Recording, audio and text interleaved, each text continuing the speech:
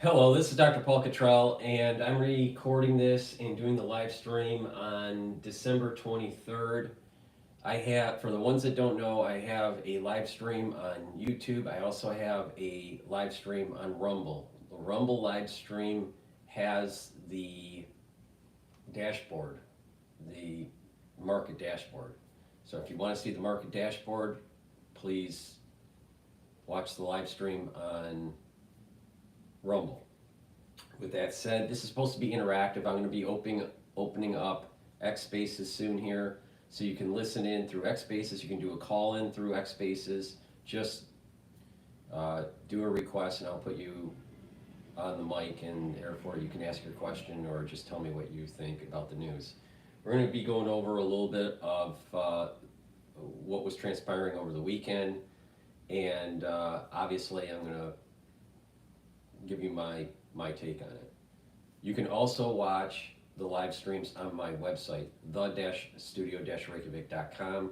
You can also hear podcasts on my website or on Podomatic and Apple Podcast. All the links are in the description of this video and all my videos. So just click the links and it'll take you there.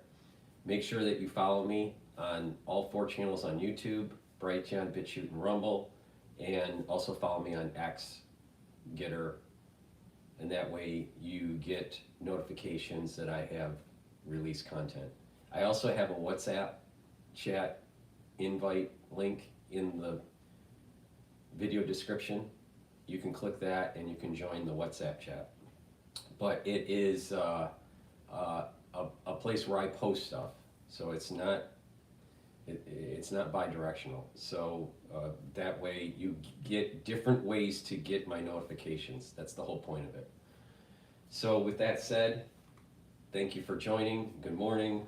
Hopefully you have your coffee. There's going to be some people that are actually in Europe that's going to be watching. There's also people that are in Asia that are late at night that are watching too. So thank you for watching. I appreciate it. I will post the recording of this after the live stream. With that said, let me do a product plug here. To help support my work, to help to support this build out that I'm trying to do, and I'm working on releasing an app for your Android and iPhone or iPad. Help support the work, all right? And how you can do that to help support the work is share the links, make sure you subscribe, ask your social media followers to subscribe to my content, and go to the store, the-studio-reykjavik.com. That's my website, and get the products that I offer. I explain exactly how to use the products. These are products that I use to help with my health, all right? So with that way I can build this out a little bit more. The next big thing that I'd like to do is release an app, and that app you'll have access to podcasts, recordings, live streams, the content on my website, all right? I have partnered up with Rainbow Herbals, and we've developed these deodorant bars. I have it in citrus and in peppermint, lavender, and tea tree. These are made from essential oils from the Himalayas. This has all natural ingredients. It has no aluminum, no baking soda. It's for males and females, and it's a dual purpose product. It helps to detoxify your body slowly, and you use it as a deodorant. So please go to my store, get the deodorants that I have. It's the-studio-reykjavik.com. Get a couple bars for your household. They're very high quality, and it helps to support the channel and your health. In addition, I have structural nano silver soaps. I have charcoal tea tree, oatmeal spice, and peppermint. So go to the store, get a couple bars for your household, and get these high quality soaps. Go to the store, the-studio-reykjavik.com. And lastly, I have a toothpaste that is a structural nano silver toothpaste. It's the best toothpaste that you're going to get. So go to my store, the-studio-reykjavik.com, get the toothpaste, It'll whiten your teeth, freshen your breath, maintain the health of your gum line, neutralize pathogens, improve your oral hygiene. And when you do that, you're reducing the chances of cardiovascular disease and valvular disease. So please go to my store, the-studio-reykjavik.com, and get this structural nano silver toothpaste. It has no fluoride in it. Fluoride makes you stupid. Make sure you get fluoride out of your water. So make sure you filter your water too.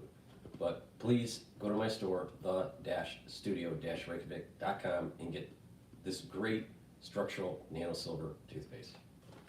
All right, with that said, what I want to do is let's take a look at, people heard last night that Trump wants to take back the Panama Canal. So let me, personally, I don't think we should have ever given the Panama Canal back, but I'm actually for this. You know what's interesting with Trump is that he, with this whole America First policy, a long time ago, our founding fathers and after about a decade or so into the new government of the United States, there was this policy of Canada being part of the United States. So this whole idea of making Canada a state, the United States buying Canada, the United States taking back Panama since we built it, and as a very important strategic canal for us to traverse, between the Atlantic Ocean and the Pacific Ocean. But not just that, also commerce is very important. But just military strategy, having control of that canal, I think, is very prudent, especially with the potentiality of conflict in the Pacific theater with China. So Trump sounds a little, crazy when he's saying these things, but there is a historical precedence on what he's saying. So let's play Fox News on this particular topic because I find it fascinating, actually. Let me change the...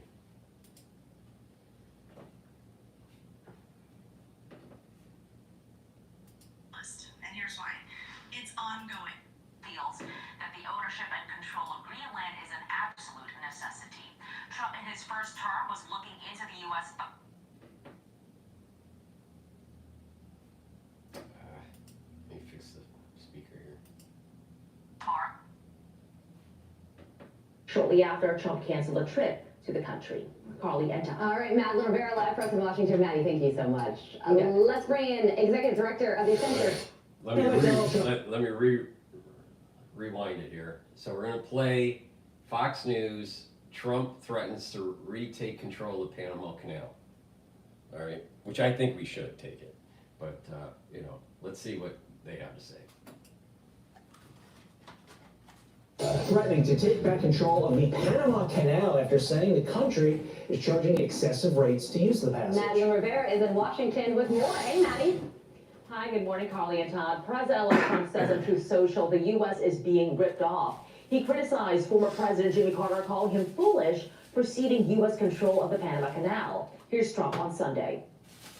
If the principles, both moral and legal, of this magnanimous gesture of giving are not followed, then we will demand that the Panama Canal be returned to the United States of America in full, quickly, and without question. I'm not going to stand for it.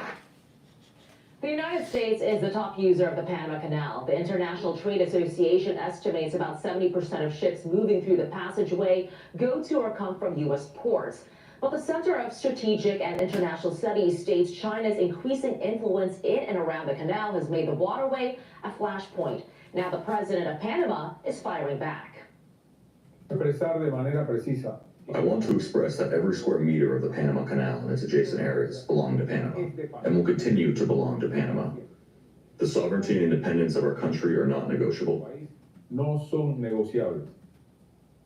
Trump is also setting his sights on Greenland. He made this indication also on Truth Social while announcing Ken Howery as his choice for U.S. ambassador to Denmark. Trump says on Truth Social, for purposes of national security and freedom throughout the world, the United States of America feels that the ownership and control of Greenland is an absolute necessity.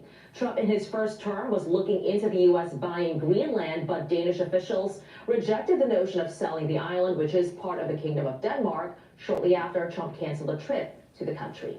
Carly and Tom. All right, Madeline Rivera, live from Washington. Maddie, thank you so much. Yeah. Let's bring in Just think Executive about this Director for a of the- second.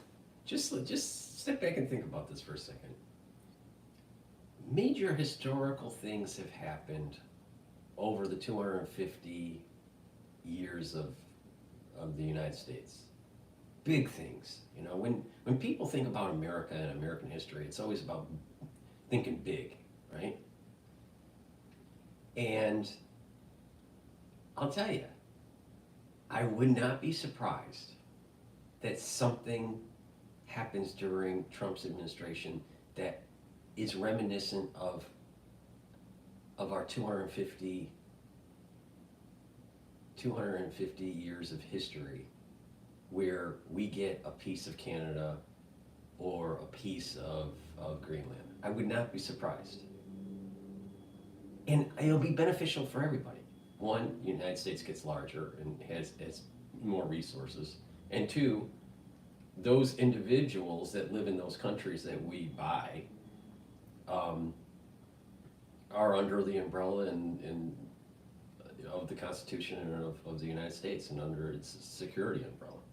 It's a win-win for everybody. Plus, it's just so Americana to think big like that. See, the problem that we've had in past presidents in recent year, in contemporary times, is that they thought too small, they didn't think big enough, right? And so, yeah, is Trump, flamboyant and bombastic and very New Yorkish? Yeah, but that's what we need at this moment in time. Because think about what that would mean if we took Canada, all right? We would save them from tyranny, right? We would save them from Trudeau. We'd save them from the craziness of their government. But not just that, 150 years from now or 100 years from now, what that would mean for the growth of the United States. It makes sense, and this is what our founding fathers wanted. They thought that the northern territory of Canada was going to be subsumed into the United States. And maybe we're living through that. Maybe we're going to be the generation that sees that. Greenland is a strategic situation for us because of nuclear weapons. And with, things that are starting to transpire, maybe we should have it. But we need to think big. The United States should be thinking big. And them coming to, if we bought them, they would be better off. Now, making those kinds of big things, that's a productive move, where you may go into debt to do it, but the benefits in the future outweigh the actual outlays in the present. I mean, it's just, it'd be perfect. It's just so Americana. It's just so, we can do this, right? But you'll have liberals going, no, you can't, this is blah, blah, blah, blah, blah, blah, blah. But yet, that's exactly what our founding fathers would have done. What Trump is stating is what Madison would do, or Adams, or Washington. Now, can you say that with Biden? Could you say that with Clinton? Could you say that with Obama? No, not even close. Not even close. Because they looked down, they looked internal. They didn't look to the stars. They didn't look in an exploratory, expansionary way. Trump is exploratory, expansionary. Why? Because his mindset is like a child, all right? In a good way. There's a naivete that allows for him to not be bogged down by, we can't. No, we can. We can do this. All right. For a secure free society. Joseph Schumacher. Joseph, good morning to you. So some really interesting things to talk about with you today, from Panama to Greenland, two countries you don't often talk about, especially in the same sentence. So what do you think about what President Trump is saying here, and what is he trying to accomplish? So first of all, I think, as usual, President Trump is forecasting something that's very strategic that may not be in the public attention. The Panama Canal is probably one of the 7 strategic choke points, waterways throughout the world, that is not just a commercial transit hub for U.S. commerce, but it's a transit hub for our U.S. Navy. And over time, what's happened is the Panama... And why, under, I think it was Carter, and Brzezinski, you know, Mika and Joe, her father, why did the Trilateral Commission push for the Panama Canal to be transferred over? Why? Why was there a Trilateral Commission, Brzezinski and Carter pushing that? Democrats. You know, here's another example where they're not thinking big. They're not thinking, you know, American exceptionalism. Because during the Carter administration, Carter said, you know what? Inflation's too high. We can't do anything about it. We're too dependent on oil. Buy a sweater, because it's going to get cold. That's not the way you think. That's not how you. That's not. Even though he was an engineer, Carter was an engineer, right? I think he was a nuclear engineer. But the thing is, he wasn't thinking like an engineer. He was thinking like a stupid politician.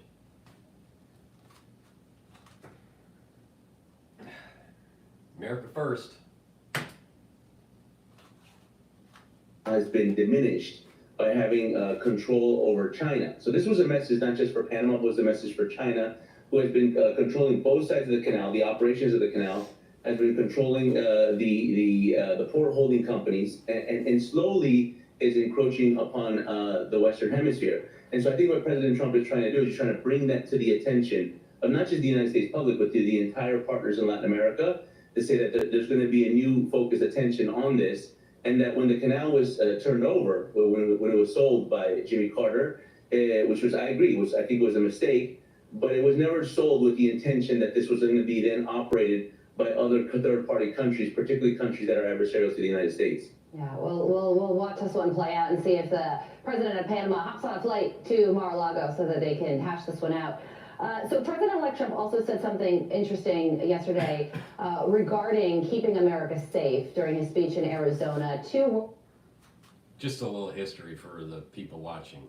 My uncle was in demolitions in the Navy. He served in 1950s, late 1950s. I believe it was 1959. He was deployed to actually lay mines because there was some sort of overthrow or potential overthrow of the government in Panama. So the Navy was involved to try to protect the canal. But I think it was 59 when this happened. Take the canal back. America first. Iron Dome, listen to this. The DEA, the FBI, the intelligence community, and financial sanctions to remove the migrant gangs and criminals that are killing and raping and maiming our citizens. We're going to get them out. We're going to get them out. We're going to get them out fast. We have no choice. We have no choice, by the way. So what do you think about that? No, I think this is, again, President Trump making campaign promises into policies that are going to be enacted by his administration. One of the biggest reasons that I think President Trump got elected was because of the lack of border security that we have in the United States. And I think that one of the first things he's going to do in his administration is start to not just deport criminals, but to put law and order back into the United States. And one of the things that I think that is most inattended to by the Biden administration is these migrant gangs, these criminals, particularly the ones that are coming from Venezuela, the Tren de Agua, that is terrorizing more than 30 cities throughout the country. So I think President Trump's basically keeping with the montage of promises made, promises kept, and he's making sure that that's going to be a big part of his administration, particularly in the first days after January 20th. All right, Joseph, thank you so much for sticking with us, because a little bit of a soundbite issue. He also said that he's promising to make an American-made Iron Dome to protect the country from any projectile attacks. Significant statement from him. How important is that? No, I mean, right now what we're seeing throughout the world is an unprecedented level of instability. What's happening in the Middle East, obviously what's happening in Russia, Ukraine, and the conflicts that are bubbling up all throughout the world. And I think what President Trump is trying to reassure Americans is that you're going to be safe under my watch. That, you know, we have all these threats, we have all these concerns, but that we're going to be able to project strength, and by projecting strength, we're going to be able to defend American sovereignty, American territory, and most importantly, American lives. And I think that that's the message that he's been sending all throughout his campaign. I think it's one of the main reasons that he got elected. And I think that now is the time that he's going to have to project that throughout the world. That has everything to do from the Panama Canal to the border and to this projected of an Iron Dome around the United States. All right, Joseph Humar, thank you so much for joining us. Merry Christmas to you. We appreciate you hopping on this morning. Have a great day. Merry Christmas. Thank you so much. I'm Steve Ducey. I'm Brighteon Channel. America needs to take the canal because we should have never given it away. Because Carter, just about everything he did in terms of his presidency was a clusterfuck. And not only that, I don't trust Brzezinski, and I definitely do not trust Minka. All right, please go to my store, the-studio-reykjavik.com, and get the structural nano silver drops that I have. I have it in 3 different flavors. I have it in honey and lemon, 100 count, blueberry in 100 count, and also cherry in 100 count. These are very high quality drops where the moment you have that irritation during the cold season or during the allergy season, mitigate that irritation, maintain that mucosal barrier, neutralize the irritant. That way, you're boosting up your immune system and you're mitigating further problems. Please go to my store, the-studio-reykjavik.com, and get the structural nano silver drops that I offer. It's also important, and a lot of people don't know, that you need to detoxify your body. Now, I offer different ways to detoxify your body. One great way to detoxify your body is zeolite. Zeolite removes heavy metals, toxins, and chemicals, including forever chemicals, out of your body. It binds to that toxin and chemical, and it will allow you to urinate it out in about 6 to 8 hours. The type of zeolite that I have, you can take year-round. You can take just 2 small drops underneath your tongue, drink filtered water, do that each day. Some people prefer just to do a detox once or twice a year. For those people, what you should do is just take about 4 or 5 drops underneath your tongue, small drops, drink the filtered water, do that each day until you use up the bottle, and then do that once or twice a year. It's up to you, but it is better to detoxify your body through a maintenance protocol. Now, it's also very important that you filter your water. I use zero water to filter my water. You can get that on Amazon. And it's a 5 filtration system. So what I do is I boil my water first, then I let it cool down, and then I filter it through the 5-layer filtration system called zero water. Another thing that you need to do is be more cognizant on and more diligent on purchasing products that are healthier for you. Stop eating the processed foods. Stop eating the different chemicals that are in these foods. Stop eating fast food. A lot of restaurants aren't actually very good for you at all, even if it's fine dining. You know, some of the food isn't that great. Just upgrade your intake and what you eat, and you're going to notice that your body is healing. All right, and then use zeolite to detox. Do further detox. Another thing is take a look at the cleaning supplies that are in your house, or paints. Some people at home may have paints in their garage or in their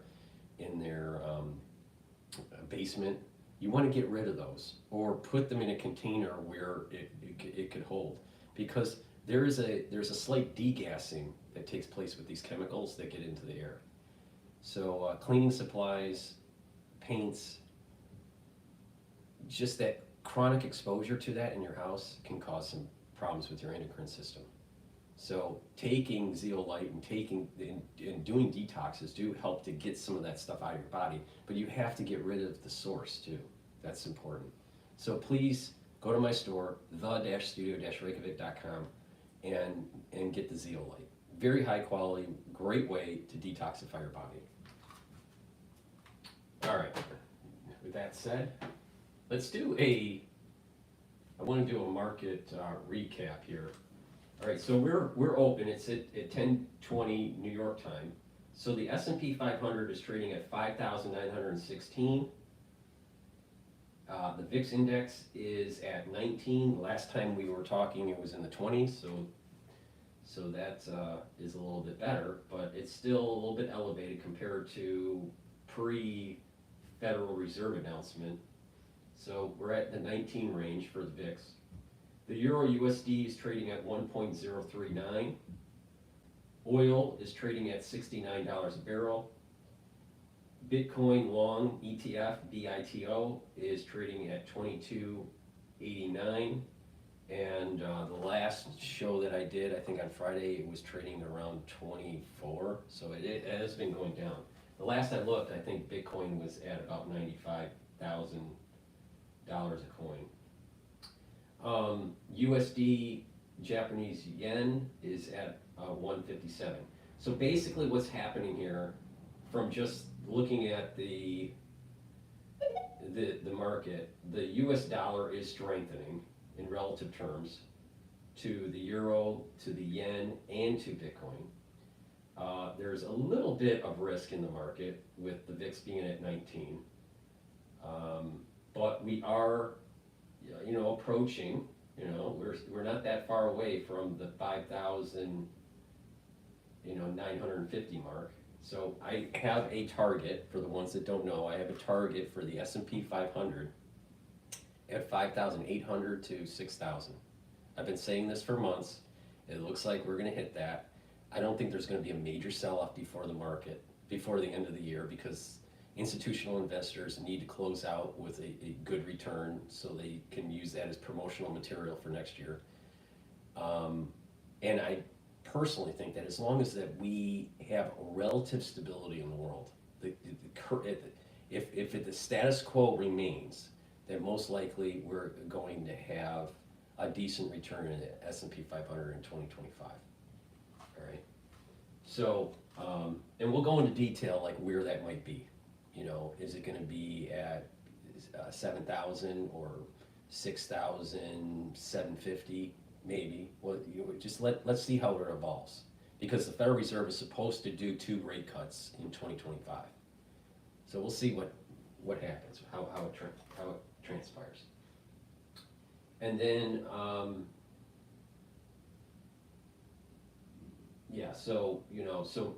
for today, shorting Bitcoin was probably the better move than longing Bitcoin. All right, with that, let's go to, there was a Cash Jordan video that I saw over the weekend that I wanted to play.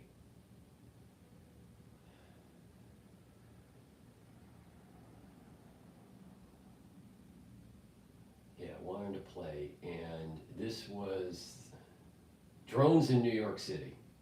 All right. I've been wanting to play this, so I figured this. Hey there. This is a very calm video from Nurtec ODT, the first and only medication proven to help treat. There have been more than 3,000 1,000 reports of drone sightings in recent weeks. And now those sightings have spread to Queens and the Bronx. Take a look at NYPD aviation unit helicopter over the East River in the area of the United States. So the drones, they're here now in New York, and people have spotted them flying around their neighborhoods, which of course the federal government says is nothing to worry about. However, local mayors, our governor, and even U.S. senators are not buying that response, instead suggesting that these so-called drones could be controlled by a foreign adversary, or maybe part of a secret government operation. But one thing's for sure, the more we see them, the more we hear about them, the closer many people think we are to some shocking future event. My concern is not knowing where they came from. Rashawn McIntosh shared these drone videos taken just after midnight Thursday in St. Albans, Queens. CBS News confirmed team verified the authenticity. We have not been able to, and neither have state or local law enforcement, corroborate any of the reported visual sightings. One of their officers called 911 after seeing 50 of them come off the ocean. 50? 50. That was my reaction also. If you look real close, they look like fixed-wing aircraft, about 8 to 10 feet wide, colorful, white blinking lights. And they had a lot of blinking lights. It was pretty low hovering to where I could tell, like, okay, that's maybe not a JFK-sized plane. It appears that many of the reported sightings are actually manned aircraft. They'll just change direction, like go from like 90 to like 270 degrees, just like fly different directions, and planes obviously can't do that. Some experts seem doubtful too. Fixed-wing aircrafts don't stop and hover. In more than a month since these reports started, the federal government doesn't know what they are either.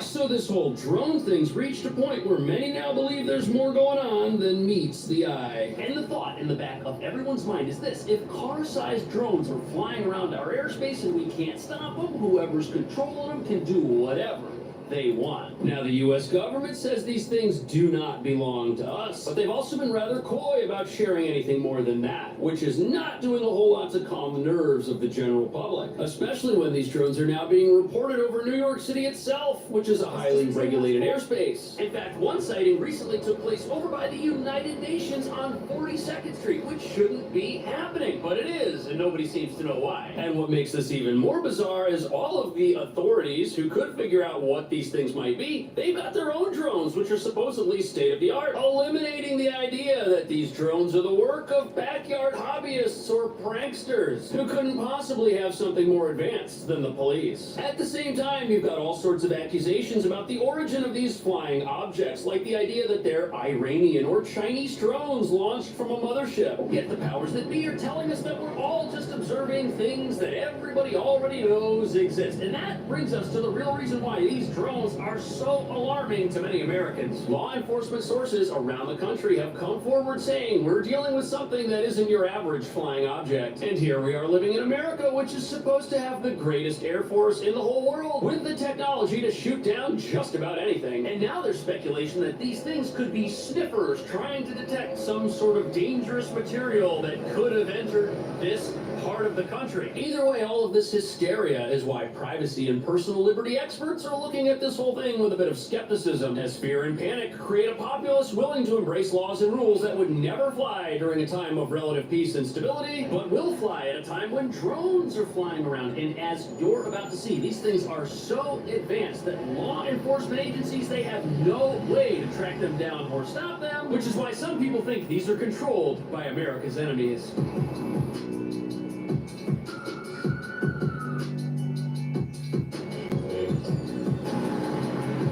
So here we are at the UN, and as you can see from this sign, this is a no drone zone. There was a drone sighted here. Did you know that?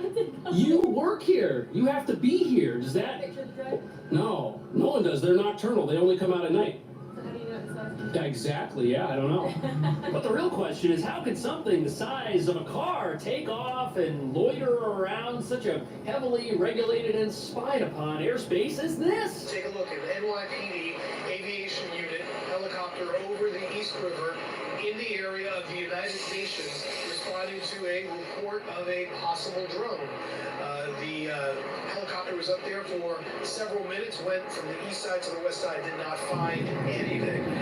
Now, so this here's the same type of report that we've been getting all throughout the country, only now it's happening here in the biggest city in America. And the narrative is very similar to what we've been hearing. Locals spot these things, they call police, and recently they sent up helicopters over here to respond to this incident, and they were unable to locate the craft that was reported. And when law enforcement is able to send up their own drones to get close to these things, the drones are able to slip away somehow and escape. This is the gentleman that said he saw 50 of these things, which he then reported to the Coast Guard, who confirmed that 13 of them were following one of their vessels. And not only have these things been spotted flying over areas like New York, they've also been spotted flying over military bases and other sensitive areas of the country. What could possibly be happening here? And are these things really under the control of the U.S. government or another government? and all these drones were the same kind of drones. But Mysterious drones hovering over New Jersey have been baffling residents and lawmakers for weeks.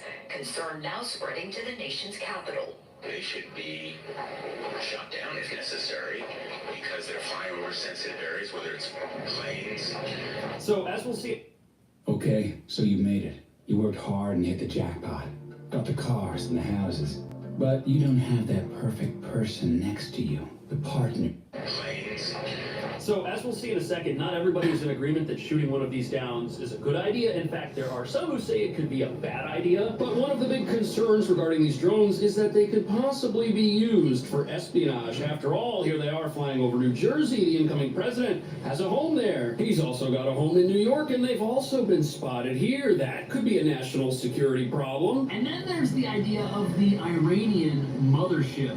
Iranian, and by the UN. But here's what you need to know. The idea of a mothership that launches aircraft is not exactly new. Look at this thing. It's not even modern. It's got this ski jump carrier design. That's something commonly found on Russian aircraft carriers, like this one, which could very well indicate they're launching aircraft without the aid of a catapult system the U.S. uses on its carriers. So there could be a mothership. It could be launching drones, but satellite imagery shows that it's almost on the other side of the world, and an object like that is so big there's no way it can loiter off the East Coast without getting picked up visually or by radar or by a heat signature. Now, is it possible for these drones that have been all over New Jersey and are now making their way to New York to have come from an older conventional aircraft carrier? Absolutely. But that idea doesn't really hold water when one of these things was spotted in the water very far away. But something's definitely going on because one was reportedly caught buzzing around the UN. And reports like this of a drone outmaneuvering a helicopter or escaping quickly and totally disappearing. That's why this idea of a foreign government holds so much weight to so many people. Could another country be using these things in a way that's not friendly to America? But the weird thing about this potential idea of a security risk is that if there was some crazy drone technology out there that nobody had ever seen before, why haven't we seen it before? After all, there is a major conflict going on, and drones are in use all over that conflict, yet nothing that's Russian or Western seems to be able to perform like these drones we're seeing on the news. Why haven't we seen Russia use something like this? Why haven't we seen Ukraine deploy some technology like this? Both sides are using drones all the time. And just a few weeks ago, Russia deployed a weapon on the battlefield that had never been used in war by anybody, proving that both sides aren't really hiding their advanced technology. Think about it. If either side had technology like this, that war would be over in 2 seconds without the use of a weapon of mass destruction. However, this could mean that the technology we're looking at isn't Russian or Western. But if that's the case, then what are people seeing out of their apartment windows that they're then calling the NYPD about? On Thursday, U.S. Senator Kirsten Gillibrand, Senate Majority Leader Chuck Schumer,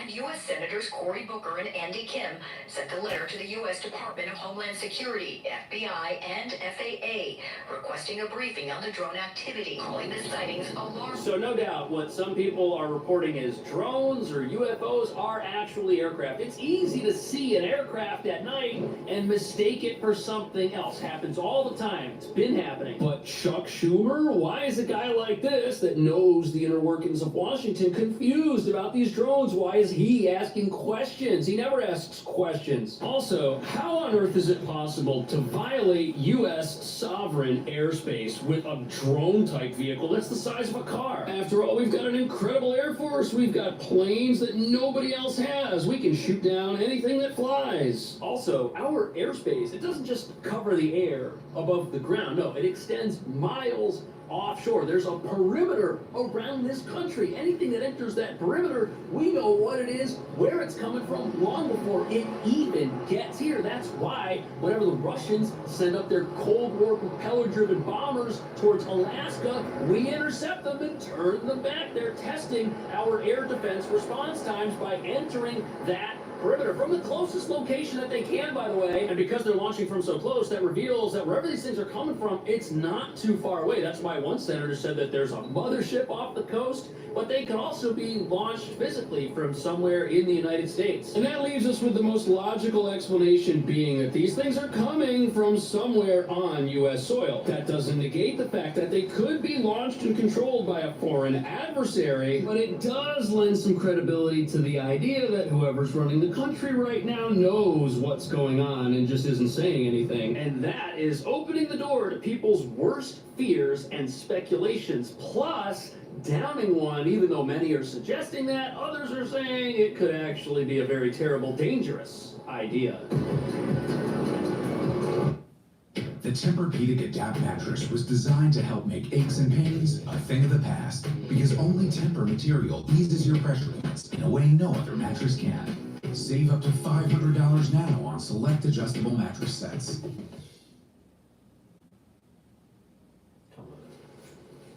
If you're living with severe alopecia areata, it's time to grow out loud.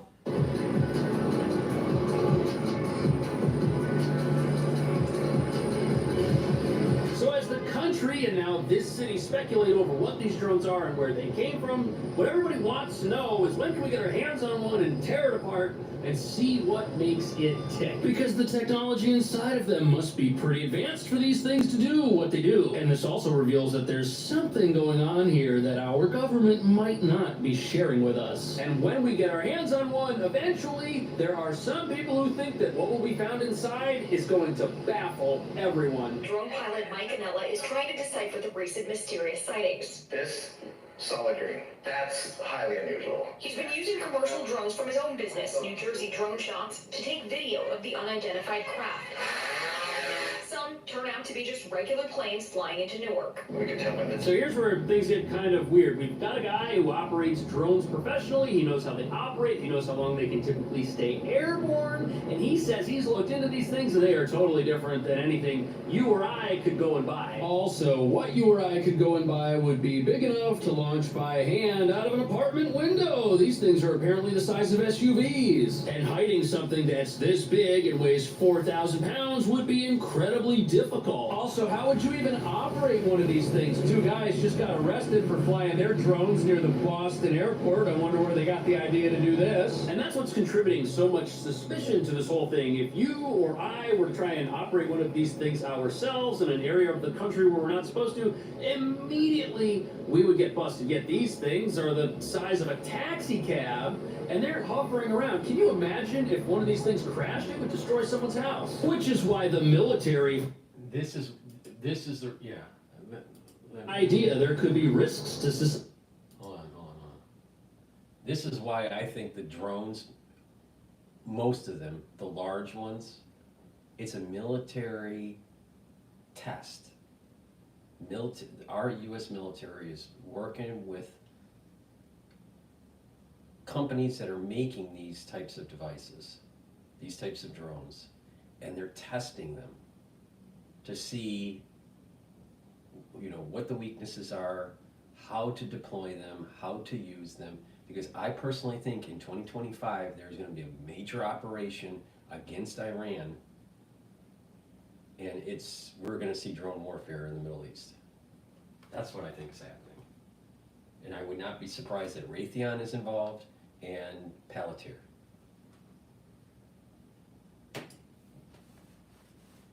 Immediately, we would get busted. Yet these things are the size of a taxi cab, and they're hovering around. Can you imagine if one of these things crashed? It would destroy someone's house. Which is why the military firing on these things and shooting them down might be a dangerous idea. There could be risks to society. Plus, if one of these things falls down in an uncontrolled manner, law enforcement might not be able to get it and figure out how it works. It might be too damaged, especially if they bring one down over a large, deep body of water right there.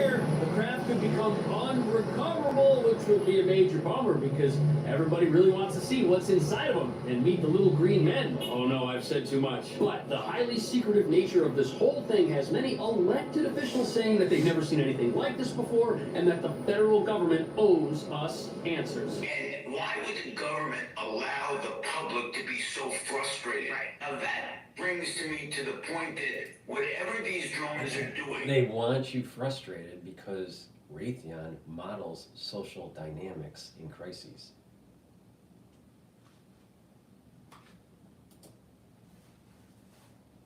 The government really doesn't want us to know. What that must mean is they're more concerned with us getting knowledge and being afraid of. So that was a state senator from New Jersey, and he thinks that if we really knew what was going on with these things, we would be incredibly frightened. And the government thinks that it's better for us all just not to know because ignorance is bliss. But since the government changed its story on this whole thing, that's got everyone speculating, and why shouldn't they? Of course there's going to be distrust with something like this that comes up. People don't know what these things are. They're strange, and they're over houses and apartments, and people are seeing them. CBS even verified some of the footage that was recently obtained in the Bronx. These are real sightings of something. They might not be drones. Witnesses sound skeptical of that. Another drone. No, let's change direction, like go from like 90 to like 270 degrees, just like different directions, and planes obviously can't do that. Some experts seem doubtful too. Fixed-wing aircrafts don't stop and hover and then go dark and take off. So I see no reason to doubt these people. You've got regular citizens that have filmed these things. You've got people in law enforcement. You've got government officials who are now weighing in. Even Donald Trump has weighed in, saying that these things should be brought down if they're out there. But when I look at all of this, I can't help but realize that there's a big similarity between this phenomenon and the whole UFO phenomenon. It's almost the same thing. We only see these things at night. No one's ever been able to catch one. They perform in a way that just shocks and baffles physicists. It doesn't make sense to us, and the government is denying it. It's almost parallel. The similarities are endless. I'll get the request soon here after we finish this video. It's about a minute or so on X. So my take on this, I remember must have been around 2005. It was in the summer, and it was in Michigan, and it was by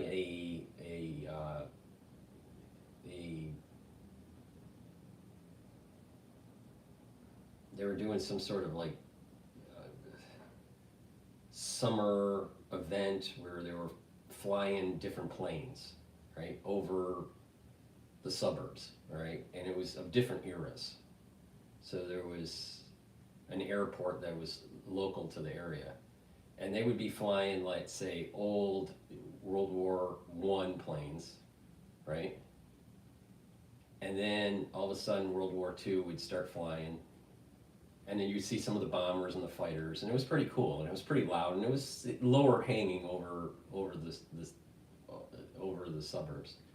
And then they went into let's say the Korean War, and then the Vietnam era, and then the modern era. It was pretty cool, and it was so weird because I was actually working in the garden at the time. I had a garden, and I looked up, and they were flying one of those stealth bombers, all right?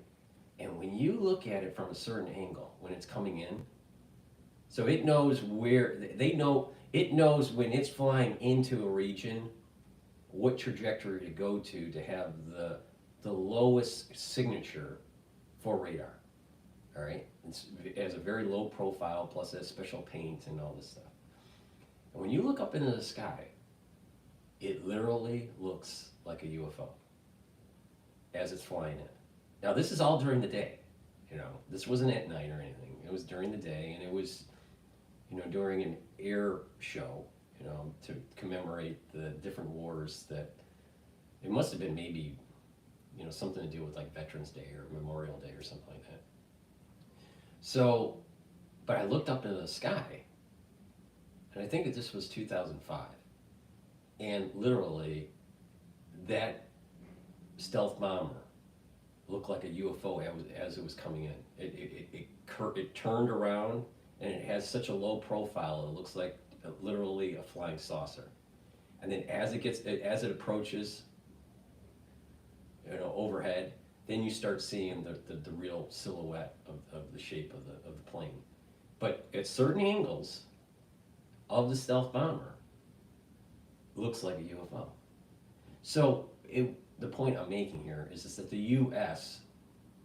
builds technology, has technology, implements technology in its Air Force that has silhouettes that are very similar to what we would call flying saucers, right? And you just go back to even during the early jet propulsion days of World War II and what Nazi Germany was developing with their jet aircraft. You know, they had a unique silhouette for their planes. So I think that it's just U.S.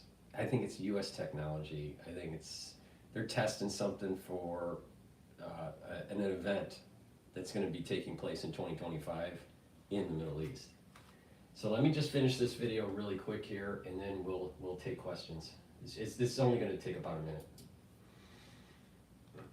I don't think these are UFOs. I don't think people are seeing alien spacecraft or even terrestrial spacecraft that we just don't know about. There's got to be a perfectly logical explanation for this out there somewhere. It's just pretty hard to find because nobody wants to give it to us. And that brings some weight to the argument that these could be misidentified aircraft. It is possible to film an aircraft flying over New York with the right kind of camera and lens to make it look like something that it might not be. But at the same time, as long as the government keeps being coy about the details or keeps modifying the information that they're giving us, and as long as high-level people like the incoming president and senators press for answers and don't get them, there will be rampant speculation in the minds of everybody. What do you think these things are? Is there a perfectly logical explanation out there somewhere? What do you think it is? Or are they aliens or Iranians? Let me know. Thank you so much. I'll see you in the next video. I think it's more probable it's U.S. technology. I don't think it's ET. It's less probable that it's foreign. At first I thought it was foreign, but you know what? If it was foreign, I think we would have had our military more activated and shooting it down. And if we can't control our airspaces, then we definitely have a big problem. But what I'm going to do is I have two requests here, so I'm just going to pick one here and put them on speaker here. Hello.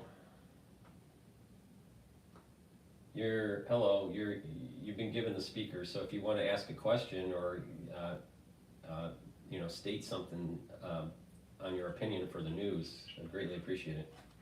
Yeah, sure, Dr. Paul. Hi, how you God, doing? I'm on TV. Look at me, Ma. How you doing? So, yeah. No, I mean, I've, you know, followed you on X for a while, and, you know, sort of a lot of the messages were fucked. We're fucked. How do we unfuck ourselves then? What's the detoxification, and how do we get out of this horrible situation? Oh, so you're talking about, you want to talk about just the health side of this. Okay, so the thing is that because of the censorship, because I'm doing streams on YouTube, we have to be careful on what we say. So I'm going to speak in code, all right? So the reality of the situation is this. We went through a crisis in 2020 where we have a weakening of the immune system, all right? But the immune system is something that can heal over time. But it takes time for it to heal because there are memory cells and you know, antibody titers and all this stuff that takes a while to kind of just get back to homeostasis.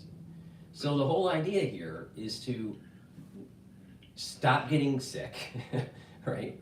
Stop having chronic kind of inflammation, which chronic inflammation brings up pro-inflammatory cytokines. So if you're chronically inflamed, then you're chronically activating your immune system, and then when you're chronically activating your immune system, then you have a part of your immune system that will try to deactivate the immune system. And here is that whole problem where chronic inflammation can actually weaken the immune system because of these Tregs and the IgG4s. So the point here, not to get all sciencey, but the point here is reduce inflammation, mitigate getting sick, and the idea of healing those cells by reducing stress, and that's taking a lot of different types of antioxidants, and I mentioned the different types of antioxidants.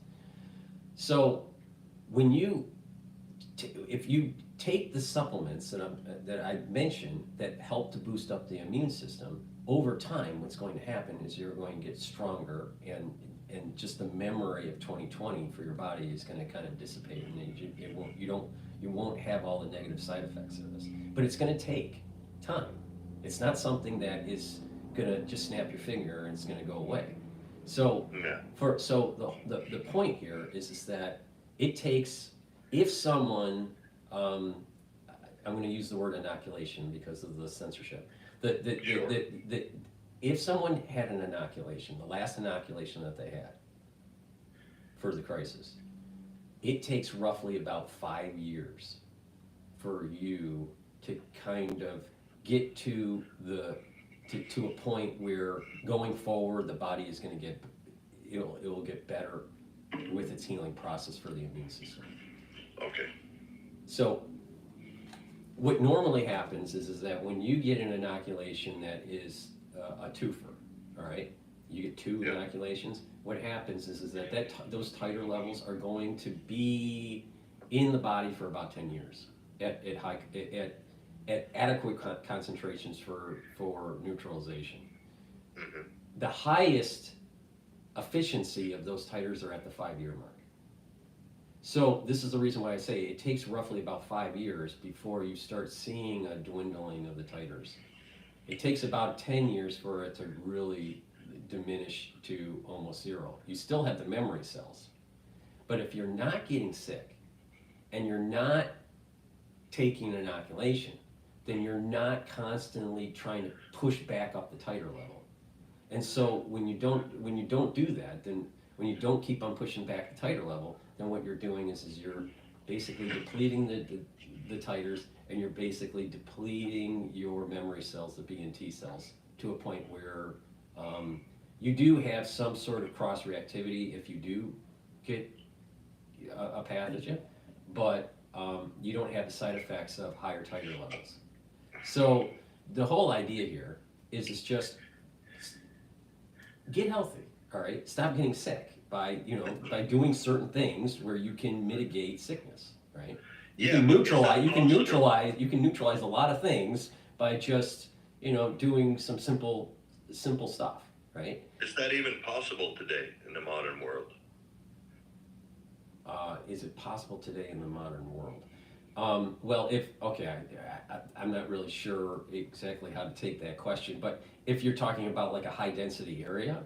Well, I'll be specific if you want to. Yeah. Well, I mean, again, be careful with the way you phrase it, because of the censorship.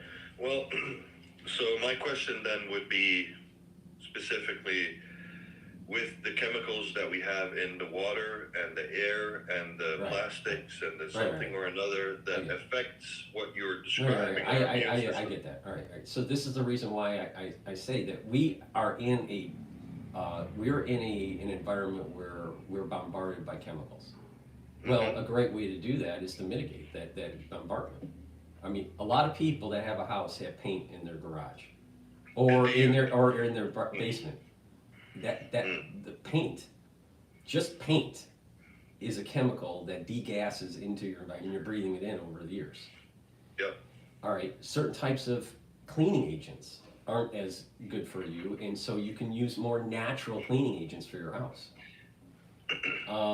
So, get rid of those kinds of things in your household where you are exposed, because a lot of those chemicals are disrupting your endocrine system. And when your endocrine system is disrupted, then your immune system is disrupted. So, you want to get rid of those. The food, in terms of food, lots of people are eating food that has high levels of pesticide, they're GMO, or they're processed.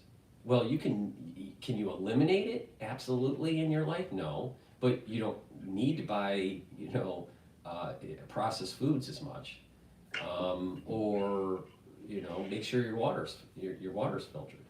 Filtered water. I mean, I noticed in New York alone, New York quality of water has gone down almost double in terms of there are more particulate matter in the New York water before it's filtered now than it was 5 years ago.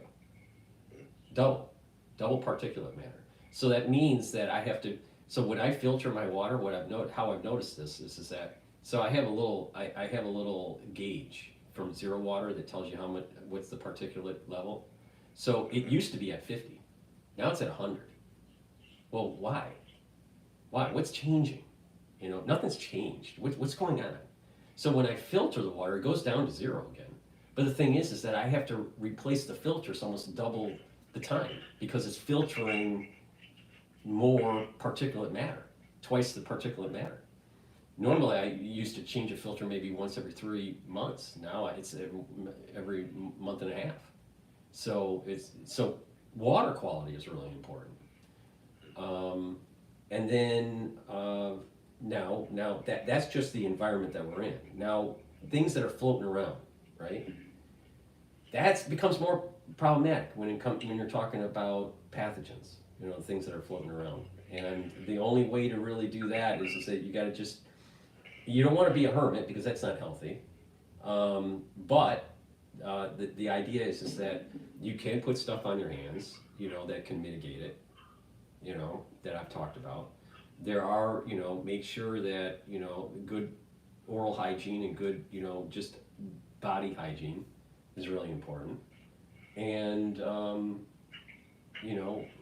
just a little bit of luck. I mean, there is such a thing as if there's a lot of pathogens that are floating around. Can you absolutely positively mitigate all of it? No, you can't. I mean, some of it is, you can't be fearful of life either. But Dr. Paul, yeah. How then do you stay optimistic, and how do you have a worldview that allows you to navigate the world where you feel like maybe it's going to be okay, or is that what you're describing? Solutions? I want to be optimistic, but I want to be wide-eyed in reality. Right. Now, unfortunately, being wide-eyed for many people seems to be pessimistic. Yeah, because you're autistic. Probably. Autistic? I'm not autistic. But probably. We all are. Well, all right, go on. Well, Sorry, but the thing is that the there are things there. When you look at, we're in a situation that's probably where we have the glass of water is half full, and depending on your personality, depends on if you're going to be an optimist or a pessimist. All right. Yeah. We have nefarious things that are going on with the U.S. government and other governments around the world that are affecting our lives in so many different ways, in terms of health and in terms of our financial stability, or the economy, or just safety, military operations that are going on there. There are a lot of nefarious things that are going on where people make money and you get so because of that we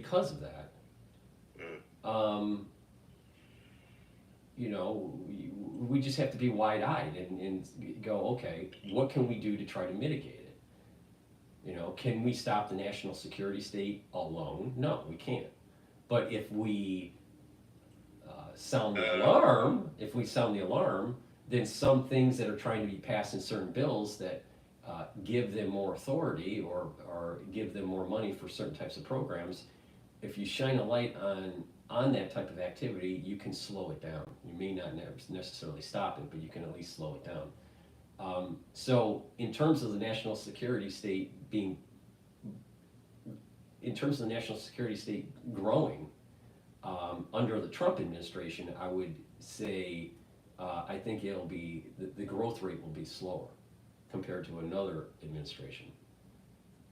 So I'm optimistic in the short term. Now I know this sounds a little bit like an economist, short term, long term, but there is such a thing. It's just, what these situations, when you look at it, you got to look at it from long term and short term perspective, strategic and tactical. So, can you be optimistic in what's going on in this world? Yeah, but can you be pessimistic too? Yeah, you can. I think that the glass is half full. So I guess that's an optimistic aspect to it. But the thing is that we need to be on our toes. You can't see the problem that I have with covering the 2020 crisis is that I found two things that I was absolutely shocked at with the American public. One, the scientific understanding of things was so low. The bar was so low in the United States. I found it appalling, absolutely appalling. And then the self-centeredness of most Americans. I do not believe that most Americans, when push comes to shove, are actually giving people. I think they're very egocentric. And it was not Americans, by the way. It was everybody. Well, that's true, but I'm just focused with this conversation about Americans in general. Okay. I found Americans in general care more about their bread and circus and their self-centeredness. I mean, just think about the prepper movement in general. Is the prepper movement an egoistic or is it a utilitarian philosophy? It's a great point. No, but it does help everybody though, because if everybody is independent, then it's good for the. Well, there is, yeah. I mean, this is where you're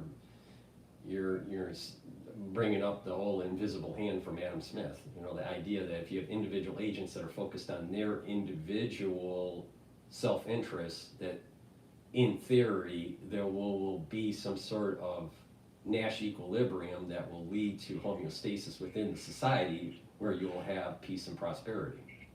Mm-hmm. That's a theory. My observation with what happened with COVID. With the toilet paper? Yeah. Well, I mean, there was a lot of self-centeredness that was going on. A lot of self-centeredness. And then you also had, because of the bar for science was so low, that you had a lot of people pontificating about things that they really didn't really understand. And that there was a nuance. Even this conversation at the very beginning, you can notice that there's a detailed nuance to it, right? There is, some people would say, because a lot of people are used to just button pushing. They're used to, I have a problem, I need to take a pill, and by the way, it will help, right away it will go away. It does. That's not, a lot of problems doesn't work like that. Sure. Sometimes you have to have a short-term strategy and a long-term strategy, and sometimes they're opposites. Sometimes you have to do harm in the short term for long-term relief and all this stuff. So I mean, we can get into the detail of that later. But the point I'm making here is that a lot of people had this kind of like very button push mentality about life, where what's the simple solution for it to all go away? And it's not that simple. It's not that simple. And so, right. When it comes to going back to the immune system, because it has so many feedback loops, positive and negative feedback loops, and are time dependent, that there's so many different variables involved that you just need to let the body heal. So if we assume that nothing else is released, that is nefarious, and we assume that nothing will emerge that is floating around that could harm us, then we have a good chance of healing our immune system for most people, where we get back close to a pre-2020 state. For other people, maybe 2%, some of them will heal quicker. You know, the fat tail in the distribution, you're gonna have some people that will heal quicker. You'll have others that don't heal and it'll take longer for them to heal, to get to a good state. And you'll have others that will permanently be damaged. But see, Dr. Paul, So there's different cohorts within the society. sure. So it's not as simple as, well, what does one do? Well, if someone has an autoimmune disorder, that may be transitory over time, or it may be permanent. If someone has what I call AIDS-like syndrome, or a weakening of the immune system, some of that is transitory for months. Some of it could be transitory for years. Sure. Right? So if it depends on, you know, where the damage is. If the damage is in a hemopoietic stem cell, well, guess what? A lot of those cells that are being derived from those hemopoietic stem cells will be damaged. But if the damage is downstream, then whatever it takes for those tissues to clear the body will be the time where the body gets back to homeostasis. So it really depends on where the integration took place. It depends on where the damage took place. How upstream to adult stem cells did it take place? Right. So okay, so then specifically, if I could ask you, because you have such an in-depth, and it seems like you're burying yourself in such an in-depth knowledge about all this kind of stuff. You go, okay, so let me ask a specific question then. But be careful the way you ask it. So the censorship. Just be careful the way you ask it. How about milk thistle? I don't know. I don't take milk thistle. I mean, it could benefit. It may not. I don't know. To be honest, I would have to research that particular, method of supplementation. I don't know. Okay. I don't take it. All right.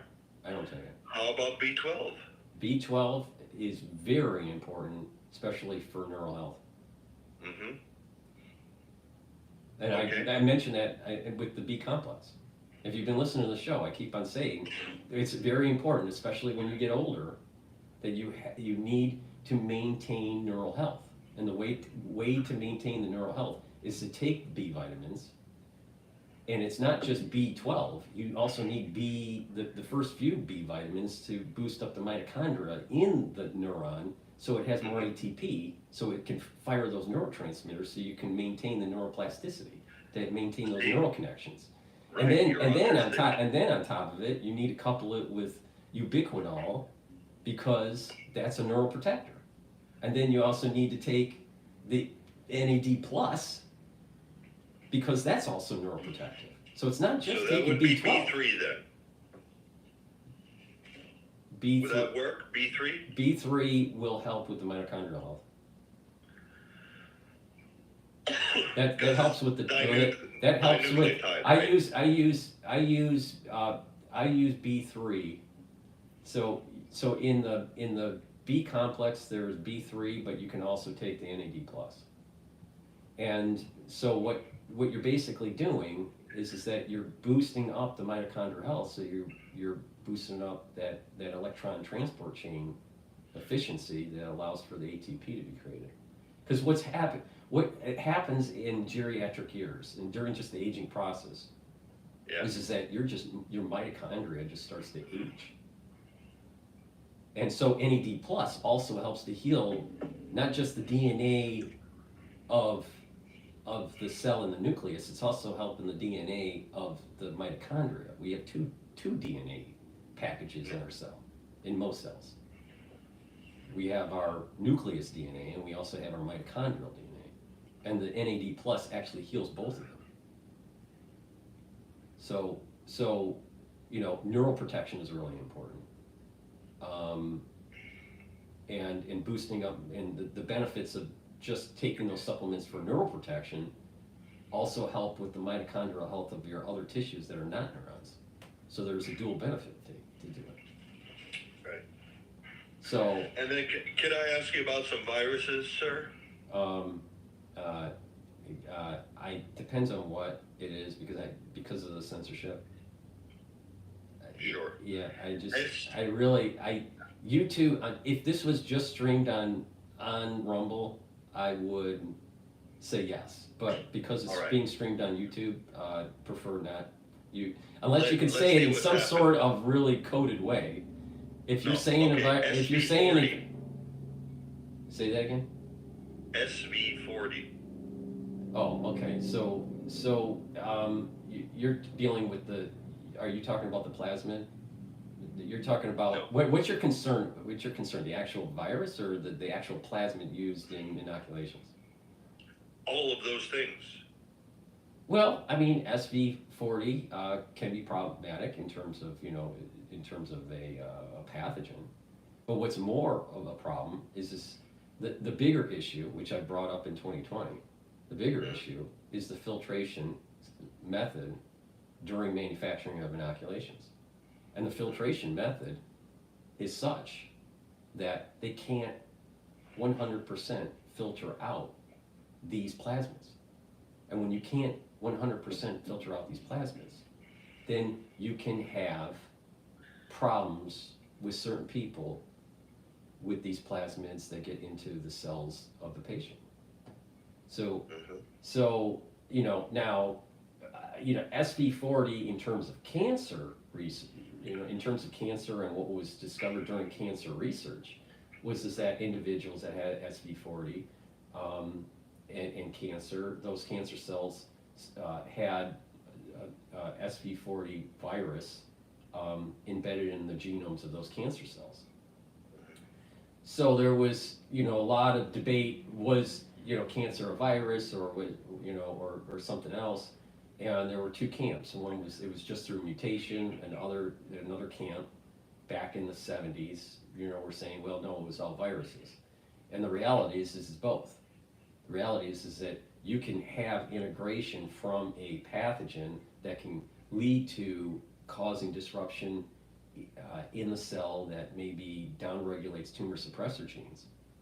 But you can also have mutations that take place that are non-pathogenic that can lead to upregulation of oncogenes or downregulation of tumor suppressor genes. So you can have mutations that create cancer just by going outside and getting too much sun, could lead to skin cancer. And getting melanoma can really suck, especially if it's not treated right away. And then you can also get it through some sort of integration of a pathogen. Now, the problem with the inoculations, because of the production, because of these plasmids are using promoter regions like SV40 promoter region. It's kind of neutered. That plasmid's neutered, so you can plug in certain DNA into that plasmid to be able to integrate it into whatever, or to produce whatever. So like in some inoculation manufacturing, you would have a series of cells or bacterium where you use the SV40 plasmid, you put it in the petri dish or flask, and you culture it, and eventually those bacterium will start producing a certain protein that the SV40 plasmid is supposed to tell the bacterium to make. And then you filter out that protein, and voila, you have something, all right? You can also do it where it's creating code, where the SV40 plasmid is a DNA that's telling the bacterium to, or even other eukaryotic cells to create messenger RNA. And by doing that, you can filter out the messenger RNA, but the problem is that the filtration process could still have some plasmids in them that could cause some problems. So it's just that I don't like the industry, the big pharma. The problem with big pharma is this. They feel as though they feel that the testing that they do is adequate enough to prove safe and effective.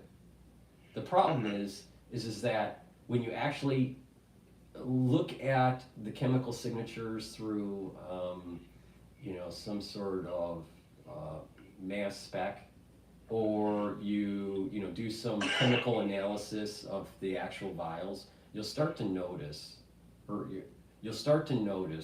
that these vials are not pure.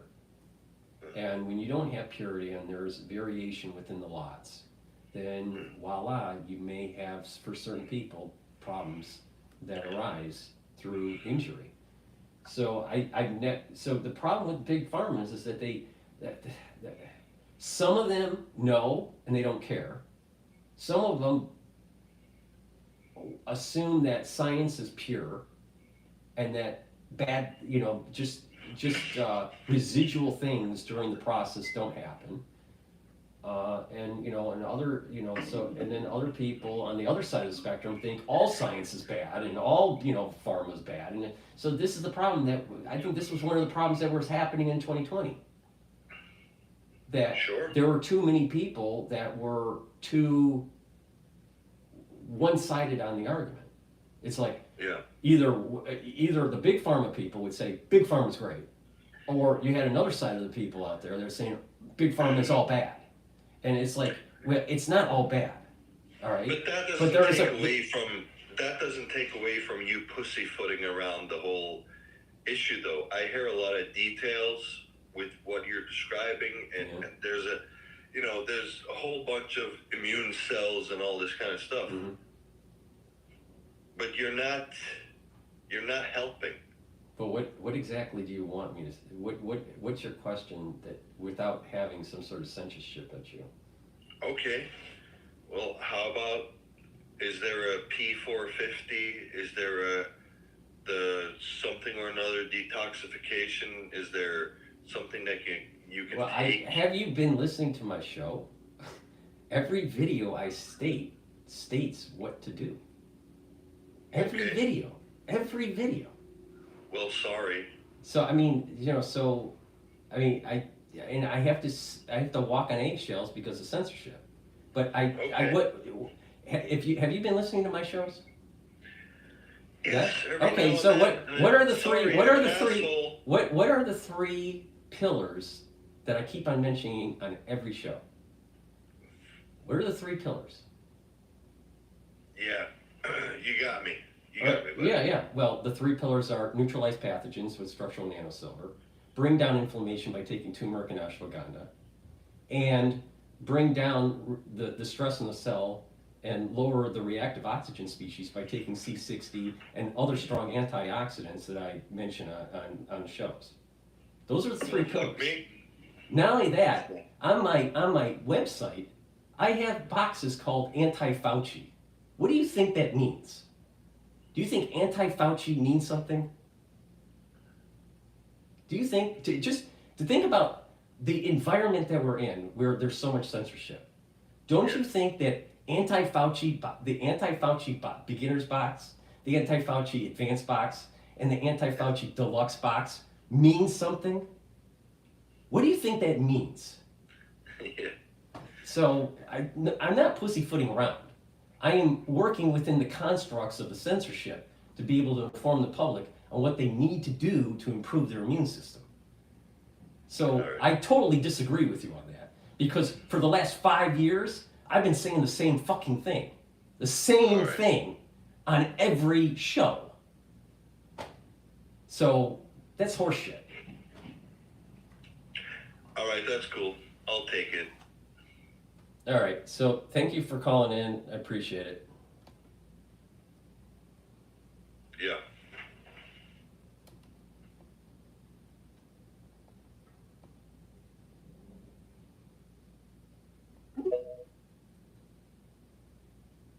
All right.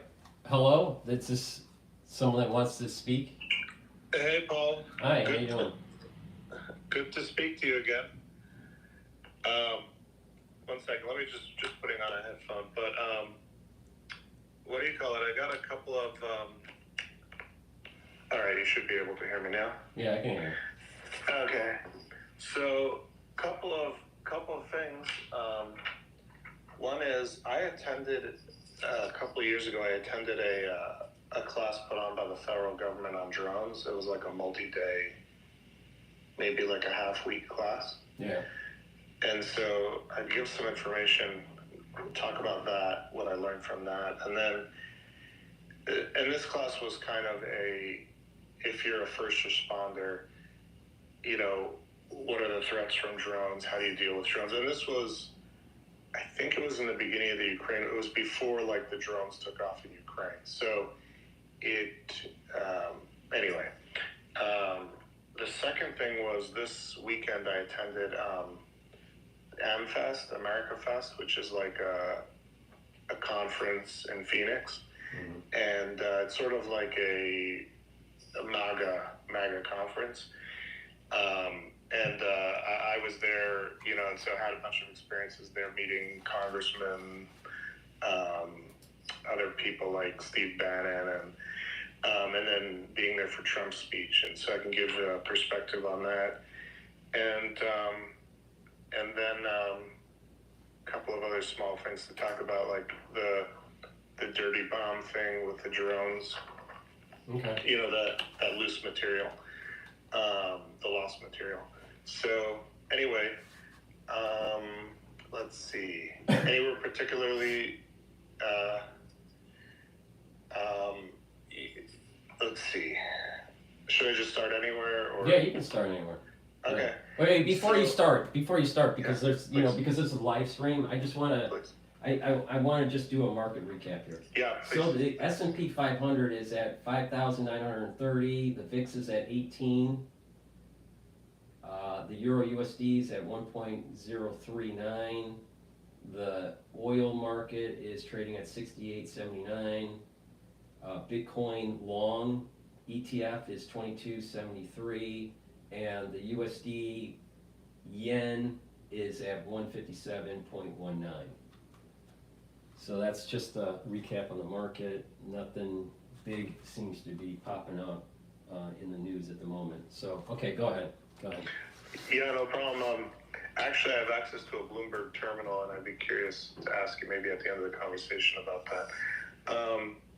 So let's start with this drone class that I took in this put on by anyway the federal government.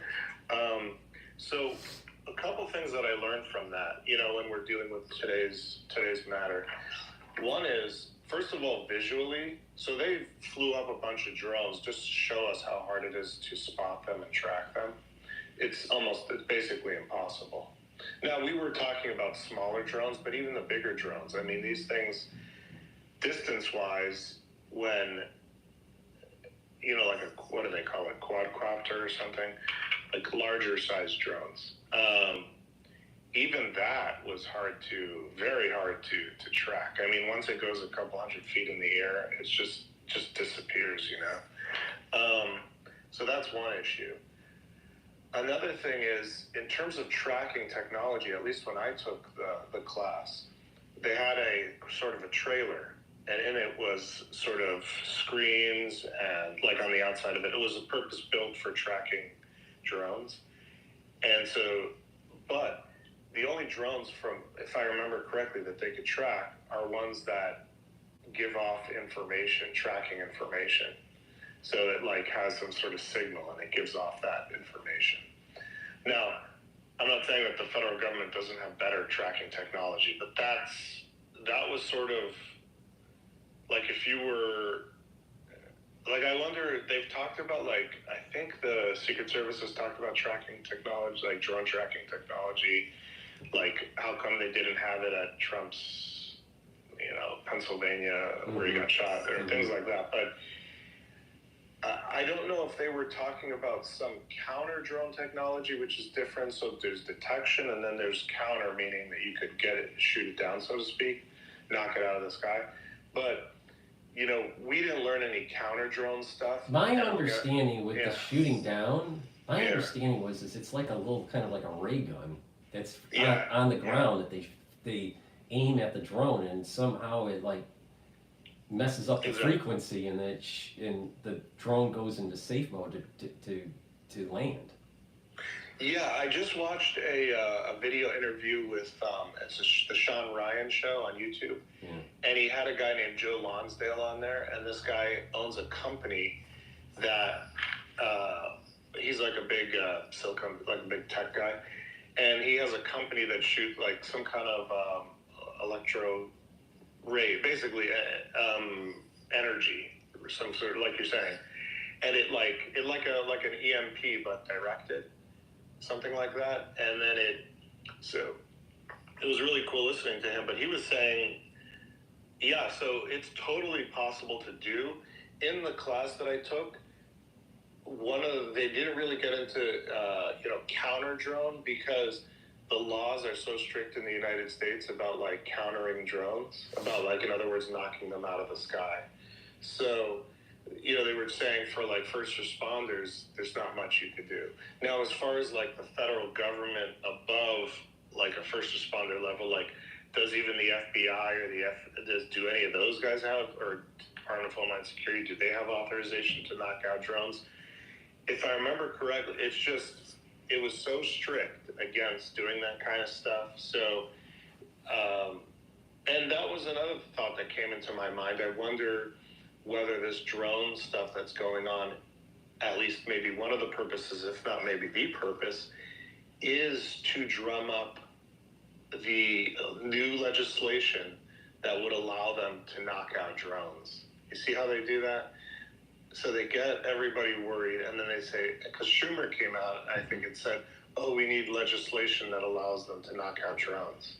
So I wonder if that's at least one part of what's going on, one purpose for why they're doing this, or allowing it to happen. So now, but just to go back to the tracking technology for a second. So again, I think if I remember, it was only drones that give off the tracking signal. Well, can I just interject for a quick second? Yeah, please, just, some thoughts that popped in my mind when you mentioned this stuff. I'm a big fan of just taking a look at just the historical trajectory here, at least in the interim. The last 5 years or so, no, more than 5 years, the last, let's say 8 years in New York, the NYPD has been playing around with testing out drones. But it was usually for big events like New Year's Eve. Then when the crisis of 2020 happened, there were reports, I didn't see them, but there were reports of drones flying up and down the East River and the Hudson, telling individuals to stay inside during the lockdown. The shelter in place. This was during the first wave. So you're talking about the first quarter of 2020. So you had that going on, maybe even into the summer, right? But you had that going on, and then so I just feel as though there's just kind of like a slow build out of municipalities starting to buy drones, starting to use this as a surveillance type technology. It kind of feels a little bit kind of like J-Helm, if you remember J-Helm. Oh yeah, J-Helm. In 2015, every time even in New York, if you just get off of let's say Tarrytown, you know where Tarrytown is, right? Is that a train stop? Yeah. Okay. Up in upstate, all right? So if you guys, so you go to Tarrytown, all right? This is during the J-Helm days, and it's low density people, right? I mean, this is not a big. I mean, it's not like Wall Street or anything, right? Yeah. So you get off of the train. I saw this from my own eyes, and they had all these military equipment that were like ATF kind of stuff, just at the station for their J-Helm operation. So it's like, why?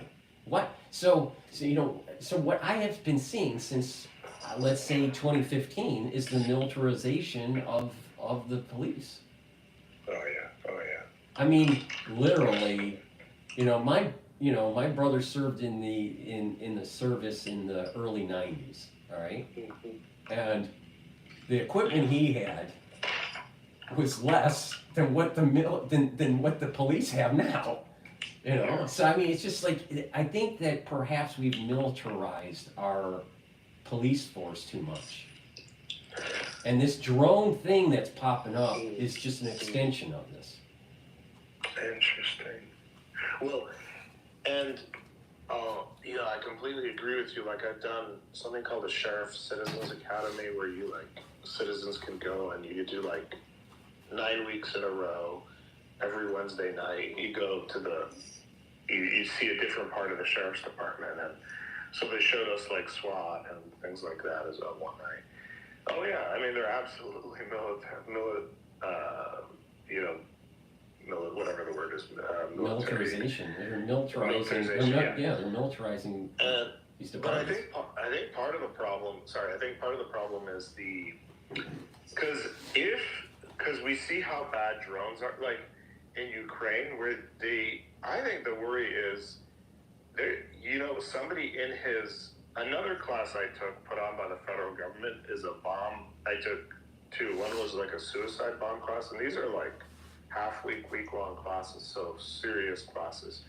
And the other was just a regular, bomb class. And, making bombs is, I want to be careful what I say because it's public, but, making bombs is easy, very easy, using homemade whatever. Well, I mean, a classic example is what Ted Kaczynski was, doing. I mean, it's just plus, with the internet and everything, just. Yeah.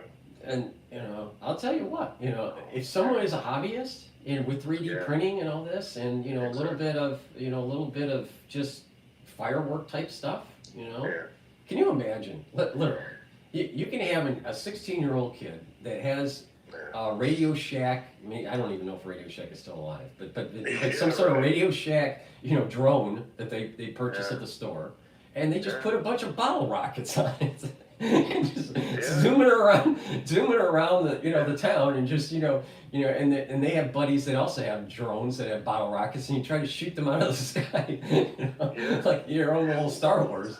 But and as kids, I if I was a young kid, that's probably what I would have done during my summers. Yeah. Yeah. Well, have you ever seen those? I think they call them FPV drones in person. They're so fast. They're these little racer drones. No, so I haven't seen them. No, I really don't. Yeah.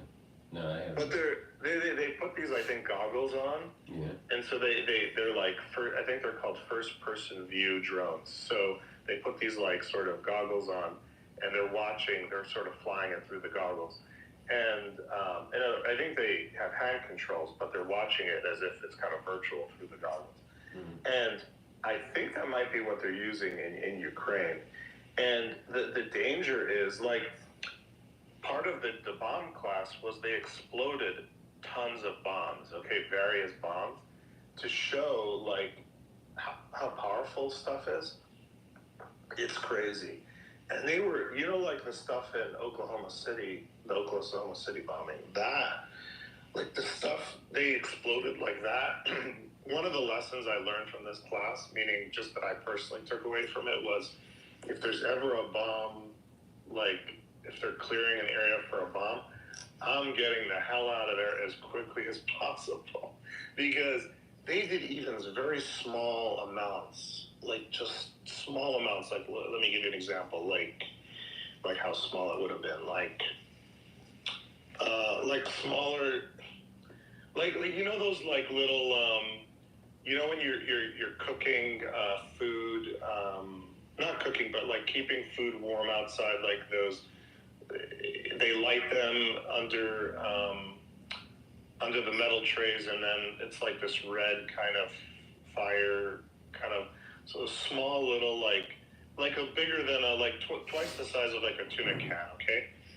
That amount of the stuff that they had in in Oklahoma City, like that small amount was so extremely powerful, so scary, so like dangerous. Mm-hmm. So you take something like, and that's how so you take, my concern is if you look out at the future, what's going to happen? What's going to happen is you're going to have all these drones are going to be ubiquitous. So you're going to have all these drones in the United States. And then what if somebody takes, like, they build in there like a hobbyist, they build some, bomb stuff, which again is very easily available, through common household and hardware store. Well, stuff.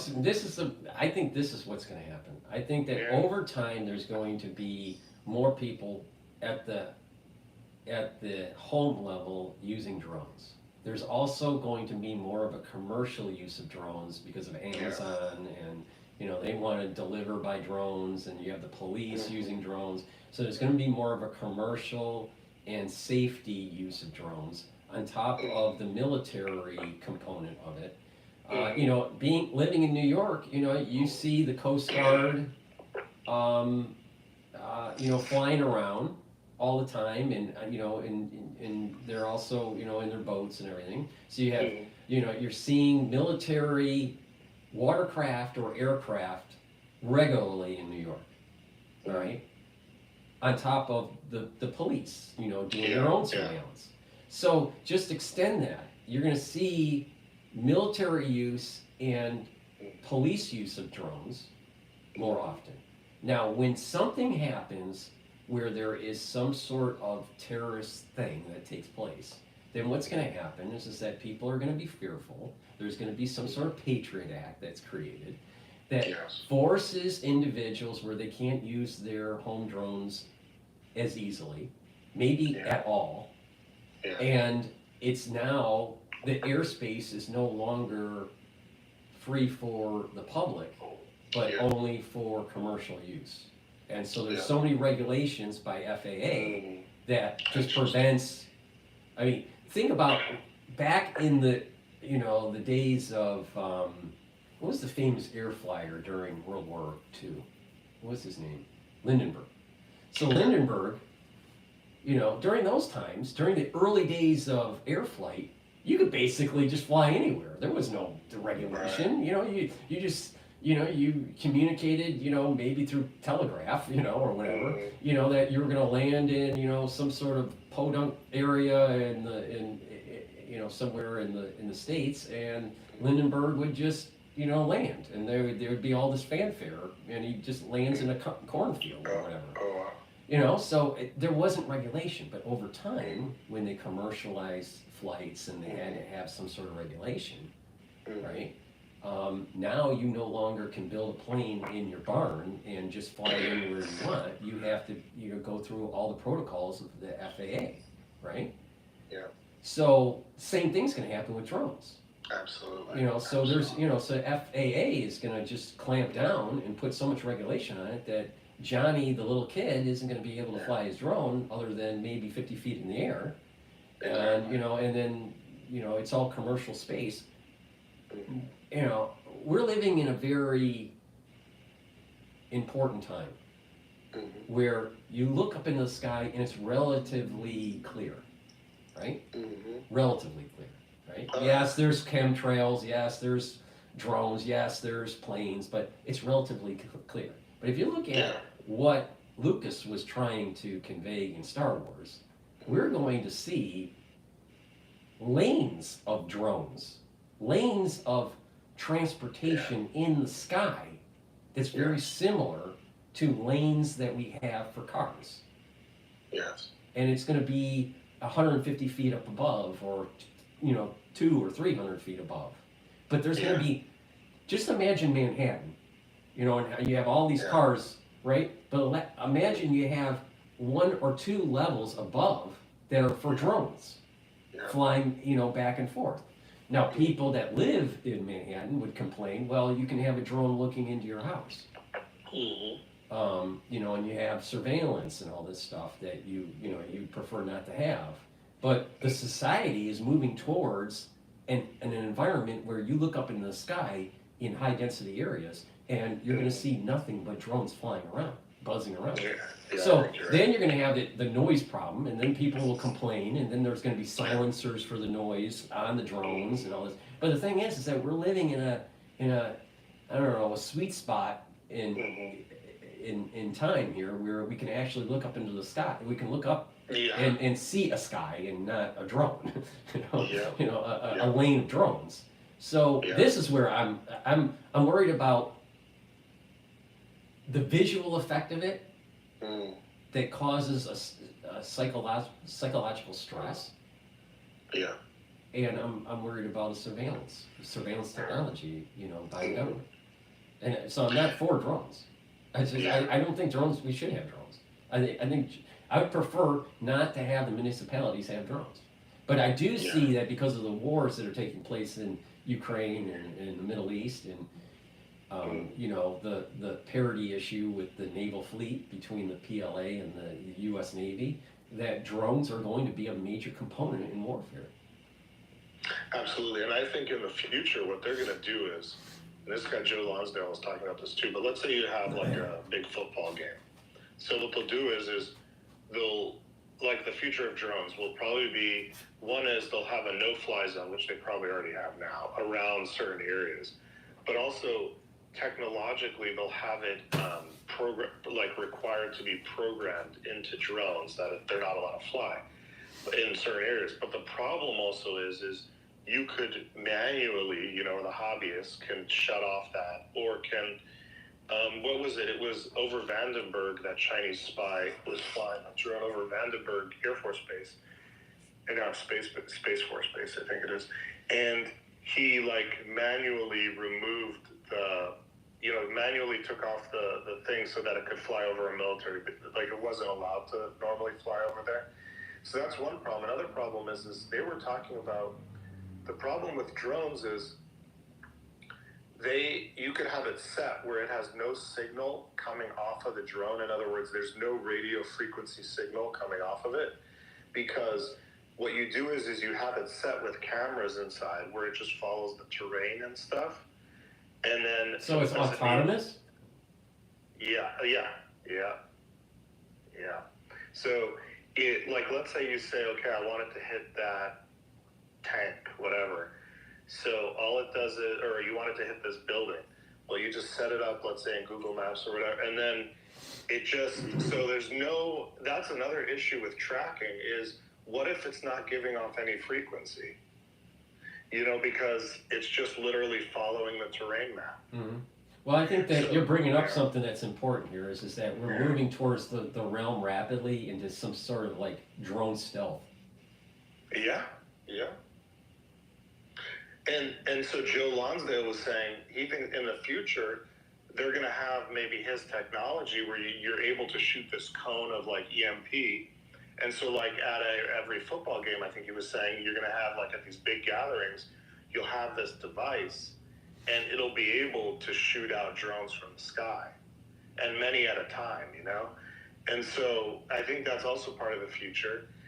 And so to what you were saying, I think what they're going to do is they're going to put a whole bunch of controls on an individual drone flyer. Number one,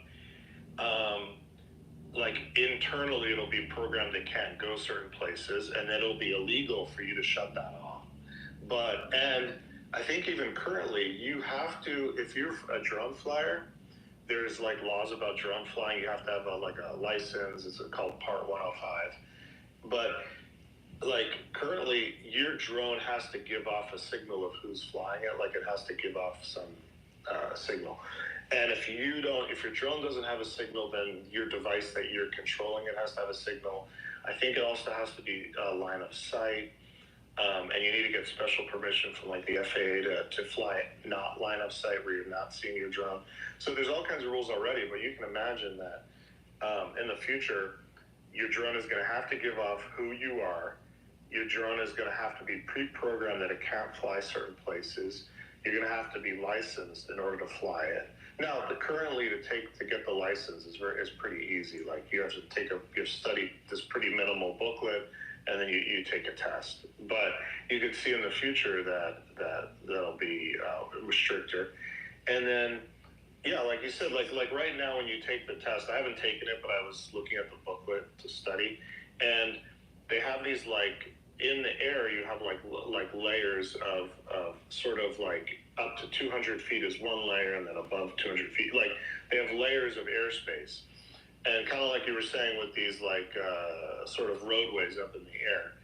And so I think in the future, yeah, you're going to have probably controls of literally within the mechanism itself that'll limit you to how high you can fly or where you can fly, and then illegally, and maybe police will be, in the future will be have the legal ability to like, give you a fine or even, arrest you for doing certain things. But yeah, and then lastly, so the concern is the future, you have these drones, let's say it doesn't give off any emitting technology, like it doesn't let people know who's controlling it. It's like you said, even like hard to visually see, or through some kind of radar. It's even stealth sort of thing.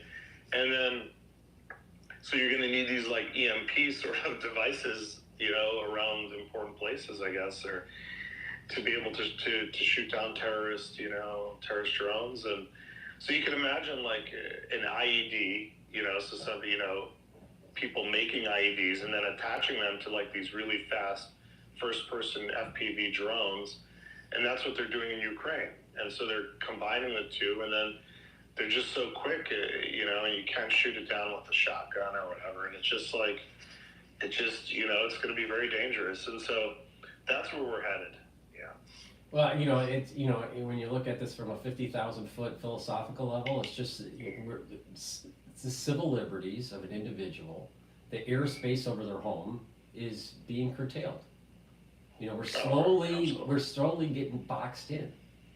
There's another person that would like to speak. So, do you mind if I mute you and have him? Please. Yeah. All right.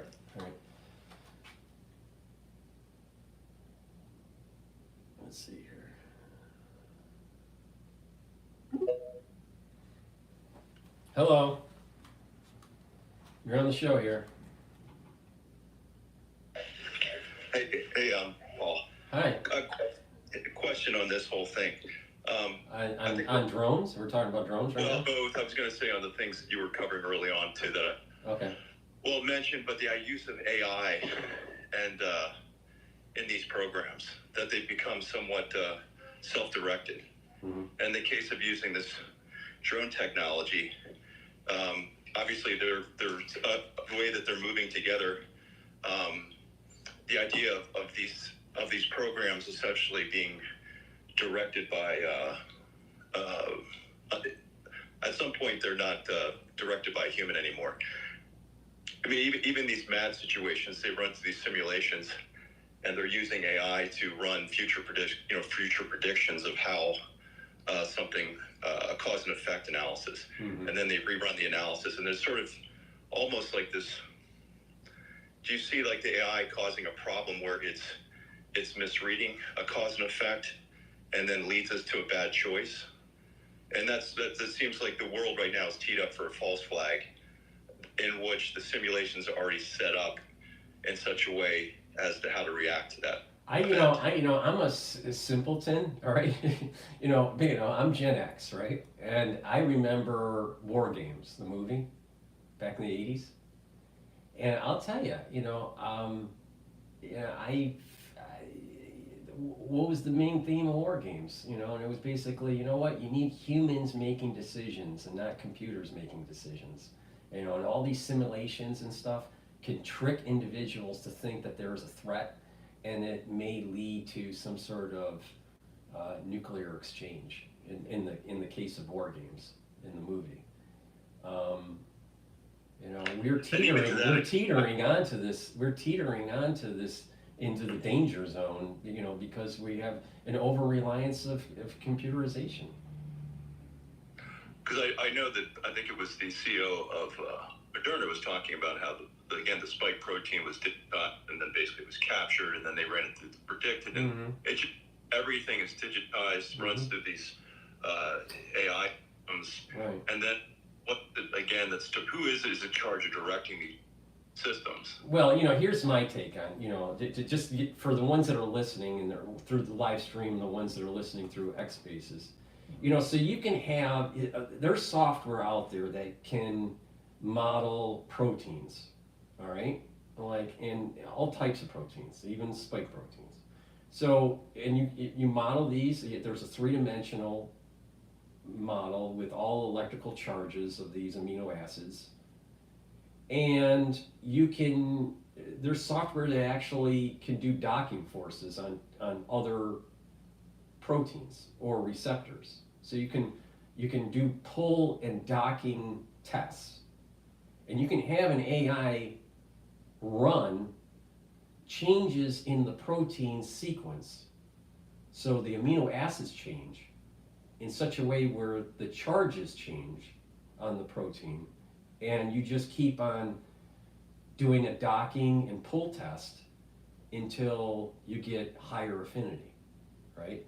So you have in silico created a new protein sequence that has the highest affinity theoretically for a certain receptor.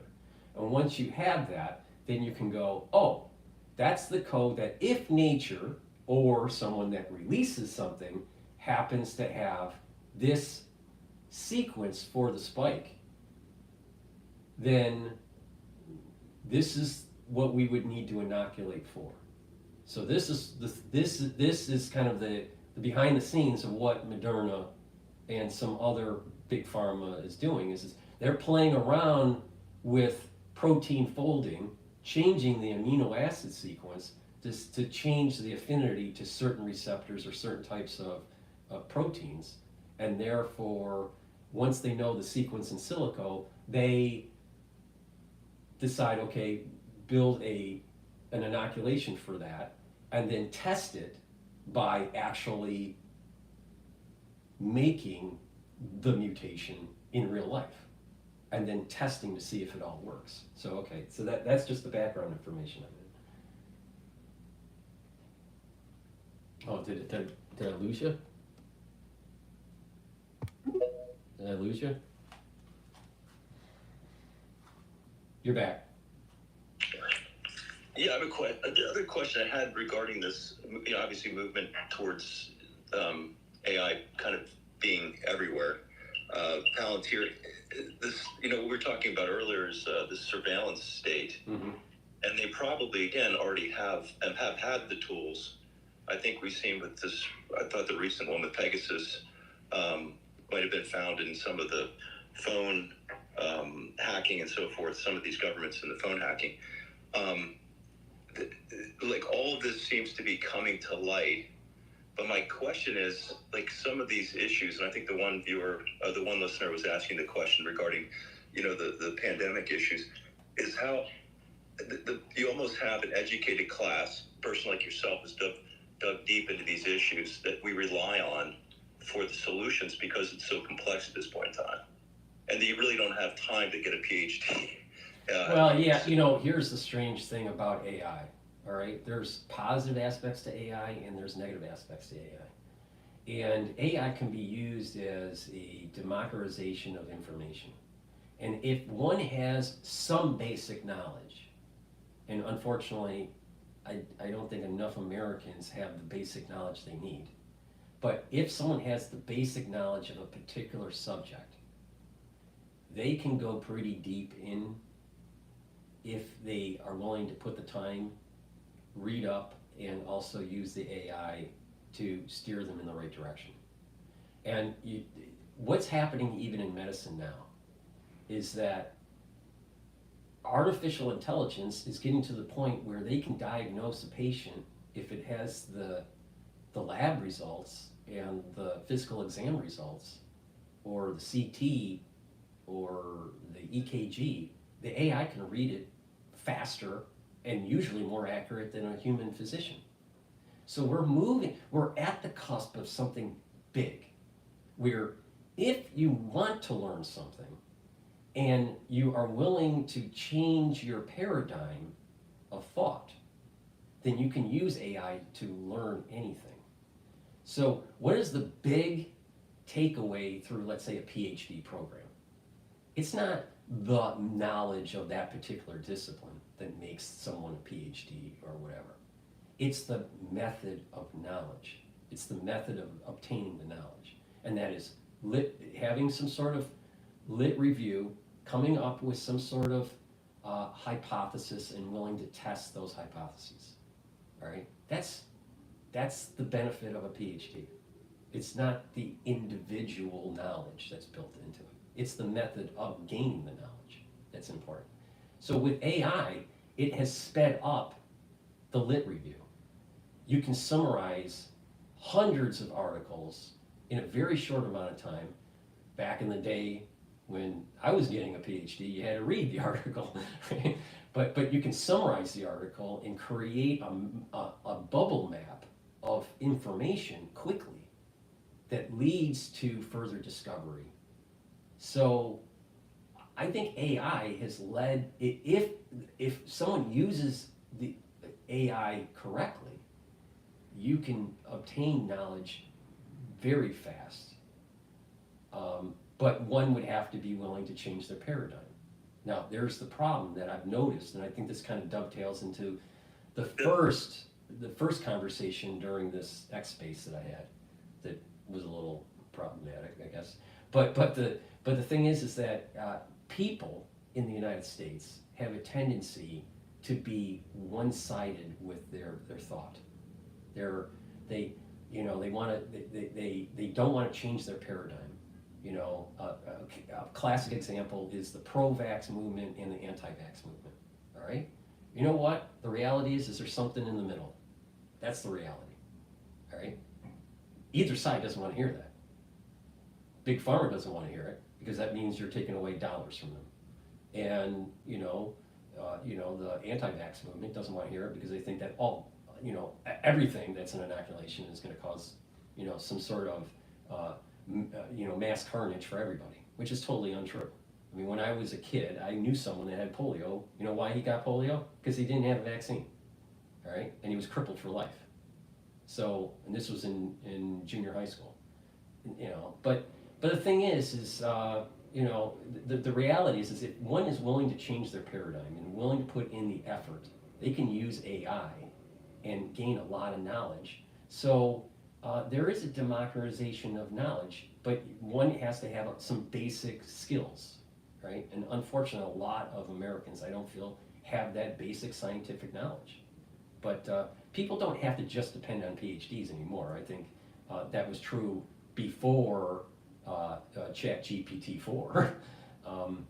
But it'll be interesting how this all emerges, because I think the whole idea here is what's the truth? How do you get to real knowledge and build up on that, and and go forward. So. And let me just take the one issue that was brought up about the SV40 promoter, for instance. It seems to me that particular issue, which has been brought up, being classic examination, there would be this debate among the professionals in that field, and the truth would emerge from it as to whether or not. All right. So right. So let's dive that into it. All right. The thing here's the problem. Does SV40 came up with cancer research? They were finding, they were saying, this thing seems to be popping up, in certain types of tumors. It wasn't in every tumor, but in the early days of cancer research, it did pop up. So there was this kind of thought that maybe pathogens cause cancer. Well, for certain types of cancers, that's true. In other types, that's not true. HPV is another one. The idea here is that when someone says SV40, it's a plasmid. SV40 plasmid is using an SV40 promoter region to code to code something. Now, if it's the SV40 pathogen, then it's going to code for the virus. But if it's if it's some sort of genetically engineered code within the plasmid, it's going to code that genetically engineered sequence. And that's what's going on in biotech. There's there's hundreds of different types of plasmids and different promoters and guess what? Where are these plasmids coming from? They're coming from the bacterial and viral world. And they're modified in such a way to be able to manipulate things in the laboratory. So when someone says, well, SV40 plasmid as a pathogen can cause certain types of cancers, that doesn't mean that all SV40 plasmids cause cancer. Because there's modifications in the laboratory and manipulations of these SV40s that will that don't have the pathogenic code in it, but it has some other genetic code for some sort of biotech manipulation in the laboratory. Now, some of that manipulation could cause cancer, some of it may not. So it's about nuance. I think the point here is it's about nuance. I'm not sure why I keep on losing you here as a speaker. So you know, my take is that it is about nuance. And that's maybe where, you know, people that have a little bit more deeper understanding could, you know, but the thing is that, you know, when someone is willing to understand that there's nuance, they can still use ChatGPT and get to a deep level of understanding of SV40. You know, just do an experiment, do a mind experiment, or not even a mind experiment, just do a real experiment. You know, I don't know how much you know about biotech, but let's just go as deep as you can about SV40, and you'll notice that you'll see like one path of that knowledge is going to be pathogenic, right? But there's another path of knowledge where it's actually a biotech tool. Now the problem comes in is you had big pharma and big money and not willing to admit that they can't filter out their inoculations good enough to 100% guarantee that no injury was going to take place. They can't do it. No manufacturer can do that. And so, you know, this is where the pro-vaxxers are totally wrong. You know, there is a manufacturing problem. The way things are made is problematic. That doesn't mean it can't be effective. Doesn't mean that everyone's going to have the problem, but it isn't a manufacturing issue. So, you know, if anyone that's, you know, that is listening, or anyone that's watching the live streams and that has done stuff in manufacturing, there's tolerances and there's, you know, drift over time when you're doing high production, and you know, so there's lots of things that take place during a manufacturing process that can cause some sort of you know, production issue or quality issue. Hey, Paul, one other question. Do you see a limitation, like the medical field, with diagnostic testing? Meaning you can do too much diagnostic testing, and it leads you to a bad solution. So there's this balance between recognizing sort of intuition from the body about whether or not you're feeling, or are there just some diagnostic tools that almost should be done on a regular basis to test whether or not your immune system is recovering? Yeah, well, before the AI world, there were older doctors doing rounds with medical students in their residence, where they had a skill set because they didn't have the ultrasounds during their training. They didn't have the access to the CT scans and all this fancy equipment, where they were more, the older doctors that are now retiring, but you know, when I say older, I'm talking like 70s, 80s here, you know, that they could touch the body in such a way and understand more about the patient by the way they were feeling the body, putting pressure in a certain area, seeing certain veins popping up. They were more in tuned by just observation of the body. The problem comes in is that the newer generation of physicians are more reliant on issue a test, issue a scan, issue whatever, right? So they're less physical with the patient and more quantitative with the readings of these devices. You add in an additional component. Back in the olden days, there wasn't so much litigious activity. Doctors didn't have to worry about getting sued all the time. Now, if anything goes wrong, the hospital, the clinic, the physician is worried about some sort of lawsuit. So there's the litigious aspect to it. There's the over-reliance because of just the contemporary training that's going on with physicians, that is pushing everyone to be just over test, do these diagnostics, right? All right. Now you add in AI component to it. AI can't really feel the patient yet. We don't have C3PO feeling the patient, right?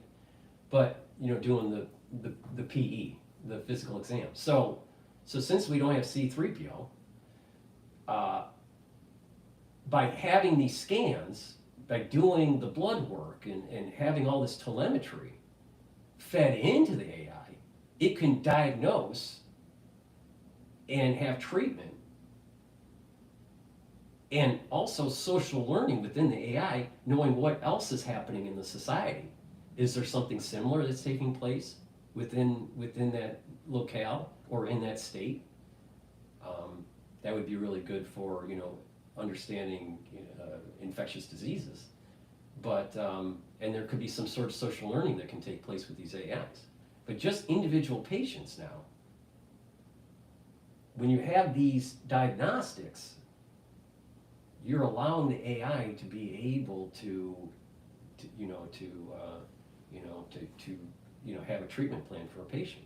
So I think it's important to look at the history arc here of what was it like to be trained in the 1960s and 1970s, even 1980s, and how it's moved and changed over time to the point now we have AI. And I personally believe that AI can see something on a CT scan or an X-ray better than a trained radiologist. Well, you know what? Medicine's moving AI.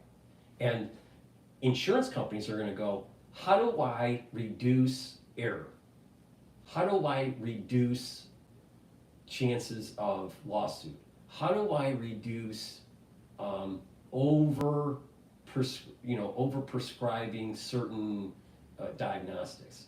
And the insurance companies are going to say you have to implement the AI into your clinic or into your hospital, or you're not going to get the same payout, for coding. So physician codes, that's how the paymaster is the insurance company. So the physician can only do certain things that they'll get paid for. So, or that's how it's supposed to work, right? So they code a certain way. Well, the insurance companies can say, we're going to reduce your payout to the physician. The insurance company is going to reduce their payout to the physician unless they implement an AI system that will help to reduce costs for the insurance company. So there's going to be a slow control of the insurance companies with healthcare. And you have private equity firms that are tied to the insurance companies and also tied to the clinics. So there's going to be a merger of it. There's going to be in the future here, in the near future, there's going to be a merger of insurance companies and clinics and hospitals, and it's going to be driven by AI over time. And so it's going to be pushing out the traditional physician. And what will happen is that until R2D2 or C3PO is developed, it's going to be moving more and more towards physician assistant and more towards nurse practitioner that's actually doing the PE and prescribing the diagnostics, and then you won't need as many physicians. But this is moving. I think the whole healthcare industry is moving towards AI, and it's going to radically change it, and it's probably going to be for the better. There's probably in this case, it's probably going to be a better solution, a more accurate solution, and it'll probably also reduce costs. And Paul, one other question as we move toward this, I think looking at Yuval Noah Harari, who's talking about the humans become hackable. Do you see in the medical field that sort of metaphorical language moving into the medical field? When you say hackable, you mean hackable in terms of if we were integrated like a board kind of thing on Star Trek? I'm thinking along the lines of like using these mRNA to send it into the cells to make the proteins. It seems that there's more and more of this computer science, say, moving into the medical field than the use of AI. And you've seen, I think, with James Bond movies, I think Project Hercules, where they have these nanobots in the body that recognize some type of pathogen, and then they, of course, my point is, it seems to me that they push towards transhumanism, and it seems like the tech, the big tech that we see now, that are sort of really dominating the political scene right now, the billionaire class, they may be pushing us in that direction when have we really truly understood where this is going to go? No, I mean, for sure we don't understand it, because just look at the inoculations with the immune system. We don't fully understand the immune system. And the immune system is so complex with the feedback loops that we have no idea, does it make sense? And I said no, but there's a group of people in the medical community that thinks that it makes sense to put tons of different antigens into a newborn to elicit antibodies that it's not going to maintain because it can't create IgGs until 6 months of age. I think that's crazy. Why would you want to keep on pumping a newborn, and trying to elicit something that the immune system doesn't want to do? And maybe poses the idea of undirected technology that really doesn't benefit the understanding of who we are. These bioweapons programs, you could continue to create these directed evolution threats, and then you would say, how are we going to have a soldier out in the battlefield that we could, say, take the pathogen and then digitize it, then come up with, then send it to them in the direct. Is it the idea of this?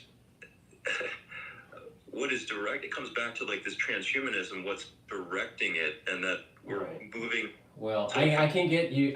We can get into a deep conversation here.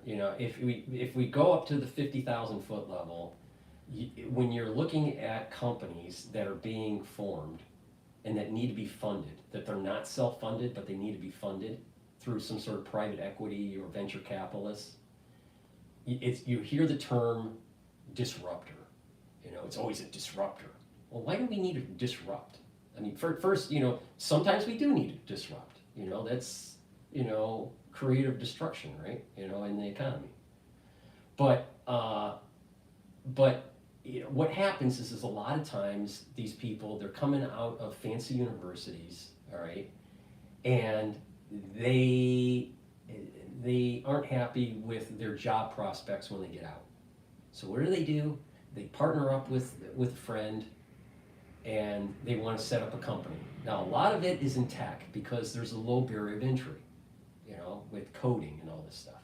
But it's also in biotech, all right? And so what's happening is that they create a company because they don't want to work for an established company. They create a company and convince the investor community that their company will be a disruptor. Now, a lot of times they fail and they blow up. Now, the point I'm making about this whole disruption concept at the 50,000 foot level is that they don't care the damage that they create. They care about getting funding, their seed funding. And so if you look at this now from a metaphysical point of view, when companies are creating things that could perpetuate or move mankind into transhumanism, it seems to me that it's almost kind of like, I know this sounds kind of crazy because I am of the sciences, but there is an element of kind of a satanic kind of thing going on. There is an evilness that allows for these types of companies to emerge, to try to entangle mankind. I think that when you look at good and evil, right? Adam, ate from the apple. Adam and Eve ate from the apple of the tree of knowledge, right? So they were, this idea that there's been a never-ending entanglement to entangle good and evil, and it's through trying to embetter yourself to try to disentangle it and disentangle the good from the evil. But I feel that technology is trying to reverse that disentanglement. It's trying to maintain that intertwining between good and evil. You think about the internet, even the term internet, there's fiber, there's things tying things together, right? You think about T1 lines and servers and cables, intercontinental cables underground and all this stuff, or under the sea. There's an entanglement that's taking place. You look at social media and how people seem to be very negative against each other. It's an entanglement of good and evil. So I feel that transhumanism is not something that is from the good side of the tree of life. It's actually from the side of evil. So, and how if one is trying to build a company that does some sort of transhumanism, they have a tendency to get some sort of funding and to do the will of an evil force. So I know that doesn't sound very scientific, because it's talking about spirituality and good and evil, but I sense that transhumanism is mostly evil, not for the good. Now, the problem comes in because it's always dicey at the edges between good and evil. What if someone is quadriplegic, all right, and there's technology that, let's say Neuralink, it can use to help them walk, right? Well, that's using a technology for good, getting someone to be able to walk. But that same technology can be used for hooking people up to the Borg, right? So, we gotta be, I think this is how the devil works, is that he plays, by the margins. And so it's easy to kind of open up the door. I mean, look at with Facebook, or now Meta. Facebook, it was the idea of share information with friends and family, right? As you move through, different stages in your life. And it ended up being a data collection for your life, for someone to make billions of dollars on your data. It's just, so there was an evilness to it. And there was, breaching of people's privacy and whatnot. So, that's my take on it. I just, I feel as though transhumanism is moving. There is definitely, society's moving in that direction, but I don't think it's a good thing. I think people need to wake up and try to fight it. This is why I wrote my book years ago about artificial intelligence. The idea that there's this transhumanism that's going to be promoted as some sort of good thing for mankind, but then you're going to have the monks, what I call the monks, that they need to fight against transhumanism, and the Achilles heel of transhumanism is energy. That you have to destroy the energy source of the transhumanist movement, so we maintain humanism. It's going to be a battle between transhumanism and humanism. So I think it's really a religion. It sounds like it's a scientific battle, but it's really a religious battle.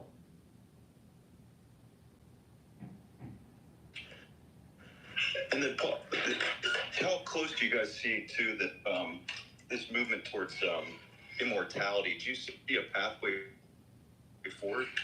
Meaning, all these things seem to be happening simultaneously. I did a video of Elon, yeah. Come the picture here. You're breaking up a little bit. And all of these technologies. How about now? All right, it's a little bit better. So if you can restate the question. Oh, my question was going to be, do you see the probability of immortality? And I just think that's stepping into the equation of this, I want to call it like a breakaway civilization. Right. That I can see in the Ivy League towers and these whatever in these committees that they meet, and they're saying there's probably too many people. We're going to have access to this unbelievable technology. And the question is humanity prepared, and should everyone be allowed access to all these technologies? And I can see those being debates. And so one of the things that I see is this idea of immortality. Once you start really playing around with these codes, how is it possible? Why? But first, we have to really question the premise. Why do we assume that immortality will be through science? Why perhaps immortality may not be through science? I mean, it's assumed that immortality will be presented through science, but according to the scholars, the biblical scholars, once Adam was thrown out of the garden, there was because of the entanglement of good and evil, there was disease. Disease starts, all right, and that each subsequent generation was not able to live as long, up to the point where we're at today, where the average person lives about 80 years. Now it is going up. It's the life expectancy is going up, right, because of better hygiene, better nutrition, and all this stuff, and better medical care and scanning of certain types of diseases, right? But it's not to the 150, years of age or 300 years of age. I mean, if what is stated is true in the biblical texts, you're talking about people that were living 450 years. All right. Well, that's a pretty long time. I mean, or 1,000 years. This idea that perhaps that maybe it's not really the science that does it. It's some sort of spiritual awakening that allows for us to become more immortal or live longer lives. I don't know if we'll ever be immortal, but we may live to 1,000 years, which may seem like immortality. But I think questioning the premise that it has to be through science, I'm not so sure about that. It may be not through science, it may be through spirituality, or maybe a coupling of spirituality and science. Maybe it's the use of science in a good way versus in a bad way that leads to this immortality aspect. But a lot has been discovered in anti-aging and longevity research, where people that are 60 years old, when they sequence their code and look at the methylation of their DNA, they are a 30-year-old. All right. Now, I haven't done a methylation test. I suspect that I am one of these types of people because of all the antioxidants that I've taken since I was 16. I don't know. There's two ways to test age of a person and its tissues. Because when you age, it's not just your chronological age, and it's really not just your biological age, right? It's the age of different tissues. So you could be 60 years old in your brain, but actually be a 30-year-old for your heart. So different tissues will age differently at different stages, depending on your genetics and your environment and luck, all right? So if you test all these different tissues, and you look at the telomere length of the cells, and you look at the methylation of the tissues, you can get a relative biological age of the tissue. And what is happening with people that are into this whole anti-aging longevity crowd, right, because of diet, exercise, and supplementation that are slowing down the methylation rate of their DNA. So you don't have to be a transhumanist to do that. I mean, I'm not plugged into the Borg. But the thing is that there's a certain protocol, and maybe AI, through telemetry of your body, can fine-tune it for just you, an anti-aging protocol, like precision medicine. Precision medicine is going to be a big thing, especially when it's coupled with AI. So the point I'm making here is that you don't really need all this fancy transhumanist type stuff, right? It may actually be as simple as, how do you slow down the methylation clock of the DNA? And if you do that, you're getting closer and closer, generation after generation, to the aging of Noah or of Adam. Something happened in prior generations where the DNA was damaged in such a way because of the entanglement of good and evil that led to us not living as long lives as they used to live, assuming what is written is true. Now, if we assume that what was written is true, then there must be a way through some of the, and we're at the very early stages of this, of understanding it, but we may be seeing the early stages of how to disentangle good and evil at a genetic level to allow us to live longer lives without being part of a Borg. I have a hard time believing that the divine wanted us to be a Borg, to be just controlled by some sort of machine. That seems to be antithetical to biblical principles. So if we don't have some sort of ethics, if we don't have some sort of morality, you're going to have individuals that go, I want to live forever and I need to have the latest Borg technology, and then maybe I'll live forever. I mean, look at what happened with individuals that were going into cryogenic storage after they die, and they found out that over time, what happens is the tissues liquefy. So you can't be resurrected from being cryogenic, going through some sort of cryogenic kind of thing. All right, and they should have known better, because you can only freeze tissues for so long before those tissues actually don't perform as well when they're de-thawed. When they're thawed. So you're going to have a group of people that are immoral or amoral, probably more on the amoral side, that are going to gravitate to transhumanism, and you're going to have a group of people that are moral that are going to be gravitating to humanism. And it's not, I don't believe that longevity is predicated on transhumanism. I don't believe it. I think that longevity can be, over time, improved generation over generation to the point where there's going to be a generation that lives for 500 years, right? But there's going to be a lot of discovery because of AI. There's a lot of discovery with AI and precision medicine that, if you follow the protocol, if you follow a health path for just specifically for you, and you're dedicated to that, instead of dying at age 80, you may live to 150.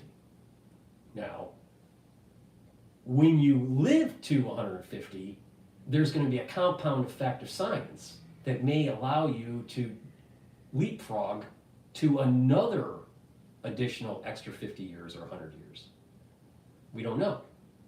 But the key here is, I think we're at a special moment in time that if you invest in your body, if you invest in your, in your soul too, that you may be lucky enough to benefit from this window of opportunity of life extension without being transhumanist. Now, there may be a group of people that will say, well, my arm isn't working so well, chop it off and put a robot on it, a robot arm on it. Or my eyes aren't working so well, take out my eyes and just use some sort of bionic vision. And oh, by the way, for $5,000 more, maybe I also can see it in infrared. I don't think that's the way mankind should be going. Where slowly when you age, you become more and more robotic. That doesn't seem very biblical to me. That doesn't seem very humanistic to me. It seems like the real solution here is that there's got to be a way to allow learn on how the body heals. Learn how that secret sauce to be able to get the body to heal itself. And we're just at the very edge of it. But there's going to be people out there in the world today that will live a long life. But it's because of luck, a little bit of their genetics, but following some sort of health protocol that's fine-tuned for them.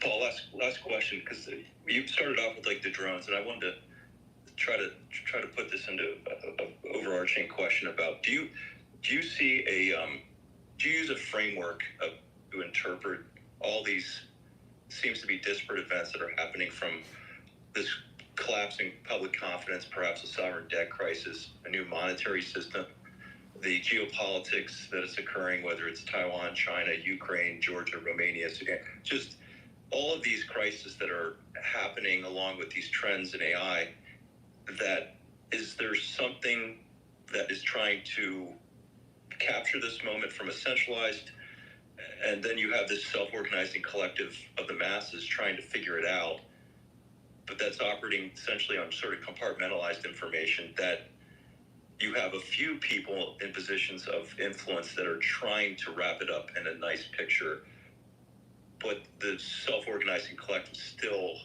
struggling to try to figure this out. Can you define your term self-organizing collective? I say it's like what we're seeing here with Twitter, where the centralized medium of information would have been through these controlled channels, and now the information is leaking out all over the place, and you have these questioning of these centralized and credentialed authorities, and people are searching for the truth, and it's organizing in a messy way, and there are solutions that are emerging, this direct primary care, but even in the political structures, reducing the government, is there a framework to try to tie it all together, or is it just this is just a cycle and it's just going to happen without any sort of centralized figure leading it? It's just going to move forward, and it may be messy, but in the end, we come out the other side with. Well, there's definitely an emergent property that's taking place. Now the question is, how much of it is controlled and how much of it is just through randomness. A lot of people get fooled by randomness. If you look at the market, there are individual stocks, right, or individual assets that go up and down, and there is a collective understanding of that day's trading, or there's an emergence of certain things. Now, there can be black swan events that happen, and all of a sudden, it totally radically changes the hive mind, of understanding. Now, the big question is it just in an emergent property, or is it that there is actors that are trying to force certain issues? And it's probably a little bit of both. You probably have actors that are trying to benefit from some sort of an emergent property. They want certain things to happen, and then they benefit through power and or money. But there are feedback loops. Sometimes when they try to do something negative pops up that hurts them. And sometimes when they do something there's an emergent property that is similar to what they predicted. So because of these positive negative feedbacks, it's hard for people that are trying to control the situation to be able to really have, with high fidelity, a real understanding of what the next time periods will be with their actions, or what they're trying to force upon. So now it gets into the realm again of kind of a spirituality thing. You know, is there a hand of God in things, or is it just randomness? I come from the standpoint that there is a divine thing happening that is leading mankind to a good end. But that does not mean that as we move towards the good end, whatever term you want to use, but that doesn't mean that it's going to be all pie in the sky. It may have bumps along the road. There may be tumultuous events as we move towards that good end. So it's a little, I think it's too that we have a tendency in our mind to try to have cause and effect. And for us to stay sane, it's a psychological mechanism to stay sane, to try to go, okay, I try to explain, mankind is saying to itself, I'm trying to explain events that have a cause, some sort of causal relationship, because it's hard to accept just the randomness of things or some sort of divine hand. So it's easy for people, especially in the United States, that everything's a conspiracy. Everything was all thought out. Everything was all planned. Everything. No. Not everything's all planned. Not everything's a conspiracy. There are random events that take place. There are nefarious actors out there. Now the question is, how much in our modern day tumult is it because of nefarious actors? I think that the nefarious actors think that they have hubris, and they think that they can control more than what they really control, because there's these negative feedback loops that they can't control. All right. So, getting back to this idea of, are we, do we have, are we moving in the right direction?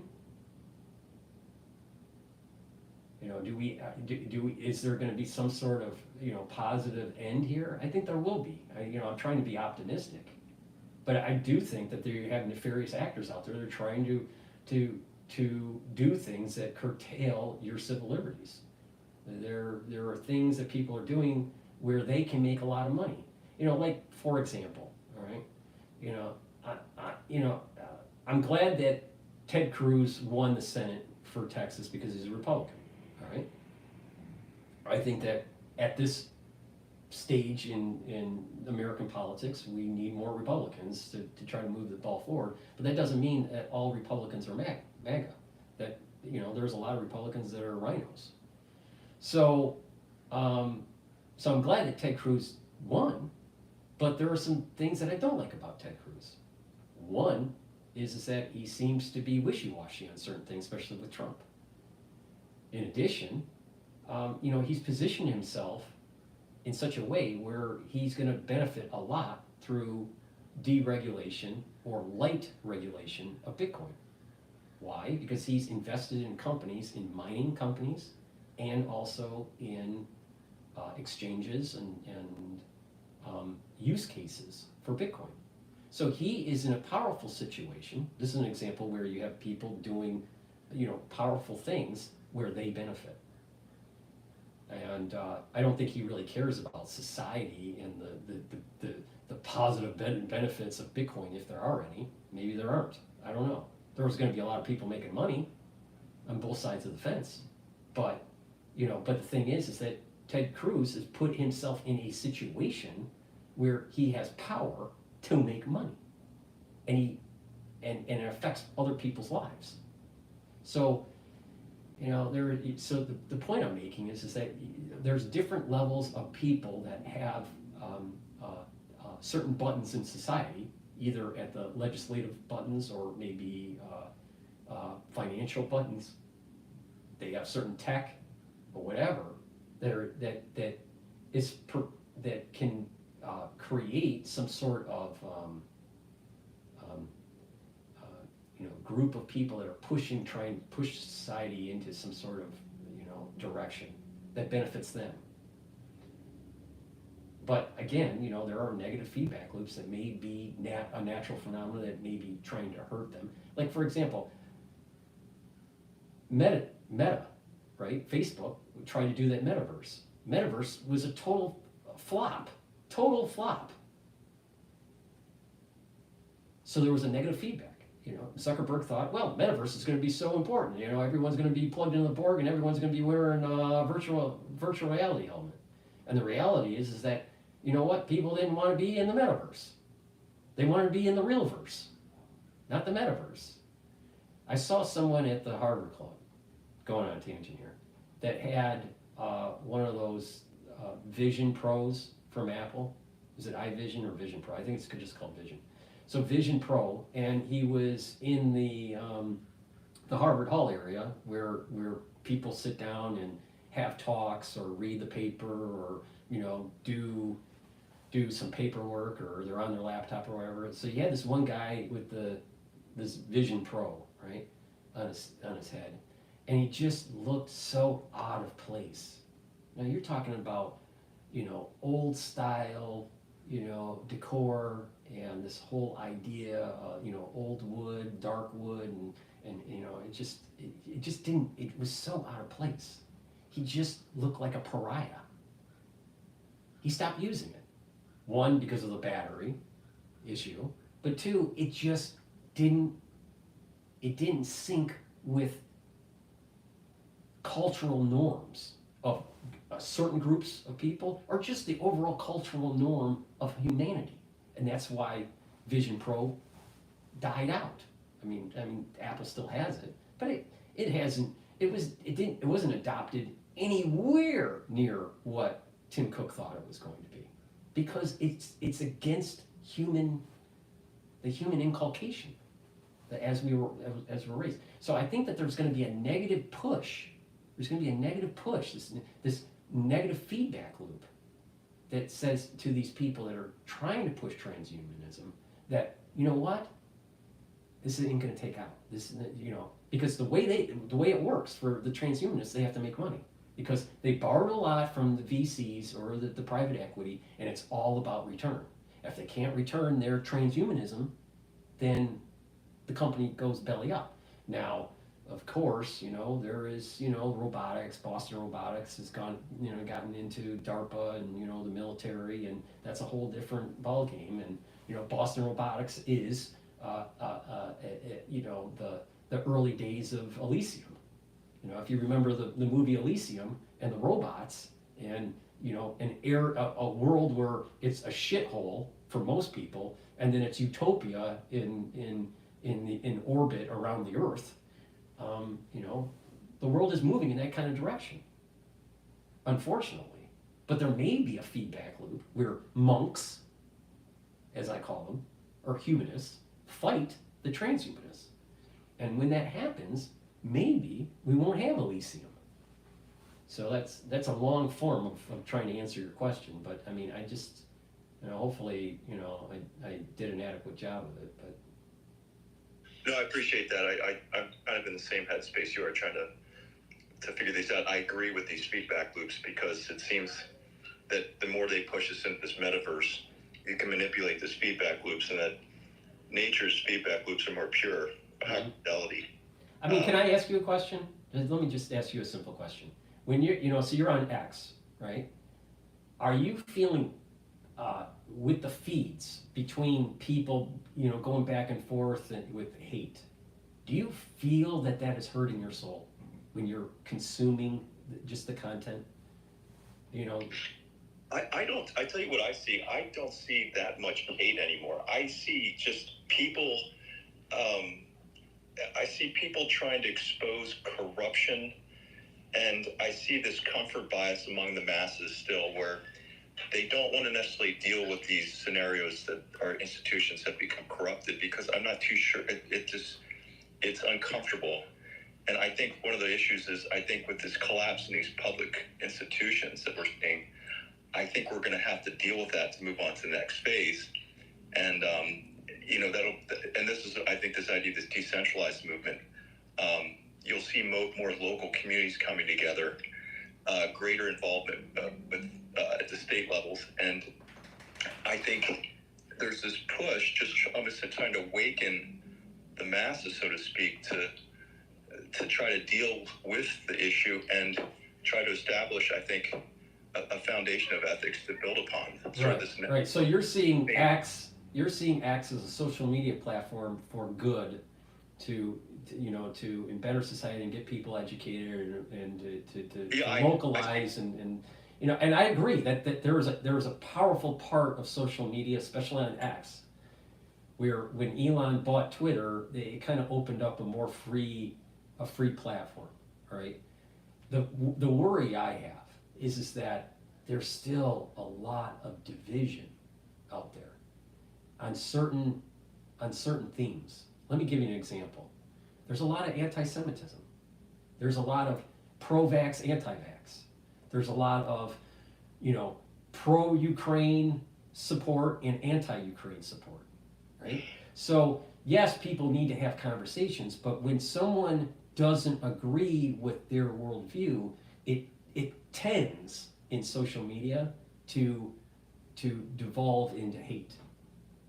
Oh, I definitely agree that there's a polarization, but I see the majority of people that are in those polarized positions.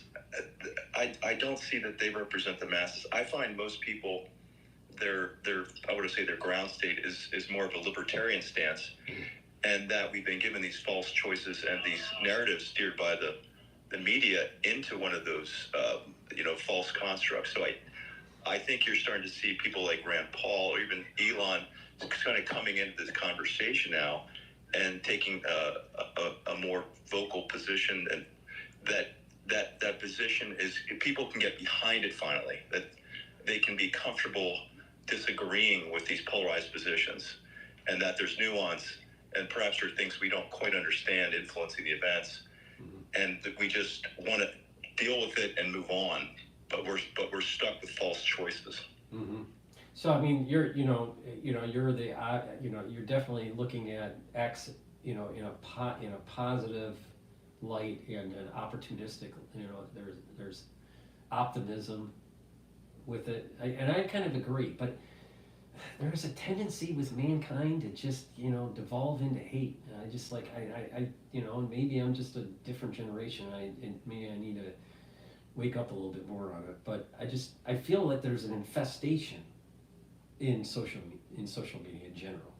It's just like I feel like it's full of bugs. Paul, what I've seen is more, to me, I think it's the constant, I want to say, bombardment from the social media platforms, where I don't necessarily see hate so much as it is just distraction, like constant distractions. You can't really think deeply about the issues. Mm-hmm. And I see it with Hollywood.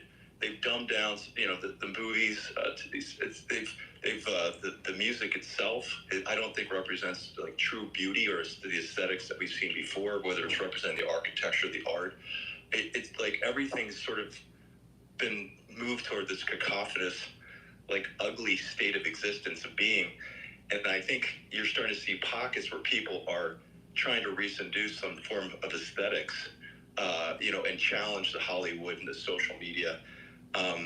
And I think you can see the tide turning a little bit, that, the things that we've been pushed in front of our faces that we thought was aesthetically pleasing or represented beauty is actually ugly, and we need to create these new forms. Yeah, I agree.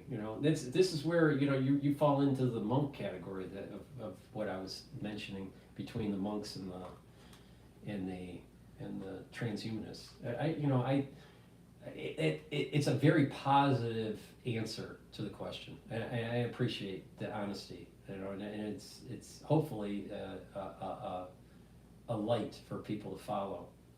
And I think, and last thing, Paul, I should say that I somehow, like you're talking about what drives humanity and civilization forward. I think, like maybe there is this push between good and evil, but I think the good, the light, sort of is in the majority, that we have to experience the evil, and perhaps it guides the emergent behavior to the point it collapses, and that it can only collapse so far before the light sort of, you know, grabs hold of the feedback loops and pushes it forward again, and we move on to the next cycle.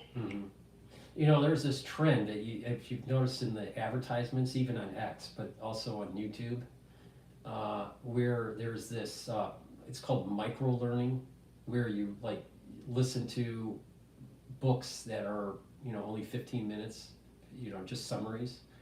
And my take on this, you know, and maybe it's just old man Paul, you know, Gen X, but my take is that if someone is more focused on just the intro or the conclusion or just the brief summary of something, that the attention span of an individual will start to go down. Now, micro learning at, let's say, you know, for 15 minutes of these summaries of these books that they're pushing is better than, you know, the junk food that through doom scrolling on social media. Yeah, it's better. But the thing is that I'm not so sure that it's the right solution. Yes, you can consume a lot of information, but it is generic. It's at a general level, and sometimes you have to, you know, taking the time to read a book versus getting some sort of summary, you know, in a feed, I think is, you know, problematic. It's problematic for your eye coordination, because you need your eyes to move back and forth. And also the visual change, you know, for distance. So the muscles in the eye are changing when you're reading. There has been research that said that certain light coming off of the screens hurts the actual eye and also your memory. So, you know, I know this is going off on a tangent, but the thing is that there are what popped in my mind when you were talking is that there's this micro learning that's taking place on social media that, you know, may actually be dumbing society. There's certain things that are happening that yes, it could be used as a way to decentralize, get people organized, get people, you know, knowledgeable. Yes, there, you know, maybe at the tail ends of the distribution there's hate, but maybe it's not the majority. I'm not sure. You know, it seems to me that it's the majority, but maybe it's just tail end distribution of that. But you know, there's this trend using technology where it's just speed it up, speed it up, speed it up, speed it up, and you know, faster. When you're in a conversation with someone and it's just if that individual is only of general knowledge, right? Then they seem very knowledgeable about a lot of things. But you dive into any particular subject matter, and then you realize that the individual probably only read, you know, summaries of certain things and didn't really dive into the details of it. Like in a program like a Ph.D. program, you know, you just dive in very, very deep. But the weird thing about this, and I mentioned this with one of the listeners on a previous talk, you dive into something deep enough, you'll realize that other things are connected to it. So if you're only looking at the surface level of things, then you don't really see the interconnectedness of diving deep into a subject matter. Because if you dive in deep on any particular subject matter, whatever it is, you will get to a lot of other things and deep understanding of other things. But that's, you know, my take on it. And this is where social media is like they're moving people towards this, you know, just be simplistic, just be general. You know, time is precious, and you need to just quickly learn something at the surface level. Paul, and I want to thank you. I have to roll, but thank you for your answers. Yeah, no problem. Thanks for speaking. I do notice you on the on the spaces on previous. So thank you very much. So what I'm going to do is I'm going to plug some products here and then play another video. But this is the whole reason why I'm doing this telemetry, live feed type stuff. The idea is to get interaction with the audience, all right? So the ones that are watching on YouTube, you can listen and do a call-in through Spaces on my channel and, and interact. It's all about interaction, right? But also, as we're talking, news breaks. Some news is somewhat benign, and other news is pretty big news, right? Right now, to my understanding, there's not a big news day here, but just like, for example, the market recap. The S&P 500 is at 5,952. The VIX is at 17. Euro USD is trading at 1.039.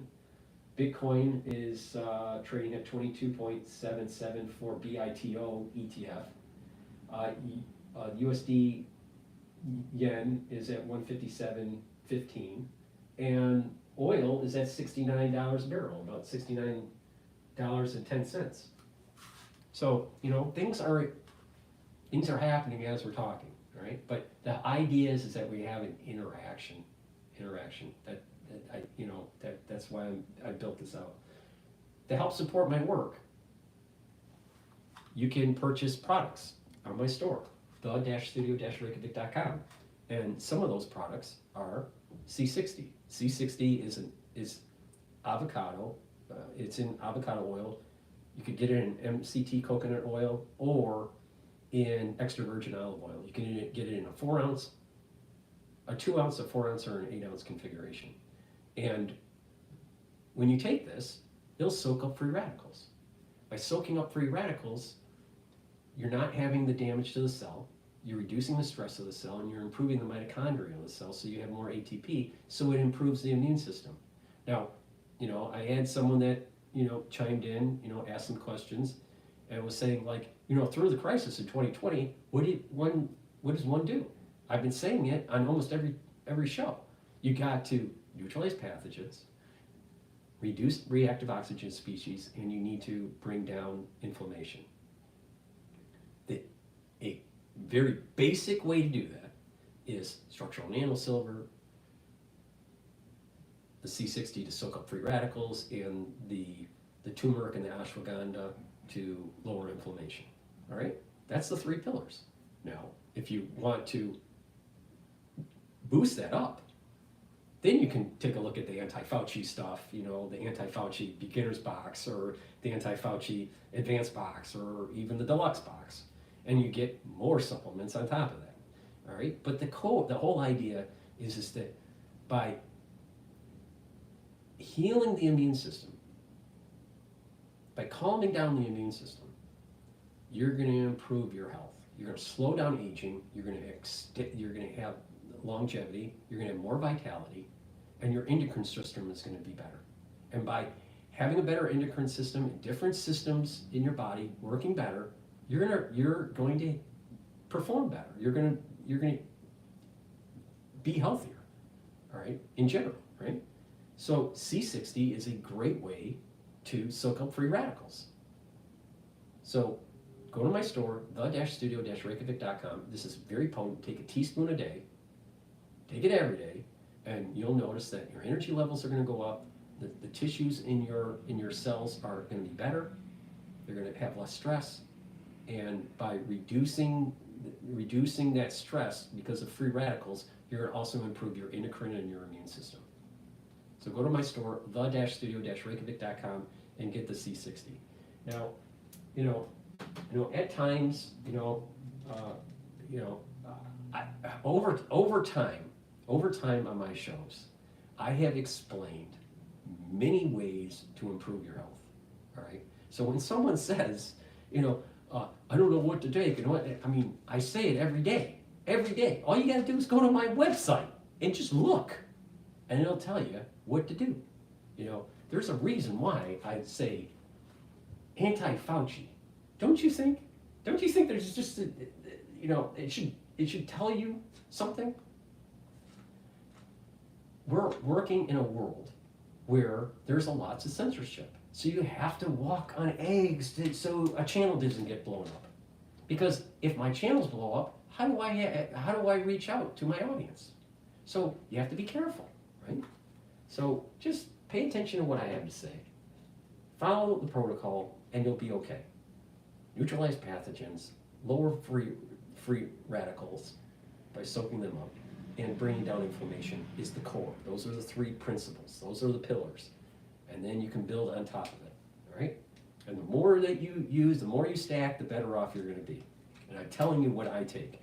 All right, that's a long-winded way of saying go to my store, the-studio-reykjavik.com. But probiotics. This probiotic is a powder. This is what I take. I haven't had my lunch yet, and I'm running out of energy. So I mix this in my food. It's hummus that I mix it with. It's just a powder. It has a little scooper in it. It's a great way to take it. You can add it in a smoothie or just use filtered water, whatever. There are other people that buy from my store that prefer the veggie cap version. Both are very good products, high quality, and having a good gut biome is really important. Why? Because it's going to absorb. It's going to allow you to have better absorption. It's going to bring down inflammation in your gut.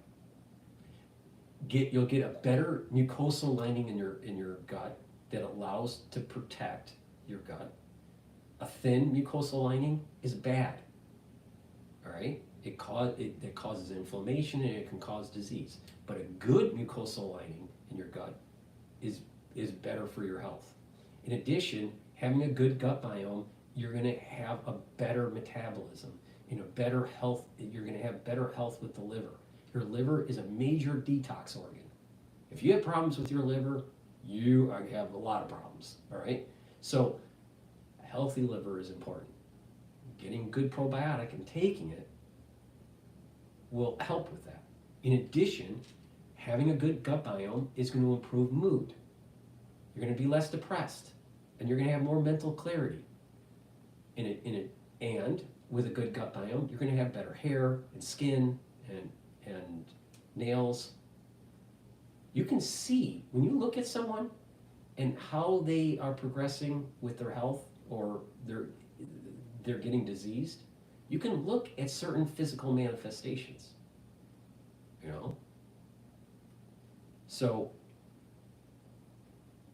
improving the gut health will help with some of those physical manifestations. So please go to my store, the-studio-reykjavik.com, and get the probiotics. All right. Now, since I was taking calls for a while, let me just plug a couple more products here. Boomer Boost, really important to take. Why? Because it has 68 nutrients that you need. You can use this as a meal, all right? But this is great if you're 40 plus or if you're young and you work out. Why? Because this gives you the nutrients to give you energy, and it also helps with your cardiovascular system. All right? It has a lot of ingredients in here. All right? So just go to the store and take a look at the content profile. But you can use this as a meal. All right? The way I use this is you mix it with a soft food like hummus or yogurt or something like that. You can mix it with just water, or you can make a smoothie, however you want to do it, all right? There's a big scooper in here, so you just take 1 scoop a day, all right? But this is a great way to fuel your body, all right? If you're younger and you're athletic, all right, taking it will help to fuel your workout. Now I have 2 barleys. I have heirloom barley and I have gladiator barley. All right, you can take them individually, just the barley or just the Boomer Boost, but they work better if you take them together. Okay, now what's the difference between the heirloom barley and the gladiator barley? The heirloom barley is more focused on the detoxification, reducing inflammation, and soaking up free radicals by superoxide dismutase. All right, it's a protein. So it's like a meal, all right? And you're fueling your body and detoxifying your body at the same time. Now, I'm pretty sure that if you eat a Big Mac, it's not detoxifying your body. It's quite doing the opposite. Or the Gladiator barley, which is more about building up strength, reducing inflammation, and soaking up free radicals because of the superoxide dismutase. So if you're more about, workout and gaining muscle, when you get older, you start to lose muscle. So if you're doing a little bit of resistance training, or you're an athlete, you know what? Taking Gladiator barley by itself is really important, but it works even better when you do the combo.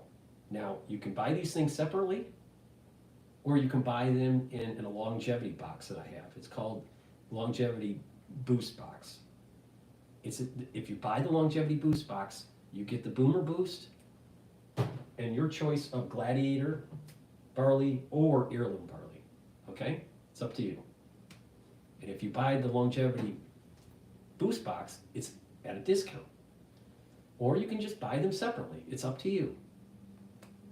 Please use discount 5, all caps, and the number 5, and you get an additional 5%. So if you want to get Gladiator barley and Boomer Boost together, get a Longevity box.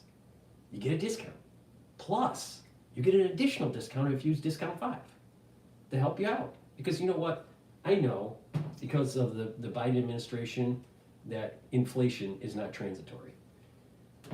All right, so I'm telling you a great way to just start on improving your health and moving forward and slowing down the aging process, all right? When you do this on a regular basis, you're actually slowing down that methylation that's taking place on that aging methylation pattern that takes place on your DNA. But it takes time, and you gotta be diligent, and you gotta have, do other things, right? Like proper diet, exercise, sleep, stretching, balancing, train your brain, mindfulness, some sort of spirituality or meditation or whatever. And you do these things, you try to be a good person, you actually can slow down the aging process. Now, if someone is all angry all the time and, eating a Big Mac all the time, they're always inflamed mentally and physically, guess what? They look pretty old. And when you get sick on a regular basis, when you get sick, have chronic sickness, you age faster. Now, if you look at patients that are in their geriatric years, they are oxidizing faster. The free radical build out is much higher. That's why when you get older, you need to take a lot of antioxidants.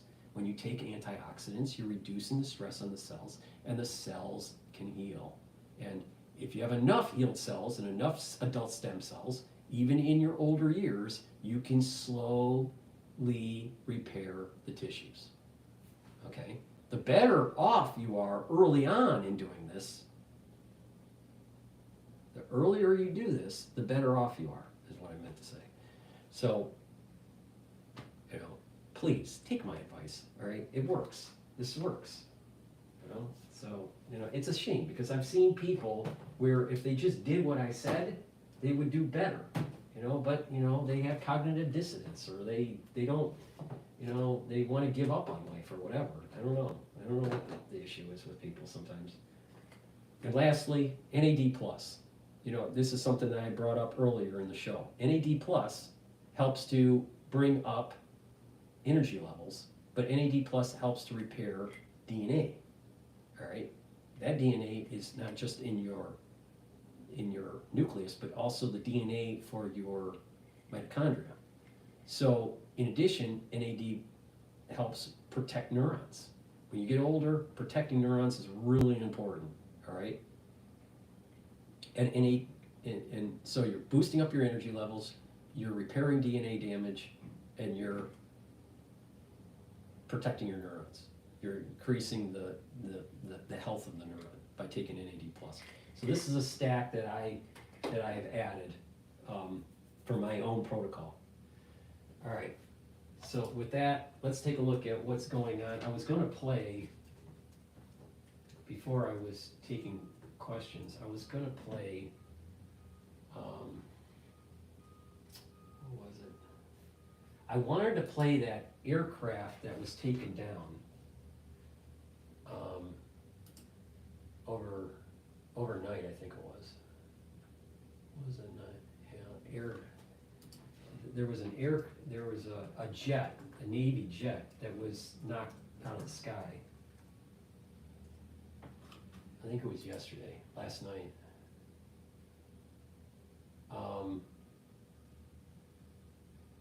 This was CNN about 15 hours ago. Now I know that, this is a little bit older news, but it's something that I have not played on the show, so I just wanted to see what's going on there.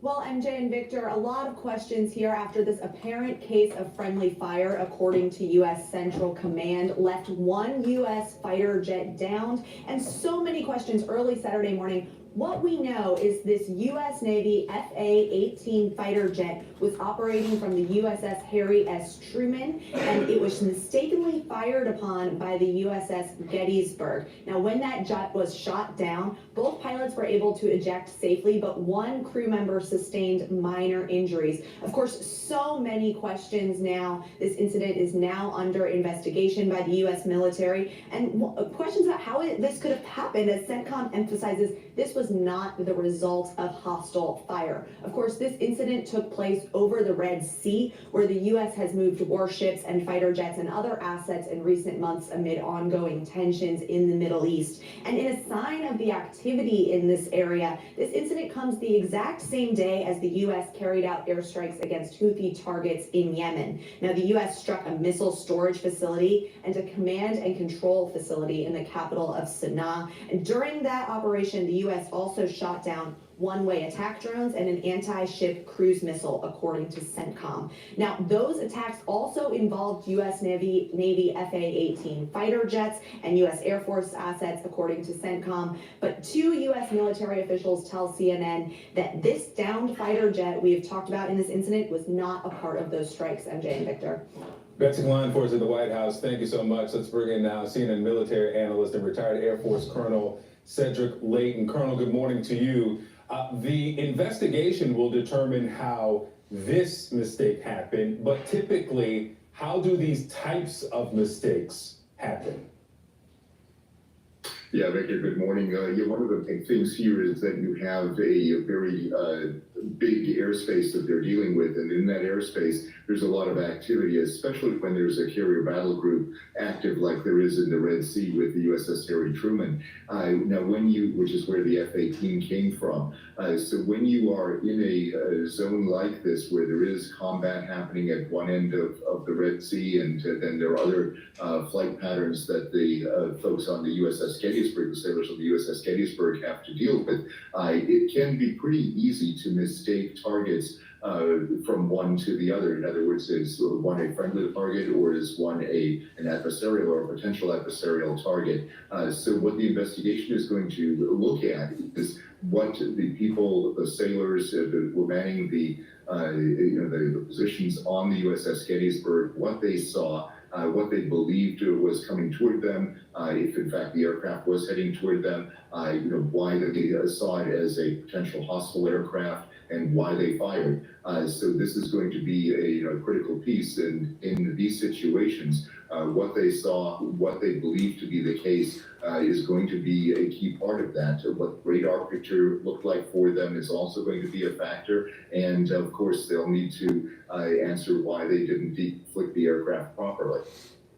And what we also learned is that this fighter jet was mistakenly hit, and then the two Navy pilots ejected from their jet. I mean, is this how the ejection system, if you can call it that, is that how it's supposed to work? Or typically, would you see something like this coming, and then before you're hit, you're supposed to get yourself out of the fighter jet? Yeah, MJ, one of the key things here is that pilots always stay with their aircraft until they can't maneuver the aircraft. What basically happened in this particular case is not atypical for a situation like this. In essence, what you have is a missile coming toward you. If you can evade that missile, you're going to do everything you can to not only save yourself, but save the aircraft. If your aircraft gets hit, that's when you eject, and that's exactly what these pilots, these crew members followed in this particular case, those procedures. Colonel, should we have expected that? Now, of course, there's friendly fire in regions, where there's war, right? And conflict. But what I feel is strange about this is that, okay, let's take a look at some of the data points. U.S. Navy F-18 jet was operating from USS Harry Truman. All right, so it's Truman. Truman was the president that dropped the bomb on Japan, right? Or bombs, plural. And then there's a misfire, mistakenly fired a jet by the USS Gettysburg. So we have something that's dealing with World War II, and you have something that's dealing with the Civil War. And I just, again, this maybe just coincidence, but sometimes when you look at these things, it's like, well, wait a minute here.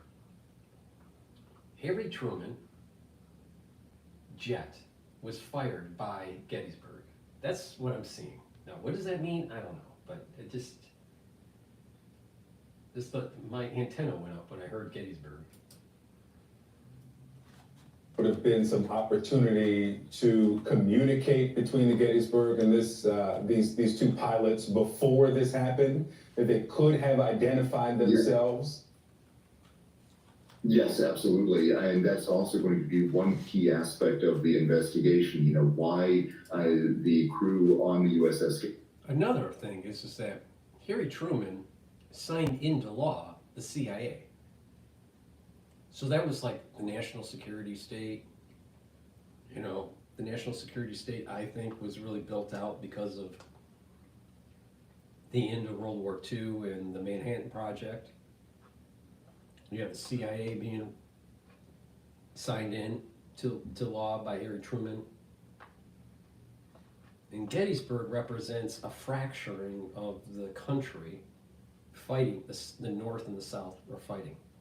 Now, Gettysburg also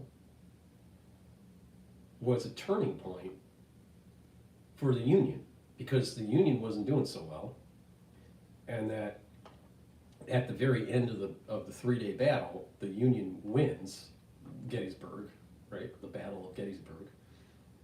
And so it was a major turning point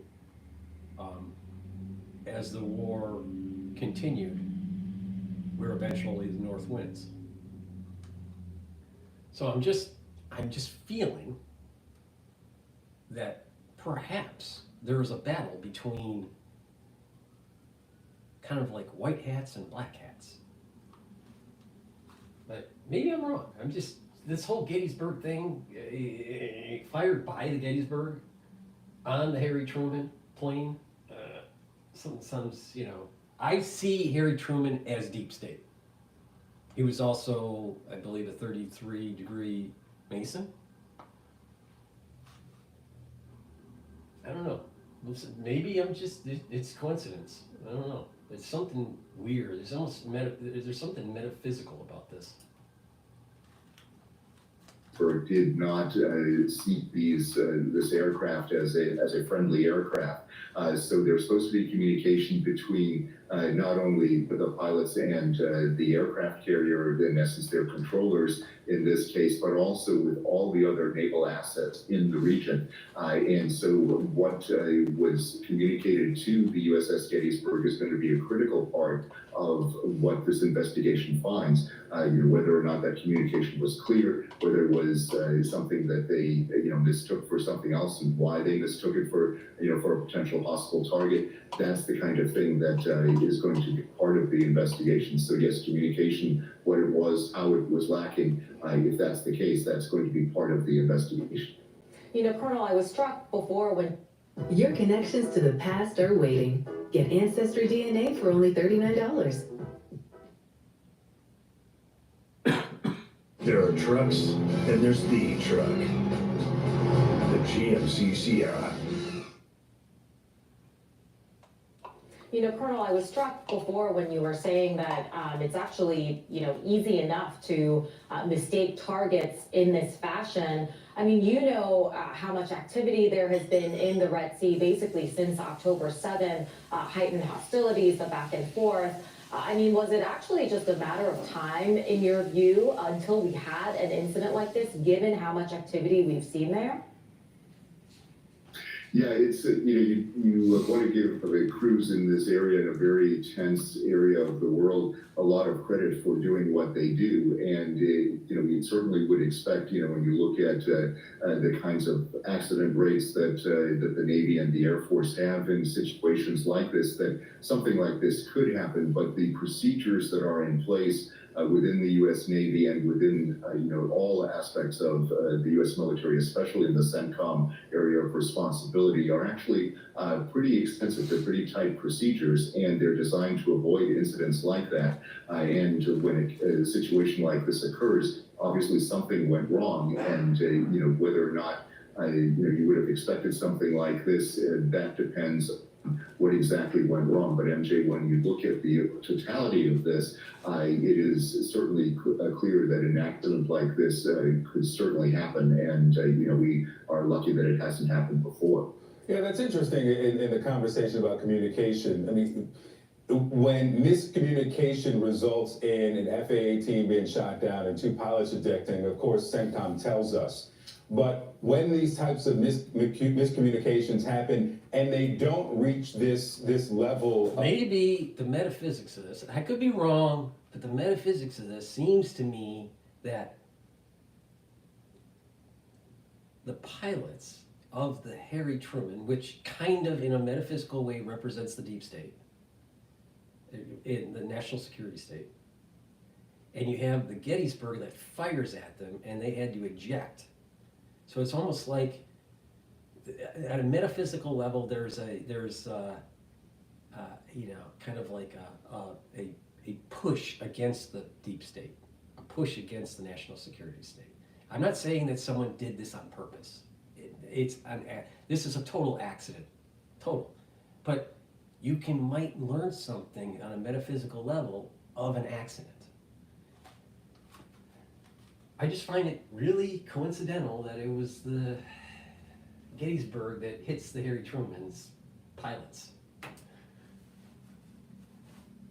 Of severity, I mean, how common is that?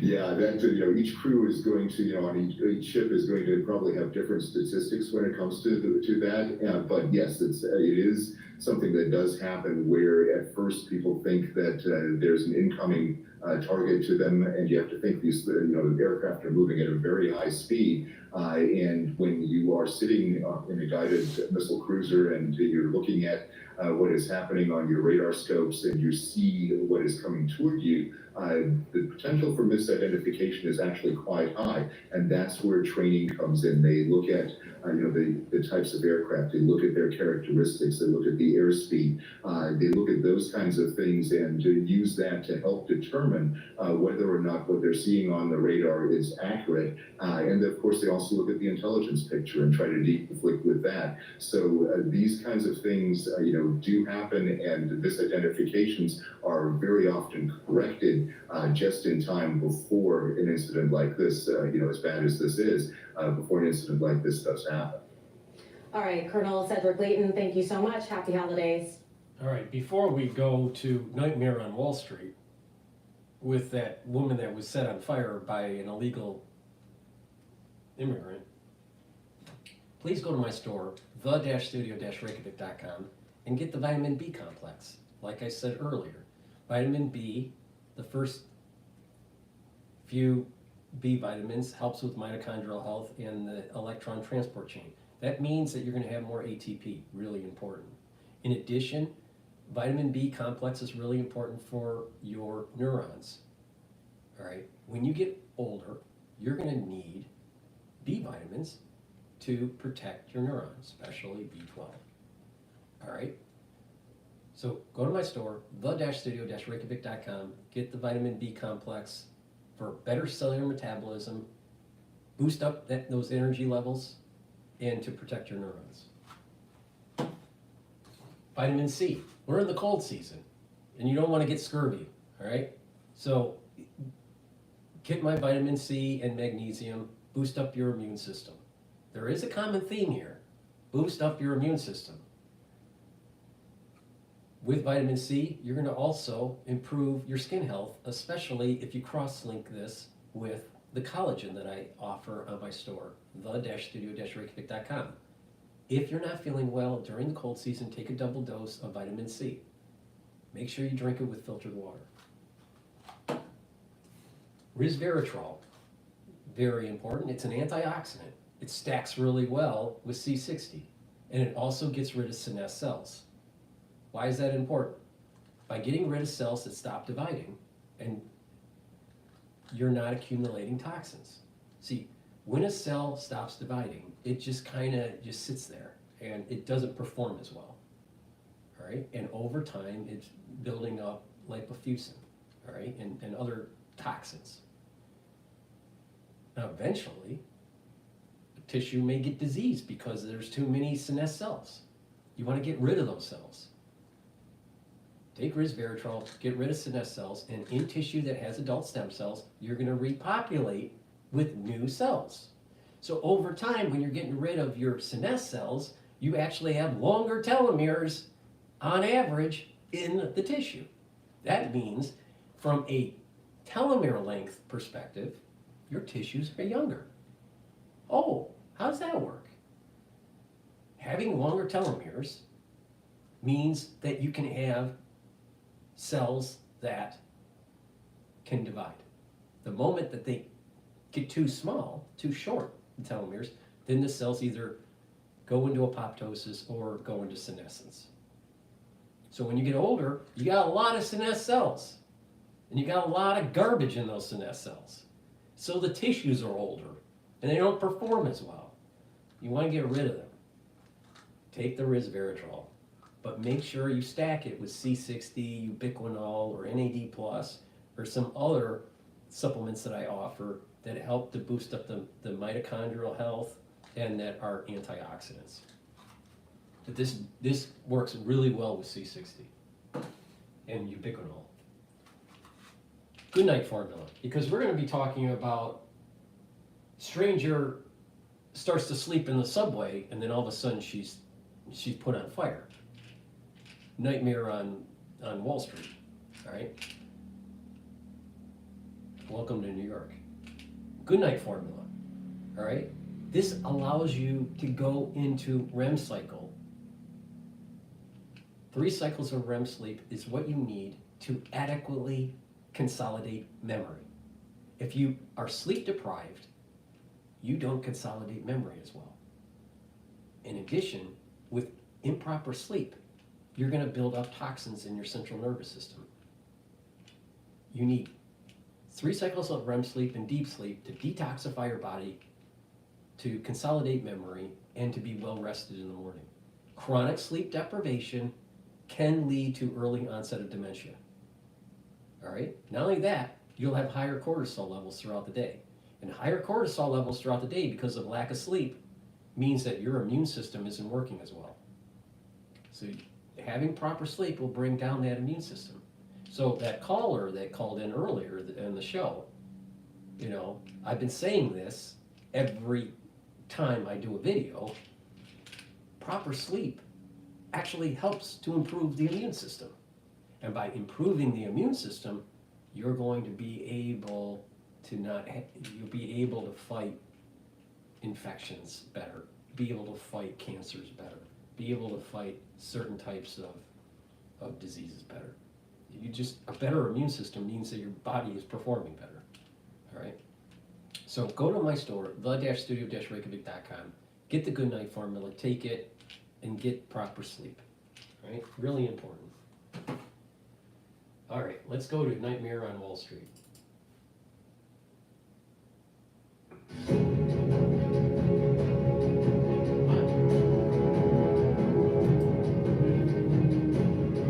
Well, MJ and Victor, a lot of questions here after.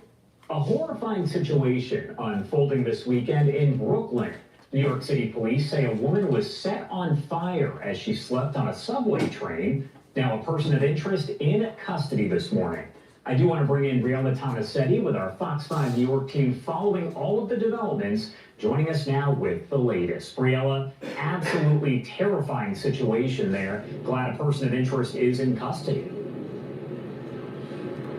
Yeah, Josh, absolutely horrific. You took the words right out of my mouth. Also, there is a video, MTA surveillance video, circulating of this incident. We have chosen, obviously, not to air it because it is absolutely too graphic. But that person of interest, according to police, is a 33-year-old man from Guatemala.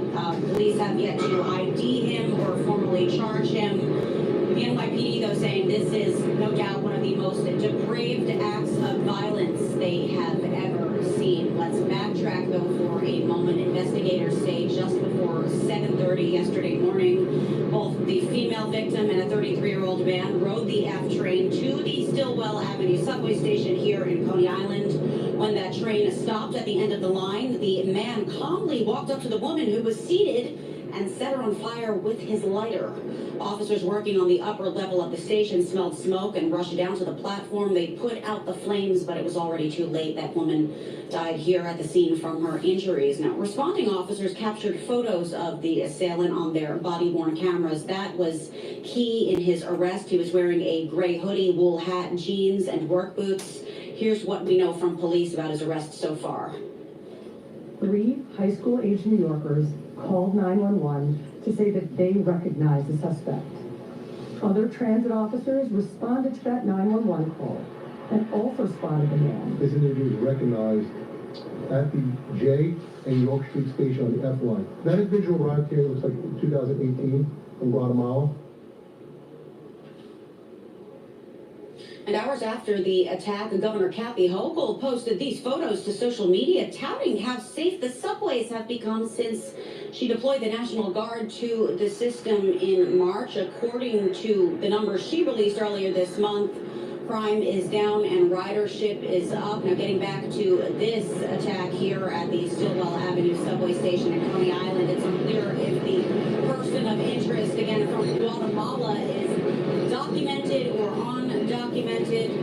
We're hoping to get some more information once he is identified. As I mentioned earlier, the victim also has yet to be ID'd by police, but just a horrific attack. And right now, there is not a clear motive behind it. For now, we're live here in Coney Island. Josh, back to you. All right, so we're going to go to CNN and their coverage. Control and domination. That's the goal of all power systems. They can be resisted and should be. Police make an arrest in connection to the horrific attack on a New York City subway. The NYPD says a woman was sleeping on the train this morning before she was deliberately set on fire by another passenger. The woman, who is yet to be identified, has died. This is what authorities had to say on how technology played a factor in all of this. Today's brutal murder was captured on one of those onboard train video cameras. It offered detectives immediately answers to questions that they had. What happened? It offered them images of the perpetrator. It allowed them to take those images and release them to the public. And it allowed the public to see something and say something. And that's why we're standing here now reporting that an individual is in custody, a person of interest is in custody. CNN's Gloria Pazmino has been tracking this story. What are these new details, Gloria? Well, Jessica, extremely disturbing details that we learned from police officials just a short while ago. This happened early this morning around 7:30 at the Stillwell Avenue. I did post the link to the website, the-studio-reykjavik.com. So for the ones that were on X Spaces that didn't have the link, I did post it there. So the ones that wanted to go to the store, you can go to the store there. In Coney Island, which is in Brooklyn. And this is the end of the subway line. Now, police tell us that there was a woman who appeared to be sleeping on the subway car. The subway car was not moving at the time. And then the suspect approached her, lit her on fire, apparently using a lighter. That's what we learned during the press conference just a short while ago. The woman immediately caught fire. She was engulfed in flames. And officers that were patrolling the station at that hour were able to respond and put out the flames. They were unfortunately not able to save her. EMS responded to the scene and the woman was pronounced dead at the scene. Now, police really just were able to give a lot of detail, thanks in part to the cameras that were in the subway car. This is a relatively new thing here in New York City, Jessica, that we have nearly full subway cover when it comes to surveillance cameras. That was how they were able to get very good, clear images of the suspect, which they then arrested several hours later. One very important detail, which the law enforcement officials went into, is that they were able to disseminate those images through the media and the press, and then they got a tip from 3 young New Yorkers. The police commissioner said that they were high school age who saw the man and reported it to the police. They were able to make an arrest, and he is now in custody. I want you to take a listen to the police officials just describing this incident earlier this morning. Someone who we believe. Want the effects of Viagra, but faster? Meet Rose Sparks. They contain sildenafil and tadalafil, but Sparks dissolve under the tongue. Someone who we believe carried out one of the most just depraved crimes one person could possibly commit against another human being. And it took the life of an innocent New Yorker.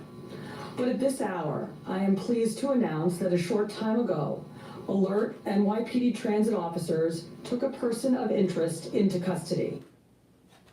So a combination of technology and good old-fashioned police work there, Jessica, as well as New Yorkers who were paying attention and called it into that tip line. We are waiting to hear details on the charges that this person is facing, and of course more details about the person who was killed in this absolutely senseless tragedy. Jessica? All right, Gloria Pazmina, thank you very much. And joining us now is CNN Chief Law Enforcement and Intelligence Analyst John Miller. He was formerly the Deputy Commissioner of Intelligence and Counterterrorism for the NYPD.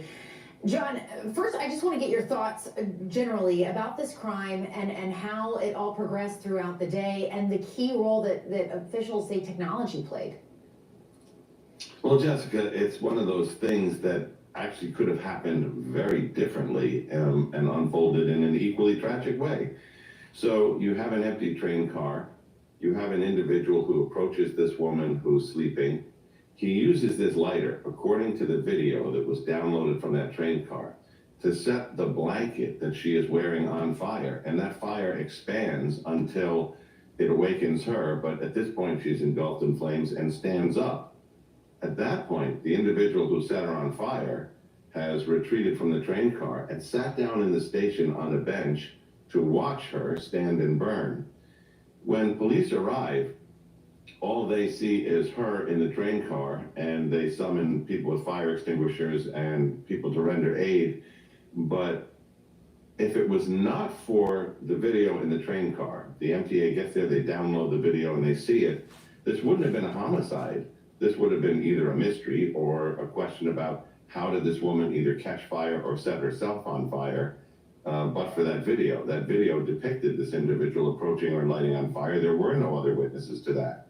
Interestingly, the technology then expands because one of the officers on the scene turns towards where this man is sitting outside the train car on the bench, and his body camera actually captures that face.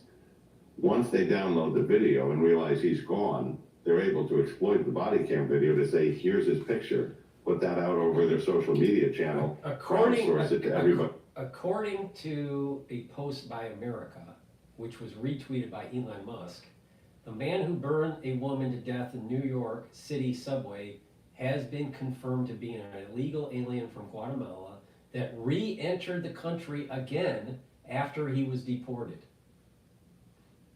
Wonderful. Riding the train and everybody in the city, and he spotted hours away and far away. So a lot of technology came together, and you know, it's interesting.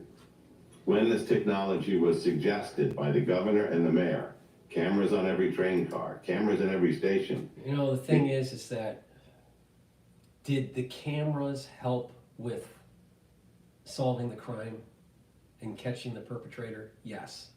The problem is that this is how surveillance technology comes to fruition.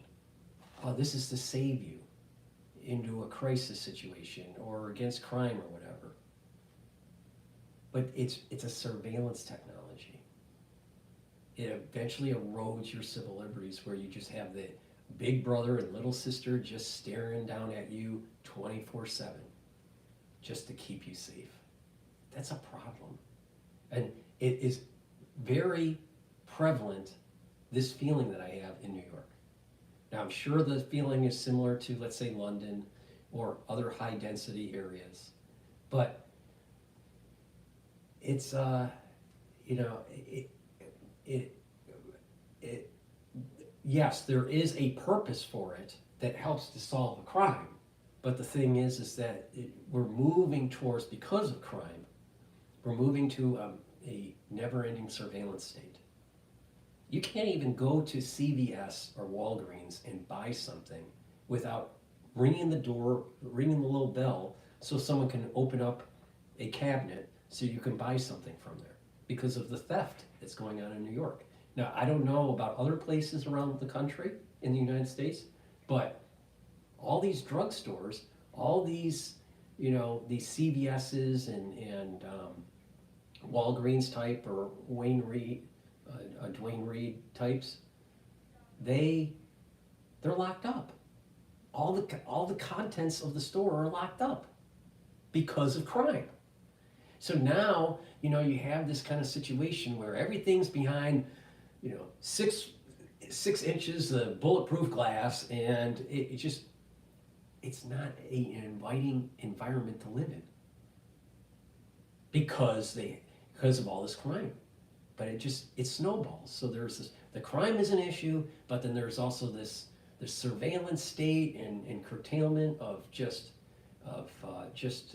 freedom of commerce and freedom of movement. It's a big problem. It's a big problem. So I'm glad they caught the guy, but I'm not really so hell-bent on 24/7 surveillance. You know, there's goods and bads to it. You know, this guy, because he's ex-cop, you know, he thinks that surveillance is great. You know what? You know, there is such a thing as, you know, taking some risks in society and not give away your civil liberties. But what is another interesting thing about this guy is how diabolical it was. I mean, this guy, I mean, if anyone has been around someone that has gone through serious burns, all right, and that the flesh burning, deep burn, right, 4th degree type stuff, there's a smell to it, right, that you'll never forget, all right. And in addition, there is this, he's just staring at her as she's burning away. I mean, just cold, this diabolical evil. I mean, there's just an evilness about this thing, and it's so strange. I mean, what is going on with society these days? Crazy. I mean, you're on a train, and New York. because sometimes these trains, you know, you have a long leg on the train, and there's lots of stops or whatever, and people fall asleep, and then, you know, it's amazing when you wake up when you need to get off the train. But the thing is that this person died right before the holidays by someone that was diabolical. Cold-blooded killer, right? Set the person on fire and watched her burn. I mean, it's just, what is going on? There's something wrong in our society where there's such a lack of regard for life. Something radically wrong. And he's not a one-off. This is a symptom of something deep. Civil Liberties Union came out with a statement. The New York Civil Liberties Union strongly opposes NYPD's plans to increase the number of surveillance cameras until police come up with a plan to safeguard the use of these cameras and the images they capture on tape. Our concerns extend to the announced increase in surveillance cameras on the subway. It was interesting that, privacy advocates and civil liberties people oppose these cameras when you talk to people in the subway, all they say is more cops, more cameras. Yeah, that it is so interesting. It's And, the same logic. point That's the same logic during 9/11. Right after 9/11, ask the soccer mom, we got to get the terrorists, so we got to take away your civil liberties. So Susie and Johnny on the soccer ball field was going to feel safe. I'm pretty sure Osama bin Laden wasn't going after little kids on soccer fields. Just write away your civil liberties to feel safe. See, this is the stupid logic of the liberal community in New York. Yeah, and I'm an ex-cop that just wants the surveillance technology. I wonder if he has any stock in Raytheon. that camera wasn't there, then we would have maybe never known that anybody had a role in lighting this woman on fire. With that in mind, John, what do we Here's a know thought. Instead of taking taxpayer money and putting cameras on the train, why not strengthen the border so an illegal alien doesn't come over twice? Then you wouldn't have a problem. And you wouldn't be victim right. and the suspect? leaving Officials your were pretty civil scant with liberties. details. They were still working to ID the victim, frankly. With the suspect, all they could say is that he had arrived in 2018 from Guatemala. That was about all we got. What more are you learning? When they took the suspect into custody, he basically self-identifies. They did not find any, as I'm told from my sources, they didn't find any ID on him. So they're going by his statement as to what his name was, what his date of birth was, when he arrived in this country, where he came from. Of course, they'll be running fingerprints and other records to see if they can confirm that ID, including where he's been staying, to document all that background. But right now, they're not able to speak as to whether he has any prior record of violence or violations on the subway, because all they know about him, at least at this moment, is what he's told them. Mm-hmm. And I also want to ask you about the fact that New York Governor Kathy Hochul, who you mentioned played a role with the mayor in putting these cameras into the subway, sent National Guard troops into the subway for security during the holidays. Do you think that was the right move? And just generally, when it comes to security with the New York subway, where do you think that stands today? Well, I think it was the right move in that the National Guard is a backup to the existing law enforcement system. They spend tons of money on overtime to push cops from the street to do overtime tours in the subway. But I think we've all figured out the key here is after the incident involving Frank James in 2022, when he at random opened fire and shot 10 people on the subway, and the cameras on the station were not functioning that day, and we were deprived of that video during the investigation I was a part of, the push to get those cameras in every station, in every subway car, makes a real difference. And here's the other irony here, which is the police commissioner we saw speaking, Jessica Tisch, before she was police commissioner and sanitation commissioner and commissioner of internet for the city, she spearheaded NYPD's technology as the deputy commissioner there. She was the one who introduced the body cameras to the street, which were critical today, the ability to transmit information to 36,000 phones that police officers were carrying, including images, which was instrumental today, pushing NYPD's social media. So as she comes around to her new role as police commissioner, she's literally reaping the benefits of her own hard work from years ago. Yeah, it is incredible the groundwork that she laid that now has helped her both in this and also Luigi Mangioni's case as well. John Miller, thank you so much. We appreciate it. Good to see you. Well, New York is crazy.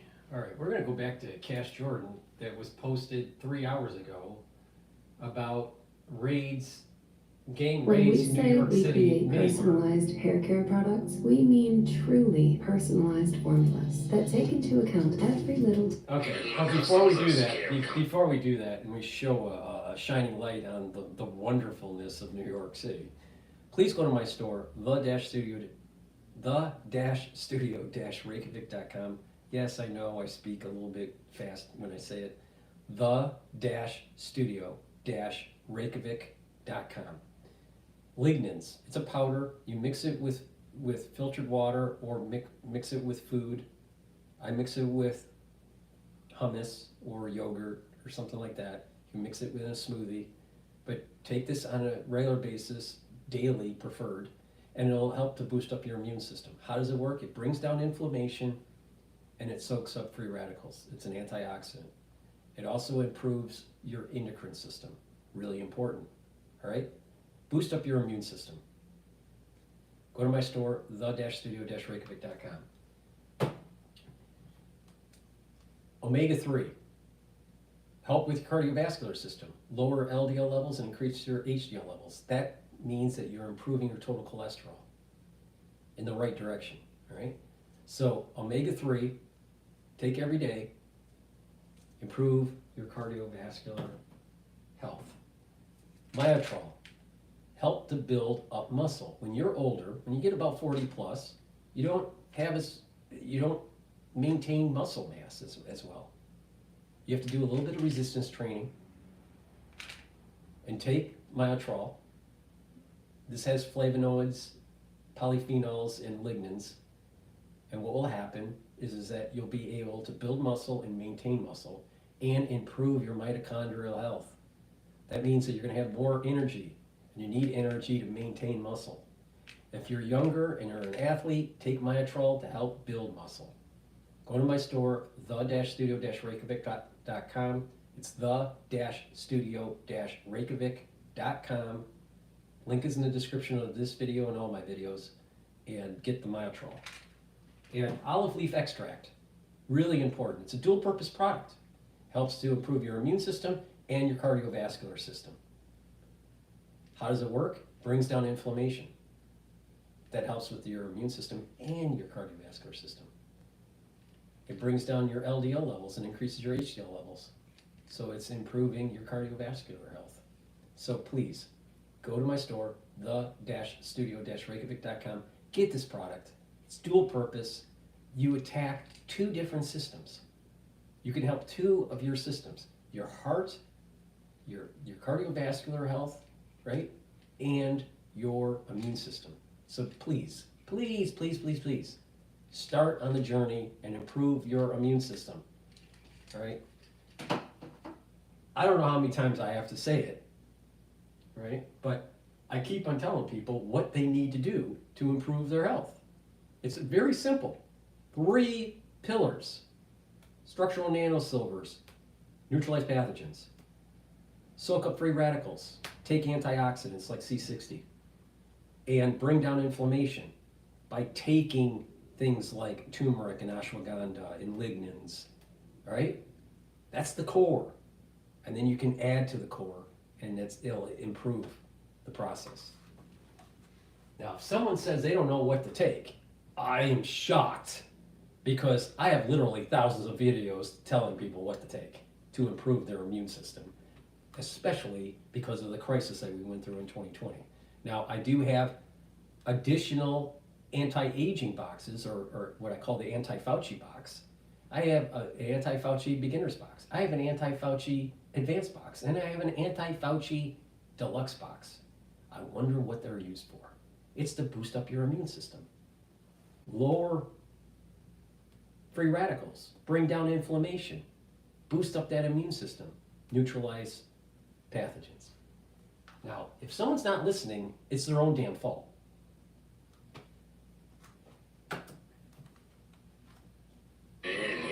This deli manager, Ahmed, says one of the most dangerous jobs in the city is working in a deli, especially late at night. It's a part of their job. But it should absolutely not be. So, New York City's beloved delis, they've been part of a growing crime wave, which isn't exactly new, as our laws protect criminals who never get sent to jail for stealing. However, now those same laws are being used to arrest the law-abiding, which is what's happened to several employees at stores like this one who've tried to stand up to thieves on their own.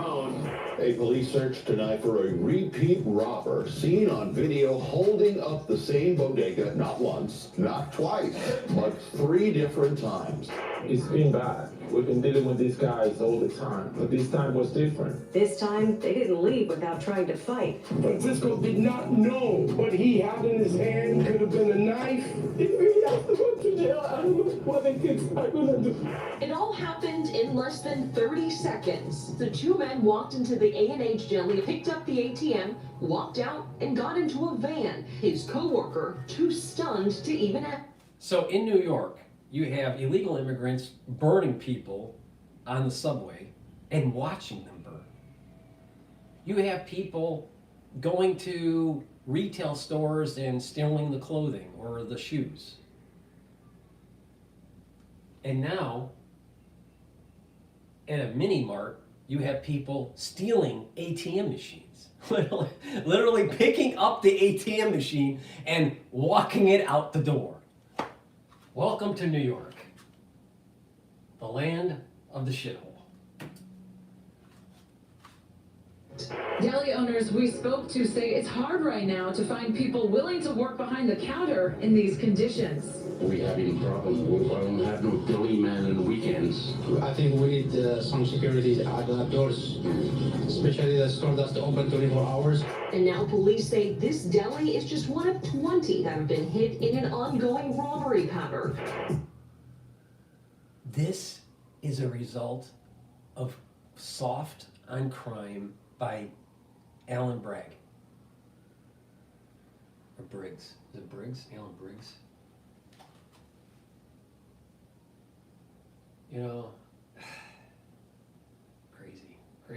We have a DA that will go after Trump, but won't go after ATM stealers at a mini mart. Let me get this straight. The DA will go after Trump, him paying a porn star $160,000, right? Or $130,000 or whatever it was. But he won't go after people stealing ATM machines from a deli.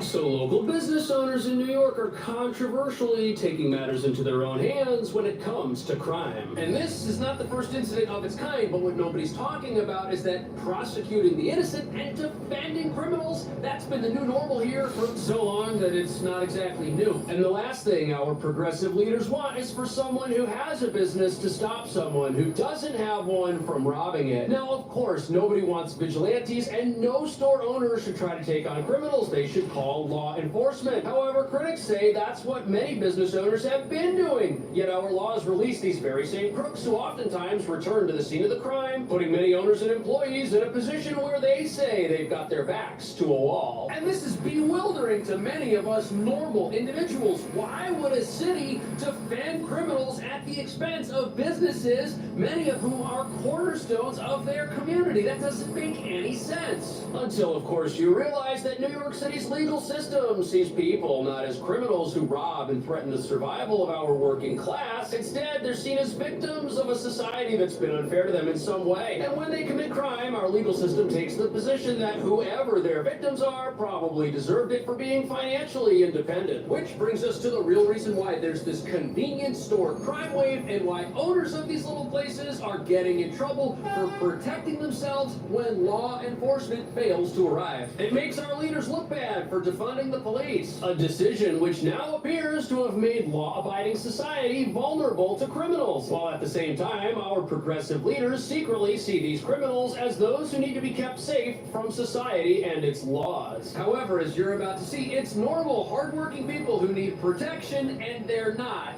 getting it.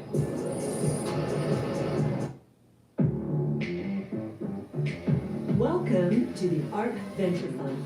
To date, to get very good venture exposure, you basically have to be rich. The ARC Venture Fund seeks to democratize venture capital. We are offering investors something they have not been able to access before. I think this is...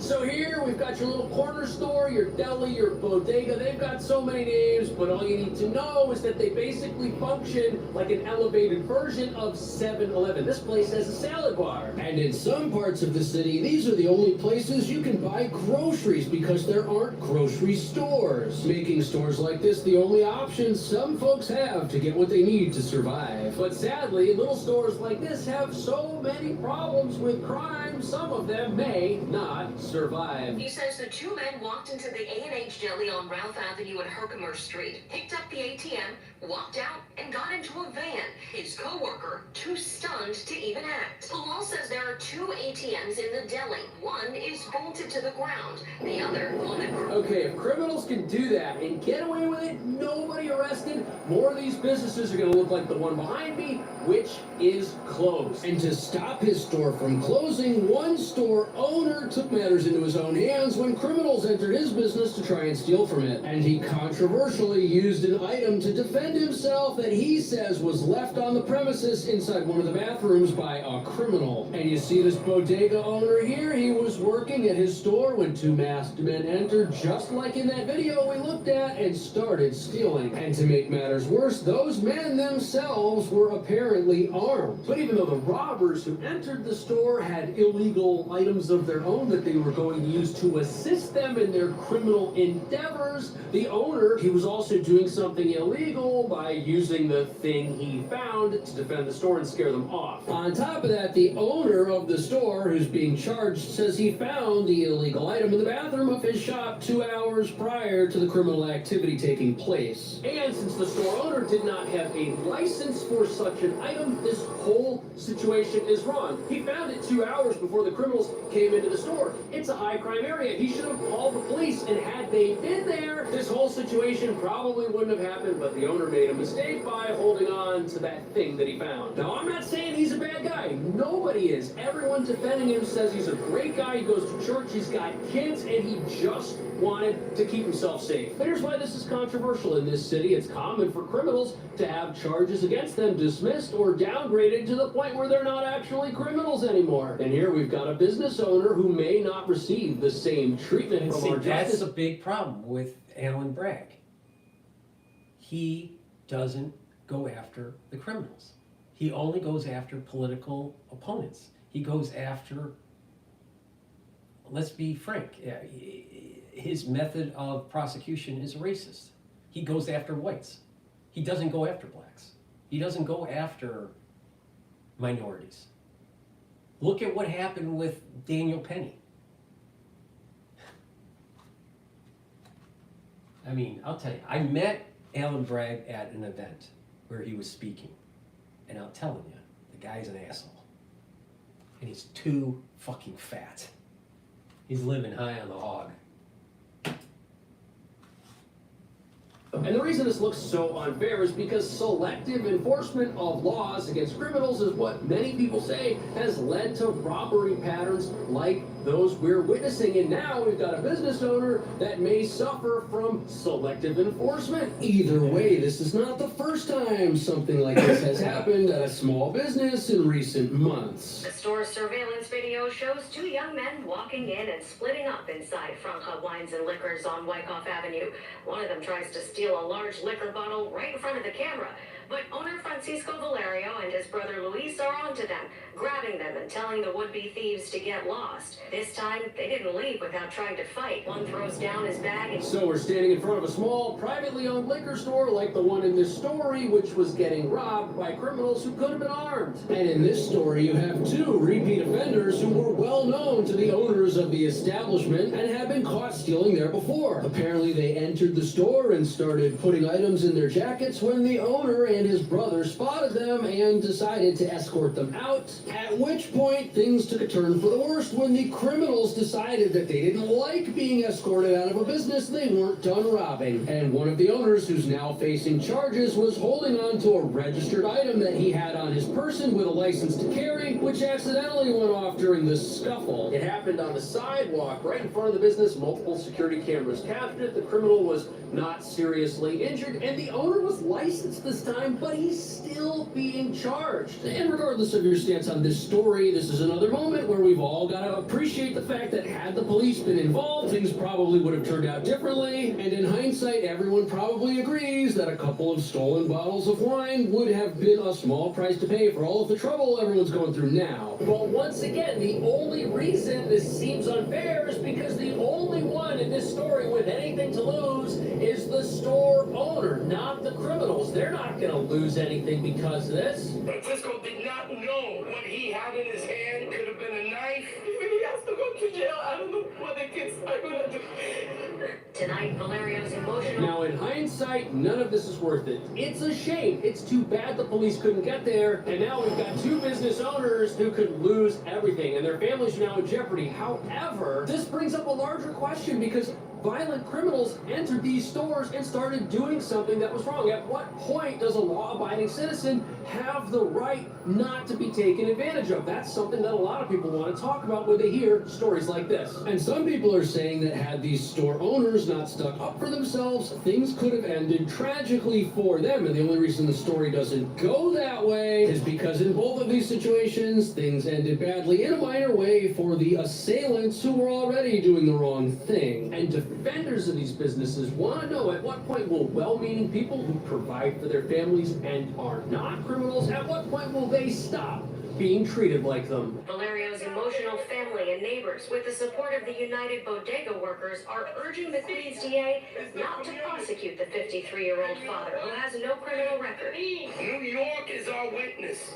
We're not asking the district attorney for anything. That's not fair. Honestly, after watching something like this, realizing that here you've got somebody who was obeying the law and was licensed to have the item that they had on them at the time this went down, it really scares me. Like, what can you do if you're in a business and you're obeying the law and something goes wrong? Will you always be a criminal? This is what Alan Bragg wanted to do with Daniel Penny.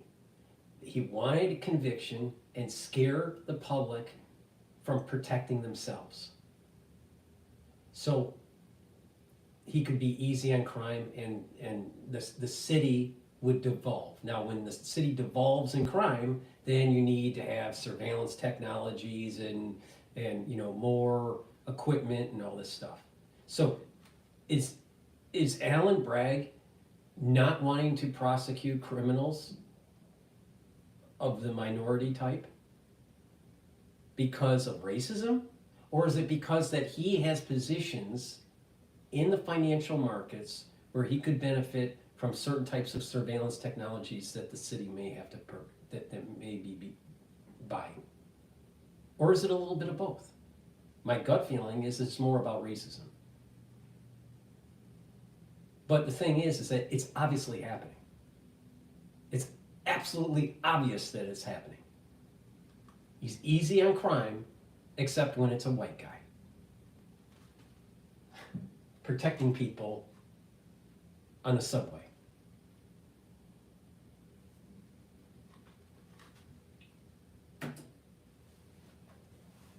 Because things didn't work out perfectly? And at what point will our laws have the backs of the law-abiding? That's something that everybody running a store like this wonders every time they hear about these stories. At the same time, I think we can all agree that some irresponsibility was exercised on behalf of all of the business owners we've talked about. But critics of the city's soft-on-crime policies would say, how is a reasonable person expected to behave in a situation that could be life-threatening? On top of that, all of these incidents took place because of the lawless environment that's been fostered by our justice system. And critics say until that changes, our crime problems in this city at little businesses like this are only going to keep going in the wrong direction. Using the right weight matters. The Body Pod lets you easily understand what is the fastest way to reach your health and fitness goals at a in the wrong direction.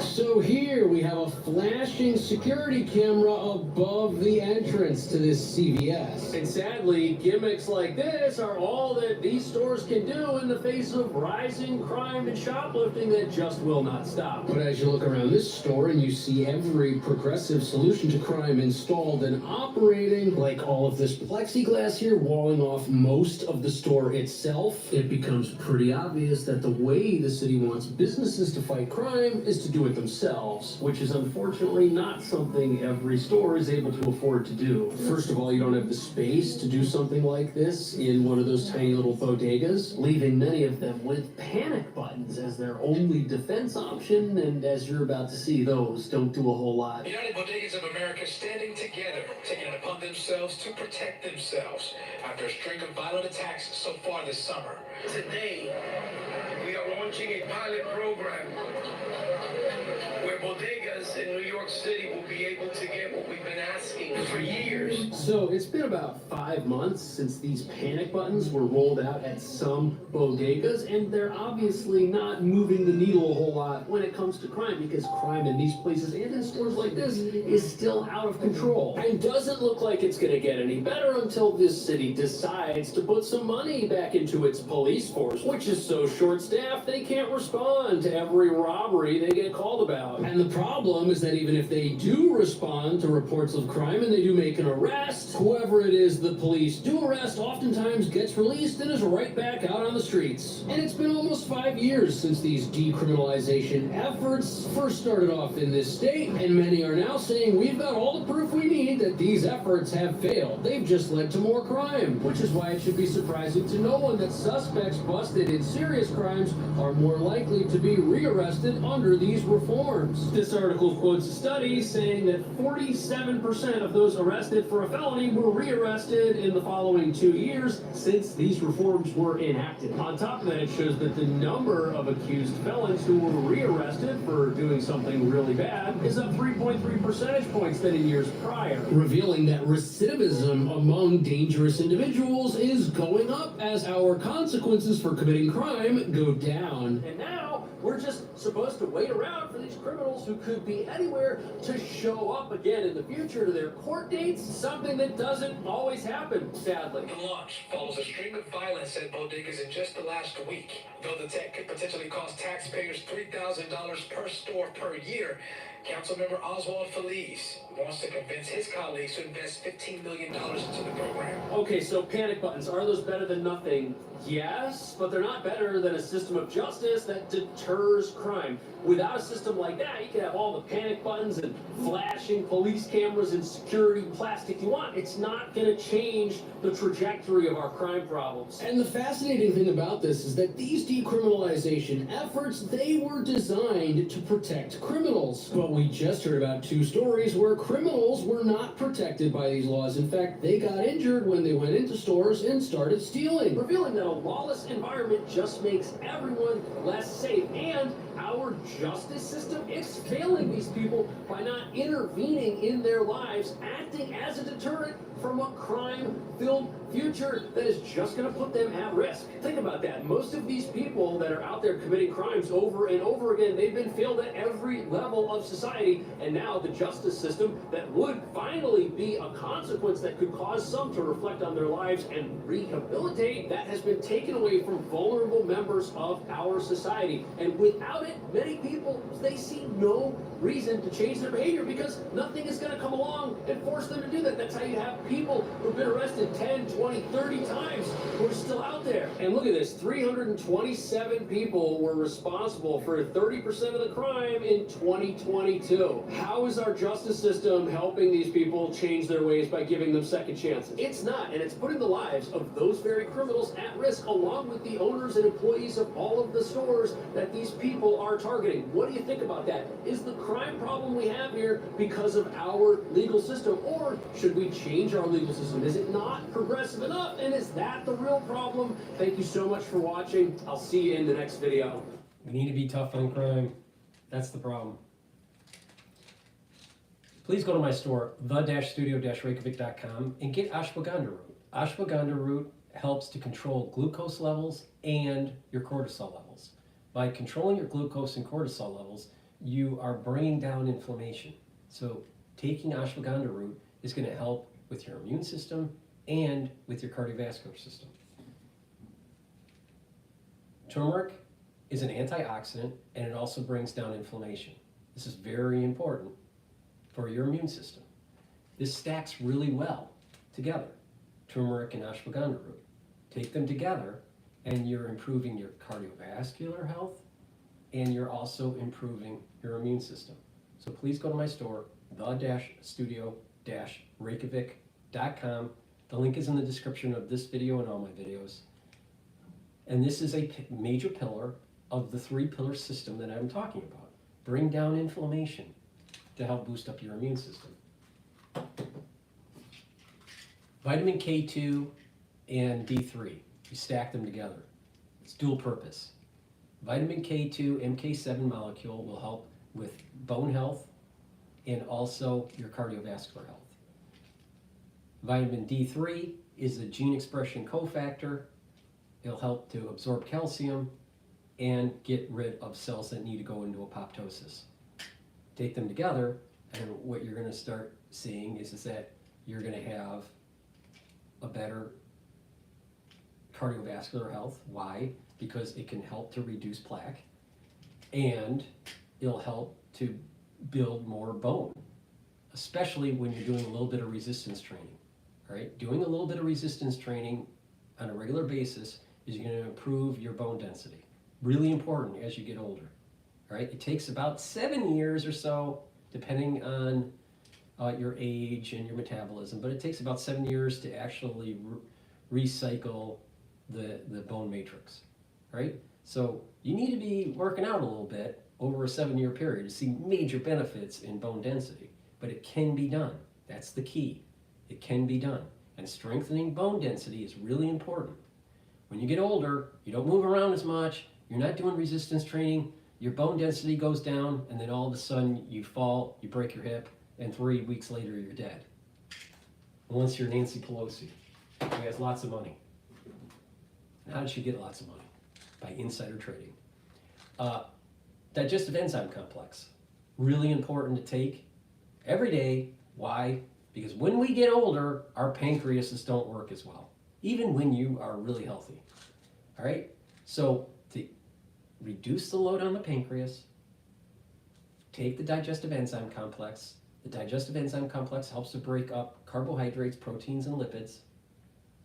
In addition, it'll help you to absorb nutrients, reduce that load on your pancreas. And if you work out and you're younger and you work out all the time, a great way to refuel your body for that workout is to take the digestive enzyme complex to be able to break up those proteins, carbohydrates, and lipids. So this is for athletes, and it's also for people that are 40 plus years of age, all right, to reduce the load on the pancreas. Please go to my store and get the digestive enzyme complex. I can't tell you enough how important pancreatic health is. It's super important. Same thing with the immune system. Please go to my store and get the digestive enzyme complex.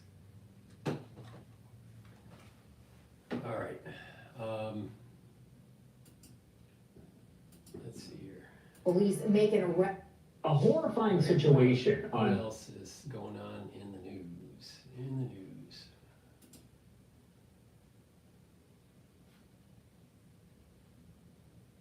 What's going on? So I guess the House Ethics Committee is going to issue a report on Matt Gaetz for misconduct. I thought that was going to be not released, but let's go to CBS discussing this issue here. As promised, when we see it, you see it. Right off the top, breaking news out of North Carolina, where police are on the scene of a shooting at a Food Line grocery store in the town of Greensboro. That is about an hour east of Durham. The Greensboro Police Department said they will release more details that also involve, as we're hearing, an officer. We're watching this story closely. We'll keep you updated as soon as we know more. Once again, North Carolina police on the scene of a shooting inside a store. All right. Former Republican Congressman Matt Gaetz tried and failed to block the release of that much talked about and very explosive House ethics report. CBS News reviewed the report, which accuses Gaetz of having sex with a minor, paying for sex with multiple women, and doing illegal drugs. Allegations in that report that Gaetz denies. That report accuses Gaetz of making $90,000 in payments to 12 different women. The House ethics report goes on to claim those payments were likely connected to sexual activity and to drugs. The committee wrote it heard testimony that Gaetz had sex with us. This is your government working for you. 15-year-old girl at a party in 2017. The report called her Victim A and said she recalled receiving $400 in cash that evening, which she understood to be a payment for sex. The report also said Gaetz appeared to have set up an email account from his office in the complex of the Capitol to buy marijuana. That report went on to conclude that Gaetz violated House rules that prohibit prostitution, statutory rape, illicit drug use, and obstruction of Congress, among other standards. So lots to talk about here. Let's bring in CBS News investigative producer Michael Kaplan. Okay, Michael, the report accused Gaetz of violating multiple state laws while in office. What can you tell us about that? Hey, Reed, yeah. So the various state laws that the report says Gaetz, that the report found that Gaetz violated were state laws in Florida related to statutory rape, prostitution, and illicit drug use. And it all stems from a series of events and parties that Representative Gaetz allegedly attended that were drug-fueled, where there was a lot of sex involved. Women were paid, as you noted in your lead-in, a total of $90,000 in payments to 12 different women, likely connected to sexual activity or drug use by former Representative Gaetz. And those laws are different than the laws he was previously investigated for by the Department of Justice in their federal probe. So how unusual is it to see a report released like this, especially after a lawmaker resigns from Congress?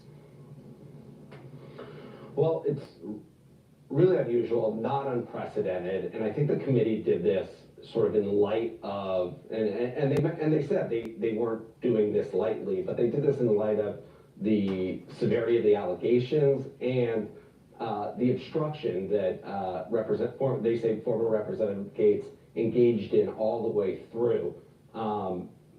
You know, there were, the report lays out multiple opportunities for Representative Gaetz to come forward to respond to these allegations, and they say time after time he employed delay tactics, he blew off a subpoena, he wouldn't sit for a sworn interview, and at the same time, publicly on social media and other places, accused the committee of engaging in a smear campaign, and that's his position to this day. He broadly denies these allegations, says he's done nothing wrong. But this is the first time we've sort of seen all this evidence put together, witness testimony, text messages, payment receipts, all put together in one place, and it spells a pretty damning picture.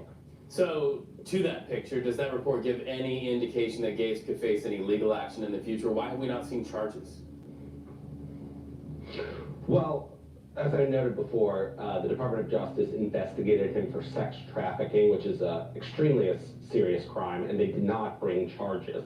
The House Ethics Committee concluded the same thing. He did not actually traffic women for the purposes of sex. The state charges, and the report notes this, the statute of limitations on those charges has expired. You know, one of the other things the committee's mandated to is investigate violations of House rules. And the report details many, many violations of House rules, particularly around receiving impermissible gifts and drug use and the like. And so, you know, the statute of limitations is one reason, but I really think here the committee's objective was to get this all out on one page. You know, these allegations have been swirling around Representative Gaetz for years, through anonymous sources, through other folks who have been involved in litigation around it. But this is the first time you're sort of seeing a document come forward spelling out, an official document coming out, spelling out everything that sort of went on during this period where Mr. Gaetz was in Congress and sort of participated in a series of parties and events with rampant drug use and sexual misconduct. CBS News investigative producer Michael Kaplan, thank you so much. We know there are a lot of things in that report. That's a lot to get through. You have a good day. Well, that's Congress working for you, that's for sure. All right, let's go to the Amazon strike issue. What's happening? Use this holiday shopping season. The Nordstrom family announcing today it's joining forces with the Mexican Bloomberg retail. was talking about the Amazon strike, but let's now go to Nordstrom. A little bit of market news here. The market has had a few hours to digest this, Shelley. Nordstrom down 1.6%. Not sure if we can really say, much about the stock price move, but how is this being digested by investors in Nordstrom? Yeah, people have had quite a while to digest it in the sense that there was news of this over the last month, and so the stock has gone up in recent weeks. Right now, it's trading right about the price that was on offer for the take private deal. So in general, I think people think this will be good for the brand of Nordstrom in the sense that it'll allow the family who owns Nordstrom to really focus on getting the retailer back on track without having to worry about the public markets. But it's a huge discount to where it was just a number of years ago. I mean, the stock has gone down quite a bit over the last 5 years. Back in 2018, the family made a similar offer, but much higher to take it private, and this represents a big steep discount to that. What is the problem with Nordstrom's? Why do they have to wind up going private? Yeah, I mean, I think it's a problem in general with department stores. I mean, the department store sales have pretty much halved in the last decade, and that's because more and more people don't see a need to go into the store. If you can get, as we spoke about Amazon, buy everything they need in Amazon. It used to be that some of the higher end brands wouldn't be seen, wouldn't be caught dead selling on Amazon. That's no longer the case. So you can buy anything basically now on Amazon. You don't really need to go into some of these stores. And a lot of these department stores sort of forgot the whole in-person shopping experience. The whole reason you go into a store is that you want that kind of service. And that requires people and labor and actually paying attention to the kinds of things that your customers want.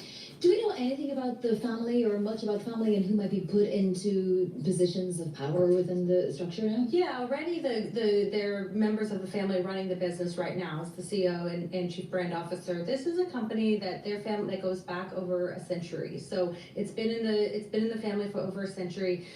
This time around, they have a partner. This company, El Puerto de Liverpool, which is a Mexican retailer that is joining forces. So Nordstrom will take a 51% stake. They'll take a 49% stake. This company had already owned 10% of the shares, but it'll be interesting that they're teaming up with this Mexican retailer to try to see if together that they can turn it around. Does this mean that at Nordstrom Rack, when I go and shop there, I'll see more discounts or less? Because this is the real news that we need from this conversation. Yeah, I mean, Nordstrom Rack they're had kind of really expensive, I gotta say. They had really had something great going, really competing really well with the likes of, TJ Maxx and others that really brought people in. Then all of a sudden it sort of got rid of their big brands that were drawing people into Nordstrom Rack in the first place, and it was just sort of cheaper goods, and customers really recoiled at that. So in the last couple quarters, they seem to have been getting a little bit better, and the hope now for this company is, can you actually provide stuff that people want to get, people want to buy? Well, I guess some are doing it right and some aren't, so it'll be just a case of putting the right business plan into action. Shelley, thank you so much. Shelley Banjo is Bloomberg Managing Editor for Global Business in the Americas. Nordstrom itself is up about 30% year to date, down about 1.7%. As Shelley said, this news has been percolating for about a month. Next, though, do stay with us. We want to dig more into the year-end markets. Thomas Raymond, partner at Callan Family Office, is going to be joining us with his market outlook for 2025. And as me and Alex were saying earlier, all of those outlooks for 2025 see the S&P higher. In fact, many of them higher by more than 10%. I saw a couple of 7,000 marks there for the S&P for those forecasts, Alex. We'll be looking into that next. Do stay with us. This is Bloomberg Markets on Bloomberg Radio and Television. It might hit 7,000 next year, maybe. maybe. But there's a lot of international upheaval and uneasiness, and we need to understand that a little bit before we make that call. But please go to my store, the-studio-reykjavik.com. I'm going to plug another product before we go to live now from Fox. They're talking about in Israel considers an attack on Iran.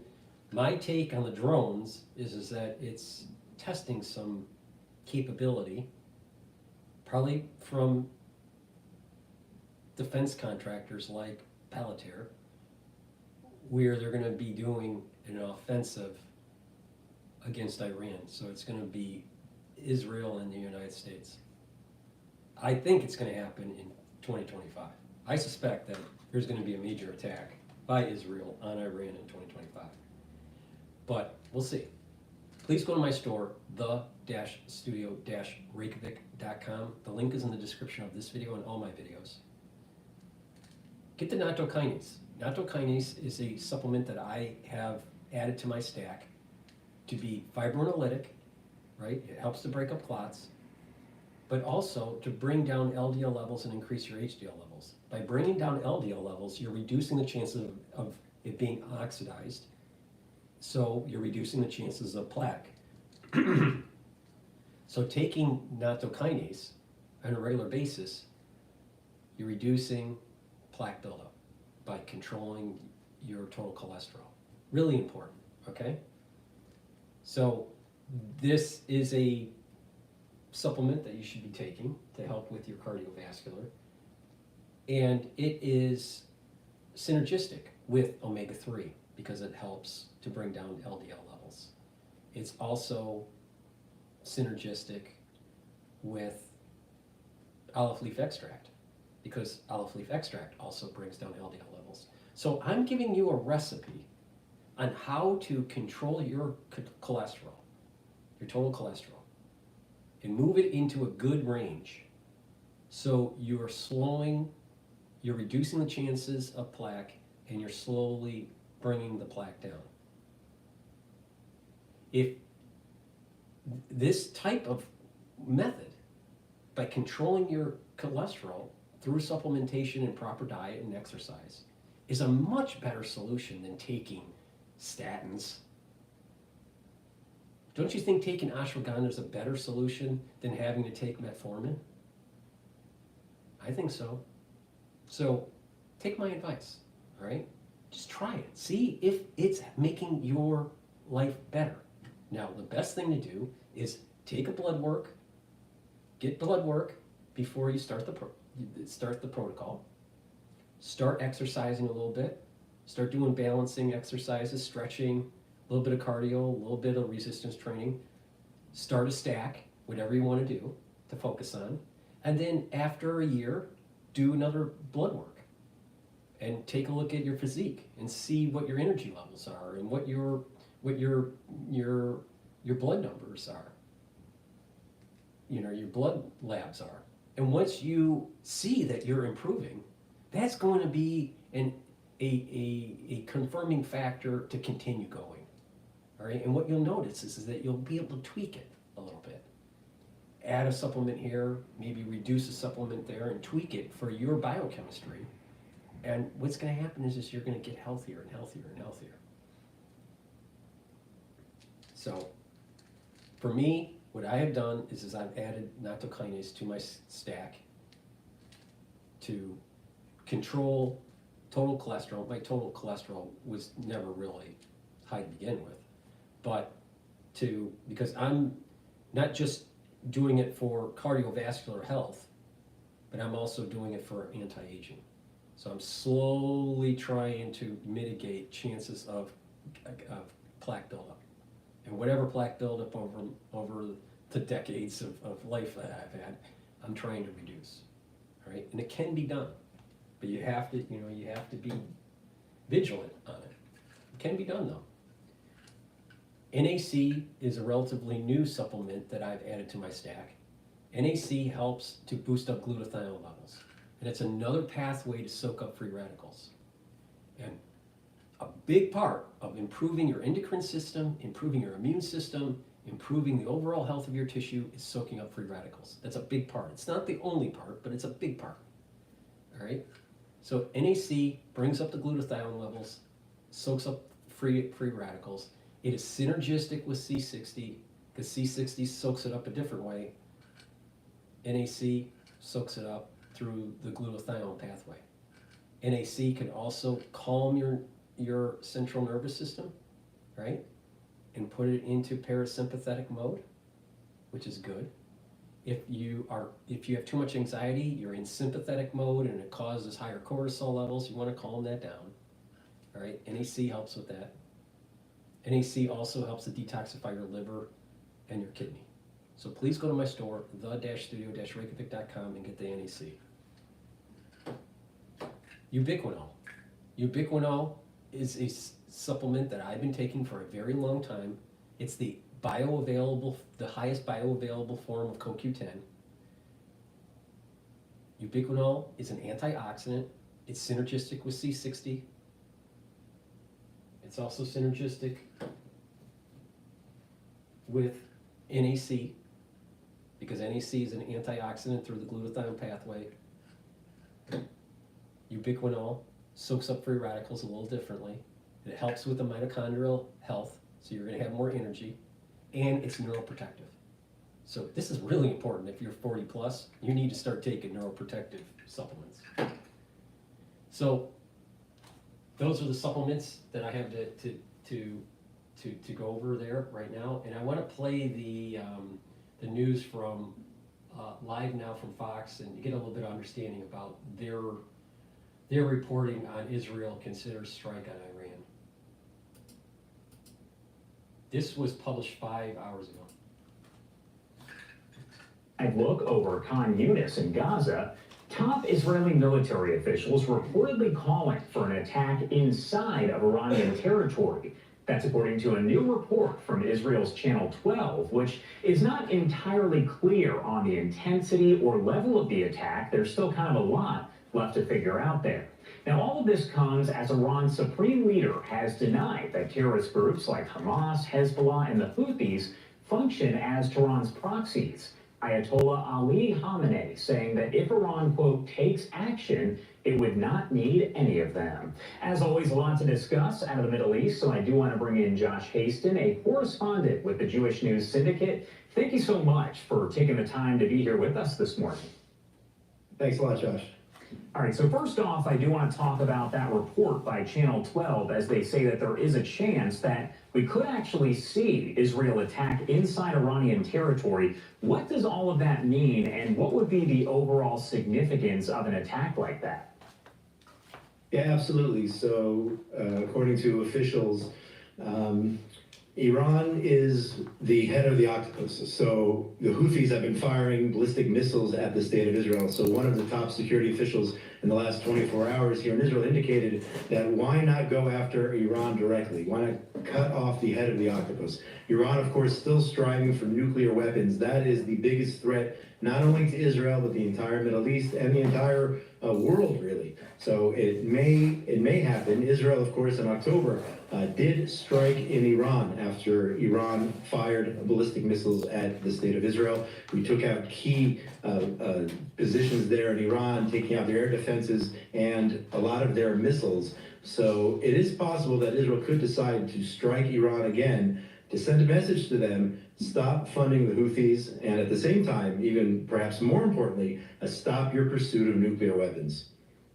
Supreme Leader Ayatollah Khamenei saying that the different terrorist groups that are there, you have Hamas, Hezbollah, Houthis, that they are not proxies of Tehran, and also saying that they're not needed if Iran were to strike Israel. What do you make of that?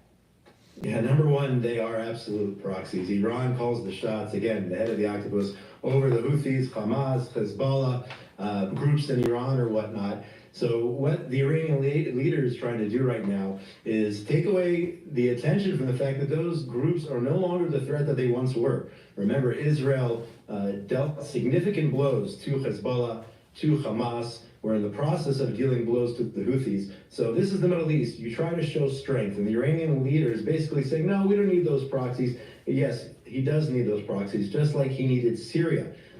Syria, of course, in the orbit with Russia and Iran. And now Iran is much weaker than they were several months ago and several days ago. I heard a report also, I believe the New York Times reported in the last 24, 48 hours, that Iran is suffering from a major lack of gas.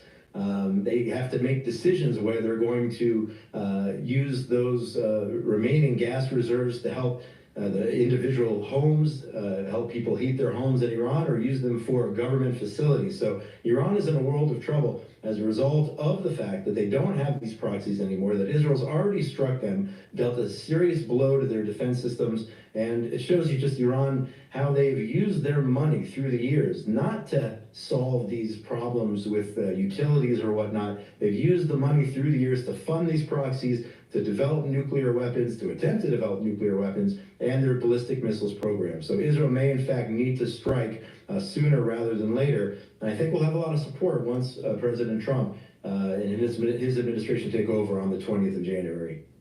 We heard from White House National Security Advisor Jake Sullivan saying that he's more concerned about Iran building a nuclear bomb now. So what risk would a nuclear bomb with Iran really have on Israel, but also on the U.S. and U.S. allies? Yeah, an Iranian bomb, an Iranian nuclear, Iran going nuclear would be an existential threat to the state of Israel and a threat to the entire Western world. Remember, I think I've said it to you before, Iran views Israel as the little Satan, views the United States as the great Satan. Also, Saudi Arabia, of course, and other countries in the Middle East who have either formed normalization deals with Israel or on the verge of forming normalization deals with Israel. They are absolutely concerned that Iran could turn their nuclear weapons on them as well. Remember, Iran shares borders with these countries, so they're very concerned. To us, this is something Prime Minister Netanyahu has been saying for decades now. We cannot let Iran go nuclear. He has ramped up those warnings over the last, let's say, 9-10 years or so with his address there in Congress. I believe it was back in 2015. And now we are perhaps at the point of no return. Now that Syria has fallen, Iran feels cornered. And as the spokesperson there for the White House said, Iran may try to establish a nuclear weapon even faster now that they feel that they're caged in, that the walls are crumbling all around them with the fall of Syria, the weakening of Hezbollah and Hamas. So we have to pay attention to that. Israel has said it will go alone if necessary,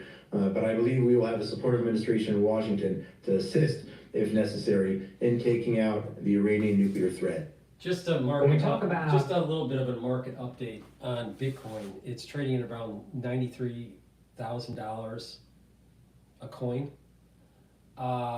It's much lower than pre-Fed announcement. All right, last week, pre-Fed announcement was in the range of $106,000 per coin. So it's much lower since the Fed announcement from last week. And the ETF that I've been looking at for BITO, which is the long ETF for Bitcoin, is trading at 22.74. The short ETF, BITI, is trading at 24.10. So the short ETF is up about 85 cents a share. Iran's proxies here. Netanyahu said that Israel is actually going to step up its fight against the Houthis in Yemen because the rebels, quote, threaten world order. Is Israel maybe able to focus its attention more on the Houthis because there is that ceasefire that is underway there with Hezbollah, and you also have the possibility of a ceasefire soon with Hamas? Does that allow Israel to use maybe more of its resources against the Houthis? No doubt about it. That was one of the reasons that Israel agreed to a ceasefire with Hezbollah, is that it could focus more on Hamas. And now that the Houthis have struck Israel, I believe 3 times at least this week, a total of about 400 ballistic missiles and drones fired at the state of Israel since October the 7th. I don't think people realize how much damage they've tried to inflict on the state of Israel. Thank God, not as much as they would like. But now Israel can really focus on, again, the head of the octopus, Iran, and their proxy, the Houthis, who don't seem or haven't seemed to have gotten the message as Israel dealt a severe blow to both to Hezbollah and to Hamas. The Prime Minister warning that the Houthis could be next. We did strike them, taking out 3 key ports just several days ago, taking out energy infrastructure, but there could be more attacks against the Houthis, or, as we said just a few minutes ago, directly against Iran to prevent them from funding, from sponsoring one of their main proxies, this in Yemen, that being the Houthi terrorist organization. All right, Josh Hasten there with the... We're going to go to Bloomberg. Before we do that, though, please go to my store, the-studio-reykjavik.com. The first pillar of the anti-aging protocol and the protocol to boost up your immune system is the Max 35 or the Max 14. Take a teaspoon of this a day, swish it in your mouth, gargle, 30 seconds or so, swallow.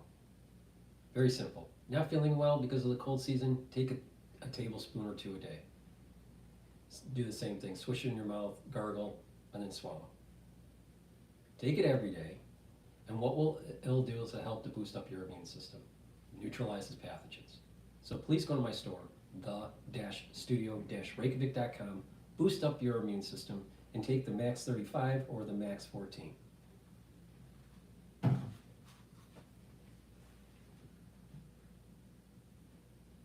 right, let's jump into Bloomberg here. 2, I mean, you have a more nationalistic, policy coming in starting January 20th. And 3, if cost of capital does come down, right, that does favor small cap companies, which are predominantly, lending at floating rate using floating rate instruments. Briefly, how much certainty can you have about anything that you tell your clients at the moment, given that we don't fully know? Good question. We kind of have some idea of what policy, aspirationally on the part of this incoming administration would be, but we don't know what it would actually turn out to be. Yeah, so there's some tried and true, we're living in this digital age, but there's these analog concepts that to us still make a lot of sense, right? We thoughtfully diversify. Adherence to that diversification is also something that we, routinely embrace. But also 3, it's time. And a lot of our clients have decade-long time horizons, and that time is such an asset to them, right? They don't have to kind of think about the vagaries of the market, the day-to-day shift in data points, whether it's, an inflation number that comes in a little bit hot. You don't have to think about that and overreact to that. That hyperactive mentality is something that typically gets you in trouble. And by the way, if you look at the S&P, there's never been a 20-year rolling period where the S&P has been down. Time is your best friend, it's your ally when it comes to investing. All right, we gotta leave it there. Thank you so much for joining us, Thomas. Where did he go? Thomas Raymond, there you go. Thomas Raymond, Investment Management Partner of McCallum Family Office. Happy holidays. More coming up. IPO market will be hot next year. This is Bloomberg.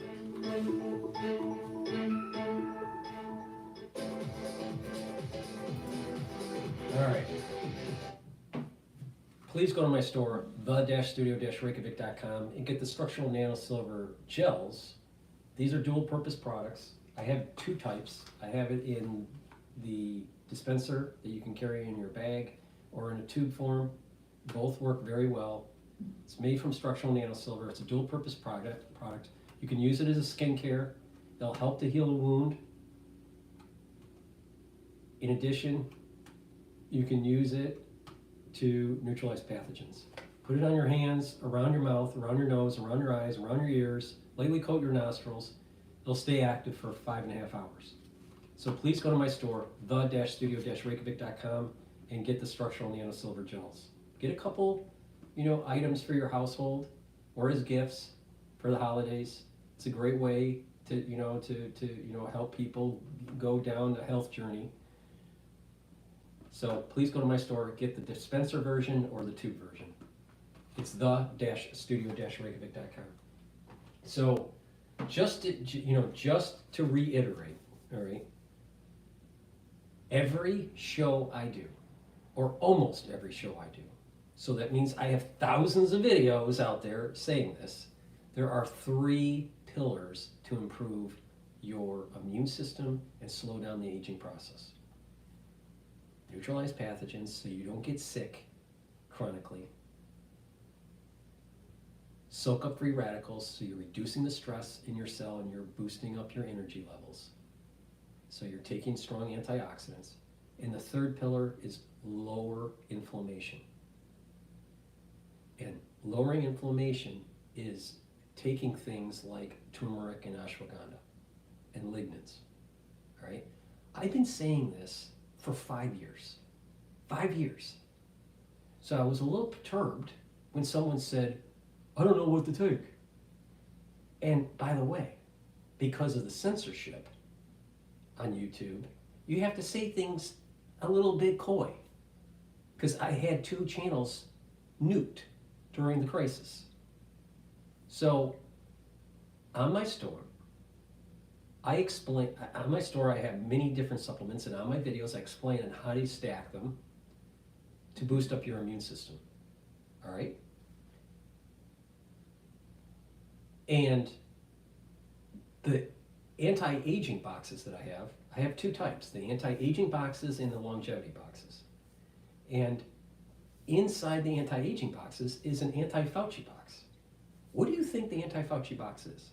It's a means for you to mitigate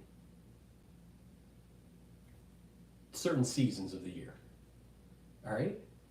And they're at different price points because people can afford a different amount. And I want to make sure that I'm at different price points so people can be able to purchase products that will help with their health and boost up their immune system and slow down the aging process. So there's an anti-Fauci beginners box, and there's an anti-Fauci advanced box, and there's an anti-Fauci deluxe box. And as I put more of the different supplements in a larger box, the price point goes up. But I am giving you the actual recipe to actually improve your immune system. So when someone says, you're not giving me the answers to improving my immune system, I don't know what the fuck you're talking about because I've been saying it on thousands of videos. Now, this is the reason why I get upset with what was happening in 2020. People did not listen. People did not listen. People want an immediate answer. They want like, well, what do I gotta do? What do I gotta do? I got this problem, what do I do? And I explain why certain things work and what I'm doing to be able to mitigate certain problems. So it's a long form. It's not, this is what you take. I don't talk like that. I don't just give, I give a long form. That's the way I prefer talking. So it's important that you pay attention to what I have to say, because what I'm saying is what I am doing. And not only that, it works. By bringing down those pro-inflammatory cytokines, you're calming down your chronic inflammatory situation in your body. By neutralizing pathogens, you don't get sick as often. And when you don't get as sick as often, your tissues don't have to remodel after an infection, because that takes energy away from your body. It weakens the immune system when you're chronically sick. By soaking up free radicals, you're reducing the damage on the cells. You're reducing the chances of less DNA damage. You're reducing the chances of lower performance on the tissues.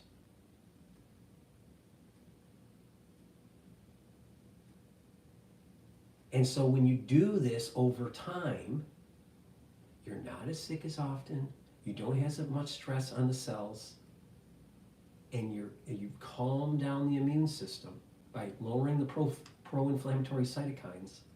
And what will happen is that your immune system will slowly get back to pre-2020 levels. And so as your titer levels start to go down from the crisis of 2020, and your IgG4 start to go down, you're starting to get back into homeostasis of your immune system. And that process takes anywhere, a big part of the process takes about 5 years. To complete the process takes about 10. But there's big benefits after the 5-year mark, right? It's not linear, it's nonlinear. The the way this works. All right? It takes about 5 years to heal. So if you take the last time that you had an inoculation and go out 5 years, that's how long you have to do this kind of process. All right? Now there's some people that didn't do it and their immune system is calming down naturally, but it's not as robust by supplementation. So you need to add this, for a few years to add to it, to get you into that kind of healing mode, all right? But if you're chronically sick and reactivating your IgG4s, you're weakening your immune system. If you're getting the crisis of 2020 on a regular basis, all right, and you're re-establishing it in your body, what's happening is you're reactivating those IgG4 plasma cells. And so IgG4 is an immune modulator. So it weakens your immune system. Oh, and that's exactly how over-inoculations work too. So I've been saying this for a long time. 5 years. I'm tired of saying it.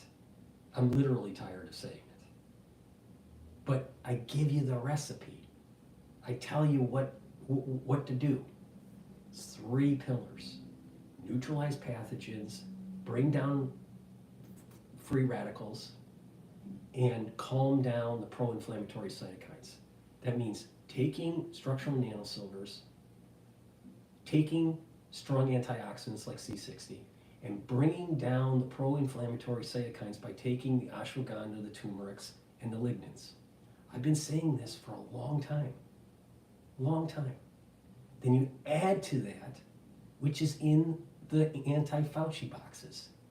I give you the recipe. I've been doing this for 5 years. And I've been saying it for 5 years. But people in general just want an immediate answer to everything. But there's a nuance. And that nuance is that your immune system needs to heal. And it's not going to be there's no quick fix. Why? Because you got titer levels that stay around for a while, like years. You have memory cells that stay around for years. And that's just the way that the overall immune system works. Now, if you have an integration problem on the cells that are long-lasting integration, then, you got a problem because it's integrated. It's integrated in the genome. How do you get it out? You can't. If it's integrated in a cell that can go into apoptosis and get out of your body over time, then you're okay. But if it's higher up if it's higher upstream of where the cell divisions are, like pluripotent stem cells, then you got a problem. So it depends on what the issue is. And there's different cohorts that have different problems. So there's no cookie cutter solution.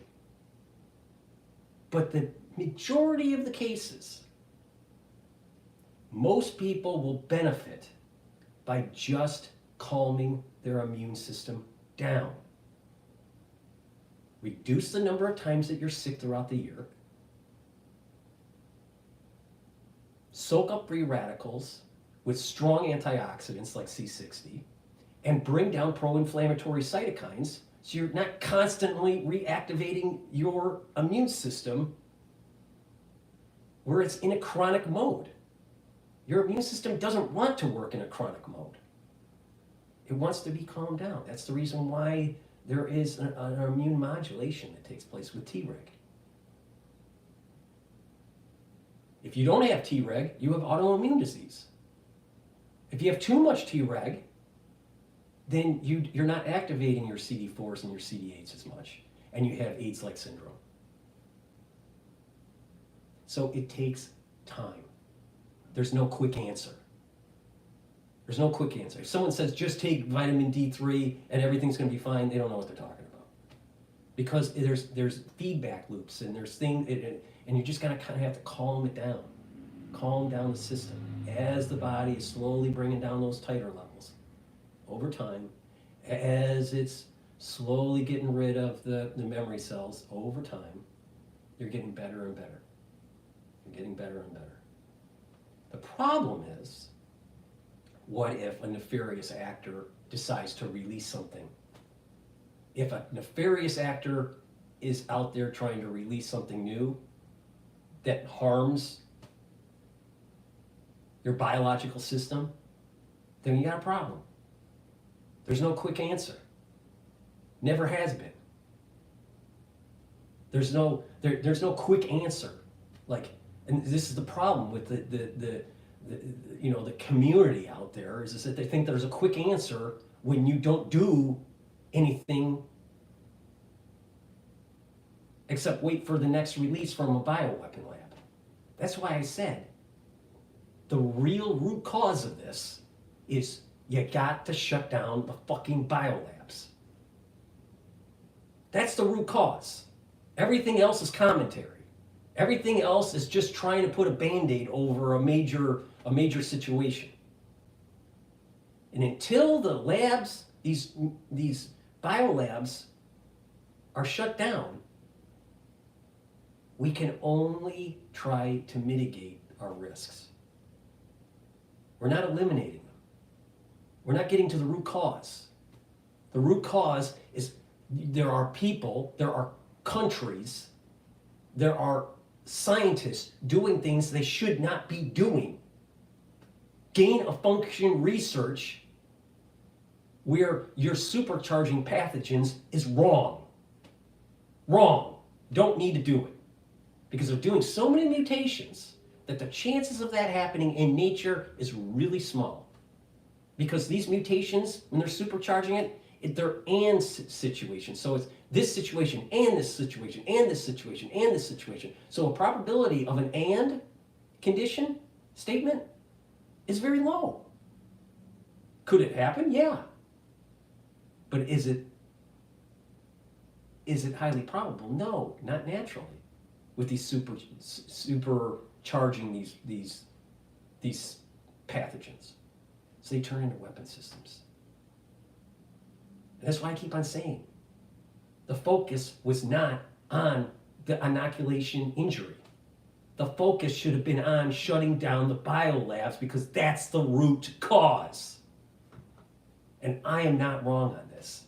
And nobody is as more accurate as I am on this subject matter. Nobody. So, with that said, I've been going for like, I don't know, 5 hours, 3 hours, 4 hours, 308 minutes, whatever that is. So, you know, the best thing to do, I want you to look in the mirror and go, okay, 2025 is coming around the corner. How can I get healthier? What can I learn from DrPaulCottrell on making my life better and being a more productive citizen? All right? And a great way to do that is saying, you know what? 2025, it's a new year, and get healthy. All right? Learn stuff. Change your paradigm. Don't get stuck into a certain, silo of thinking. We are on the cusp of a major new era. Now, it's going to be tumultuous, but Trump is relatively a gift to the American public. We're not going to see another Trump for probably another 150 years. So we better take this chance to get our house in order. Make America better. Make America where it's the promise of what our founding fathers saw 250 years ago. Instead of seeing New York turn into a shithole. And people in Congress eroding our civil liberties. No, we can take charge. We can make a difference. But it starts looking in the mirror and how you're going to improve your life. You got to get healthier. You got to get smarter. You got to get engaged, and you got to push back on people that are taking advantage of you. That means the national security state. That means people in Congress that are making a buck on certain policies that they're passing and making your life more miserable. That's what we need to do. It's in our power. And that's what our founding fathers wanted. To be engaged citizens, to be informed. What we saw with X, with the bill, the omnibus bill, that was what our founding fathers wanted. The people to be engaged in the discussion of what's going on in Congress. And if we don't like something, we need to say about it. We need to talk about it. We need to, raise hell. That's what our founding fathers wanted. But how can you do that if you are chronically inflamed? How can you do that if you're chronically sick? How can you do that if you're chronically worried about your finances? How can you do that if you're just not an informed citizen? So the best thing to do is look in the mirror. 2025 is around the corner. Get healthier. Get more educated. That doesn't mean you have to go and get a degree. If you want one, great. But there's lots of ways to get educated. We have tons of information. There are tons of libraries out there that you can actually take a book out and read. The scientific understanding of the American citizen in general is abysmal.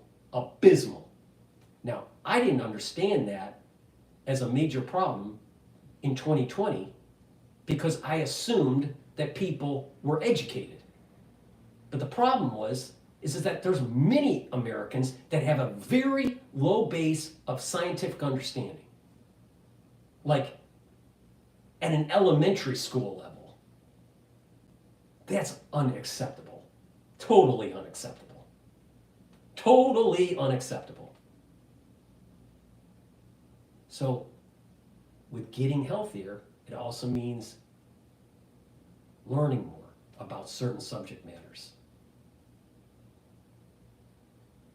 Instead of depending on someone to tell you what's going on. The phrase, don't give the person a fish, give them a fishing pole. Well,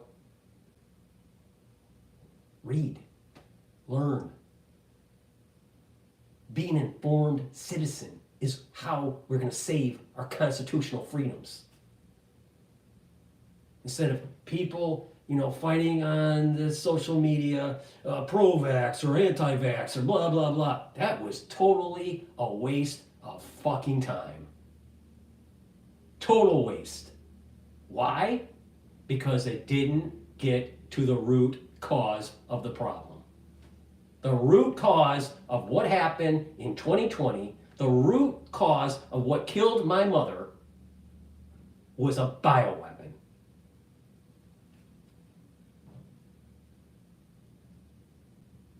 Now, if we don't wake up, if we don't listen to Dr. Paul Cottrell and follow his advice and get a little bit more educated on the subject matter and do something about the root cause, we are going to have another fucking event that takes place. So we calm down our immune system and then all of a sudden the fourth cocktail comes out. You know what the fourth cocktail is? It's a chimera between influenza and beta coronavirus off of the SARS platform. What if the fifth cocktail comes out? You know what that is? SARS platform with HIV. You know why they were playing around with beta coronaviruses? Because it can have a very large genome package and it's respiratory. So, are we going to get to the root cause? Are we going to continue to support people that keep on talking about the inoculation injury? Because the inoculation injury is not the root cause. It's a runaway national security state making gain-of-function pathogens. That's the fucking problem.